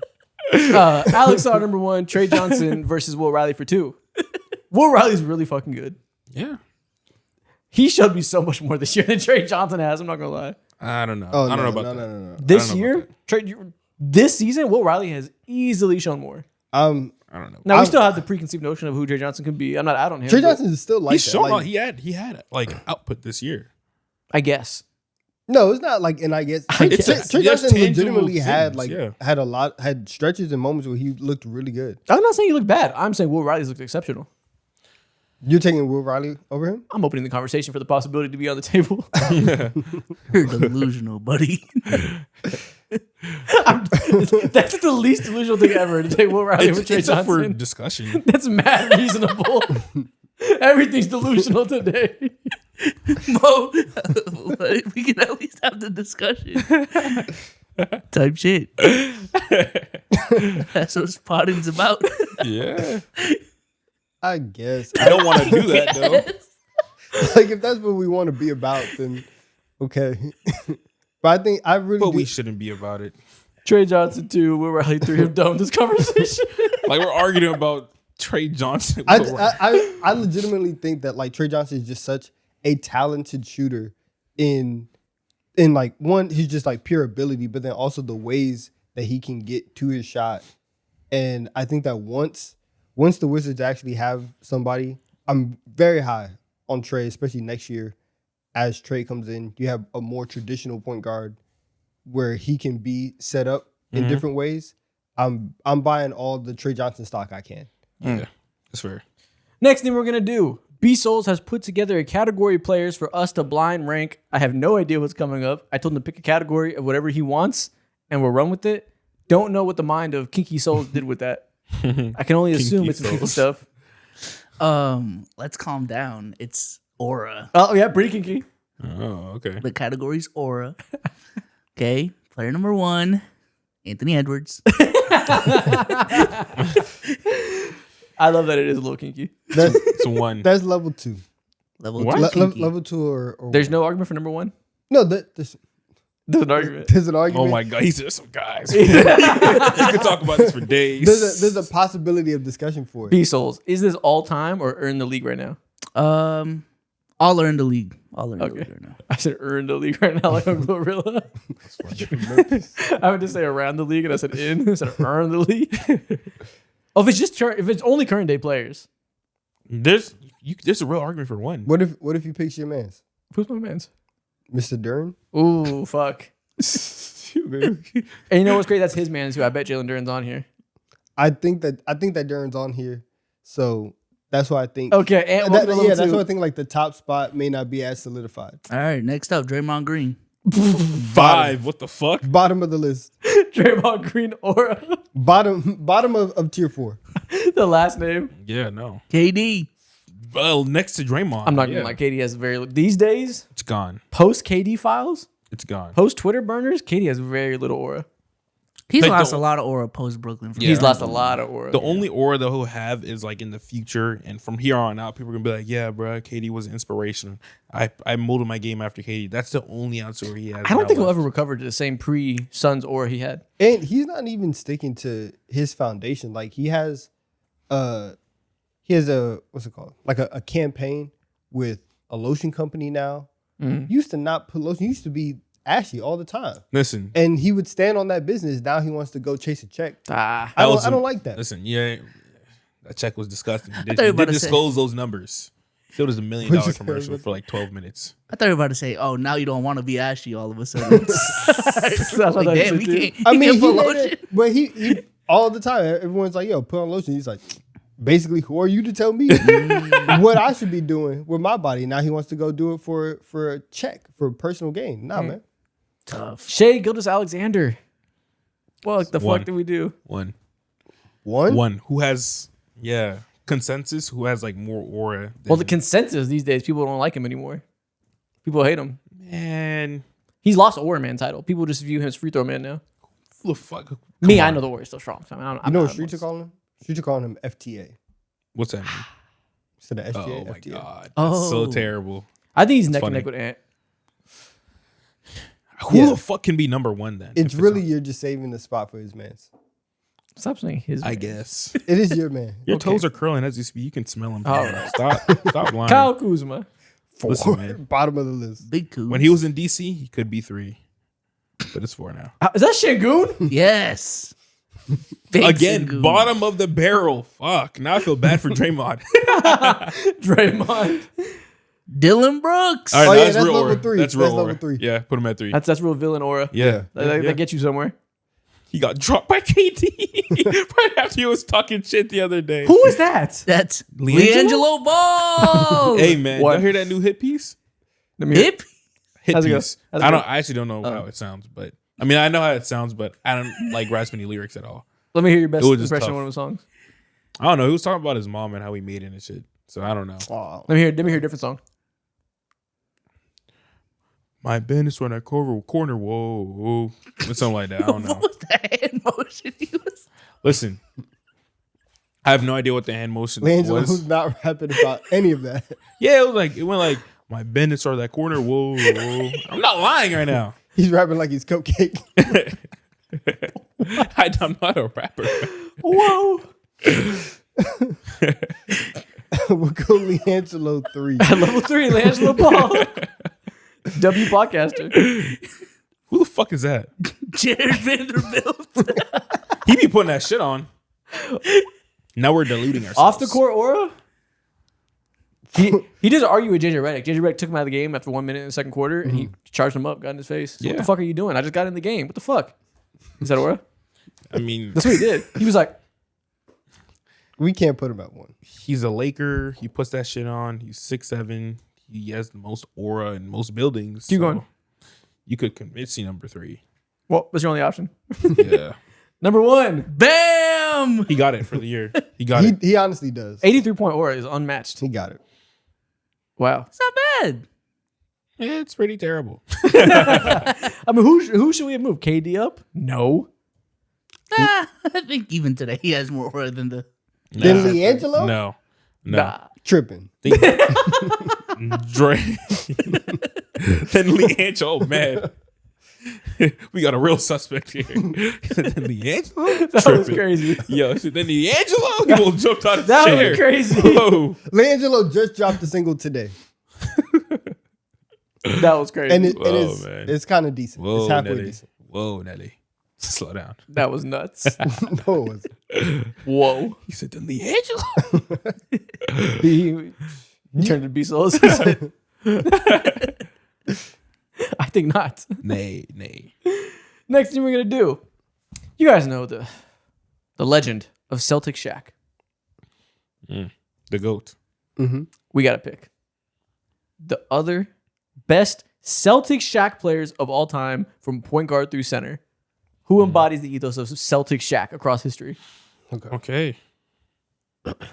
Point guard through center. Across history. Yeah, whatever comes to mind as the most Celtic Shaq players. Oh, shit. Okay. So not currently. Cool. For center, outside of obviously Celtic Shaq, man, that Orlando Magic Patrick Ewing. Oof. More than Raptors Hakeem? I've always seen the picture of them playing against each Raptors other. Hakeem is crazy. Raptors Hakeem is I'm sorry, crazy. but it's just so wrong on so many levels. But okay, Ewing looks worse though. He does. He looks bad. But considering where the Raptors were as a franchise, Yeah, I think Raptors. and then for Hakeem to go there, it's like, oh wow, you needed expansion for you to keep playing. that was very rough. Okay. So the Hakeem? Yeah. I think It's either Hakeem or Pat. Okay, Hakeem gets it. Who else jumps to mind? Obviously, Brooklyn Nets, KG That's up there, power forward. for power You know what I forward. always think about that gets under talked about? Orlando Magic, Sean Kemp. Orlando Magic, Sean Kemp is up there. That's ball that picture knowledge. alone is just crazy as hell. It's a bad picture. Oh my goodness. It's not. It's not. Let's a great put Kemp sight. up there. That picture's Kemp's got to be on there. yeah. He looks more washed in that picture than Hold on. anyone. Hawks Vince Carter. Nah. But he was like so respectable as an old man. Yeah. He's still at it. And nah. Why are you laughing? What's up with you, bro? What's going on, man? Because he posed the question and he made a little face and everyone was like, nah, bro. Everyone was like, actually, that's a pretty bad answer. I respect Hawks Vince Carter. Yeah. All of a sudden, we respect Hawks Vince Carter. Like now. you knew what Vince Carter was doing. You see? You knew what Vince Carter was Mr. doing. I got one more in me. All of a sudden, we respect this dude now. Yeah. Man, fuck y'all, man. He was usable. He was a shooter, bro. Okay, well, if Hawks Vince Carter's in the running for the 2 guard, does he beat out Mavericks Klay Thompson? Fuck no. Maverick Klay Thompson for sure. Fuck no. Now, one up the Mavericks, Klay Thompson. Mavericks, Chris Middleton. Ooh. Ooh, Yo, no one's I've- looked more washed than Yo, that. I've seen him this year. He looks like the oldest man on the planet. Dude, a He stat looks came like out. Moses, man. It looks so bad. Moses. I gotta go Mavericks, Chris He Middleton. looks biblical. Dude, what did he say? He said, yeah, I can't teach Cooper Flag anything. All right. Literally, then why are you here? He's holding a staff. Then why are you here? Chris Middleton makes it on the list at the 2 or the 3. It's so over, man. And I feel so bad for Chris Middleton too. What do we think about the idea of second stint Clippers Chris Paul? Because he got fired. Ooh, yeah. That's bad. Quite bad. That might be. Or any wish to the late Russell Westbrook seasons. Oh, But no, he's bounced Not back right Russ. now. He's- He's he's looking good right athletic. now, so I guess he Yeah. can't make it. He's athletics. got another fire answer. Hold on. Cavs D Wade. Cavs D Wade's up there. There you go. There you go. That's Definitely. nasty. Thank you, guys. Spurs T Mac Ring didn't chasing even T-Mac. play. It's like so goofy. Knicks T Mac too. Clippers Chris Paul at point guard. Chris Middleton. We need one more wing. All right, who are these wings? I mean, we can just go Wizards Jordan. Clippers. Nah, that's Clippers too Paul Pierce. It looked like it hurt Ooh. for him to run. It did look bad for Clippers Paul Pierce. And then Draymond had that. You ain't Kobe clip. Tough. Yeah. Tough. So Clippers Paul Pierce is definitely up there. Could still go Clay. Who else has looked real downtrodden? I know we're gonna forget someone. Chris Middleton's crazy, man. Lakers Mello? Nah. No, He still had a little bit Honestly, more in him Rockets left. Melo looked way more washed true. Yeah. than Lakers Melo. Mm. So that's a weird way to Okay. parse it. Who else on the wings? There's got to be a funny one we're forgetting about. On the wings. We're going super big. I mean, Blake Griffin looked washed with the Celtics. Should we do the last year of Jared Dudley? 'Cause it was bad. The last year, Jared Dudley. Yeah. He became a coach the next year. Yeah, he was bad. Maybe we might have to do that. I'm not mad at Jared Dudley. It doesn't ring quite as hard because he wasn't good enough. Yeah. The last year of Jared Dudley was fucking wicked. If you I think want we to, just if you go want Clay to, and Middleton. yeah, if you want to go somebody that's good, then Clay and Middleton would be the Okay, we'll wing do those duo. two. And end it with Chris Paul. So it's just the Mavericks. Clay and Middleton. So we want Hakeem, Sean Kemp, Clay Middleton now, and Chris Paul now. Yeah, Pretty short-sighted on the guards, but listen, man, when you got him, you got him. you know. I'm not gonna lie, Jared Dudley might have to win. Wait, Joe. He sounds like a wild boar. Who the fuck? Whose life is he threatening with this? Yo, he gave Ben Simmons fits that one year. Fuck. Oh my god, man, Jared Dudley. You saw that? I couldn't reach my water. I reached in a stupid way. When you struggle. I reached under the table because I thought it was on this little basin right here, but it's just off camera right there. at the edge. That's So I was funny. reaching around all dumb. Like it was in the finger shot. It wasn't. Last thing we're going to do today. Playoffs are around the corner. This episode is so stupid. I know. I miss Jared Dudley, man. I wish I could meet him. No, one you day. don't. He's still on it. Motherfucker, no, you do not. You've never thought about Jared Dudley before. No, see, I don't, honestly, who's he coaching for right now? Don't Is lie it- to me and say, I think about Jared Dudley once a week. I think he's on the is he on the Mavericks coaching staff or is it the think so. Suns? Mavs, I believe. Unless he, no, he didn't he change teams because somebody got hired? I believe. Did so. he go to the Suns or Jordan Hot? He left the Mavs to go with somebody to get a lead assistant position. That's one of my favorite things to see, like former players just on random coaching staffs, like Damari Carroll. Yeah, I don't remember if it's the Suns or not, but I know he left the Mavs. I think you're right. Yeah, Hey, let's tap in with Jared Dudley. we need to, man. I think I saw Kemba on like the Hornets coaching staff. Oh, he is. He is. Yeah. I didn't even know that one. Yeah. Good for him. He's an assistant with the Nuggets. Mm, Oh, okay. He makes went with sense. Adelman. Okay. Yeah. Last thing we're gonna do, another point guard through center thing, but this time we got to pick the players that we most want to see in the playoffs this year. So it could be because you want to see them prove themselves, because you're excited to see them. Somebody that you're watching and have your eye on come playoff time that needs to show you something. Okay. Point guard through center. Where do we go? Can I put Cass on my 1 or my 2? Whatever you want. It's our world. He could be. He's an incredible X factor. I think he should probably be at the 2. What is so funny? I don't know. Just the way he started it was just hilarious. I'm sorry. What's happening? I'm sorry. Yo, he's fucking hot. I really do apologize, man. I really do. Yo, it got to be them glasses throwing them off right now. Lighting the glasses different, bro. It is. It's frying. He's been delirious. He's been delirious all day. crying. He's so hyping him up. It's two dummies in the corner. Bro, can we end that episode, man? He's asking to end it. What the fuck? He's never done this before. I can't do What's this no wrong more, with him? We have quotas. Tell myself, yeah, bro, I want to go. What is wrong with you? It's an all-time Donovan episode. Put it in the rafters. I'm trying to put it To end together. the episode, you're normal as fuck. Look at him. He's crying. He's sweating. He's in hell. You don't want some ending, bro. You're fine. Like your stomach hurts inside your gut. Oh my god. This is hurting my stomach.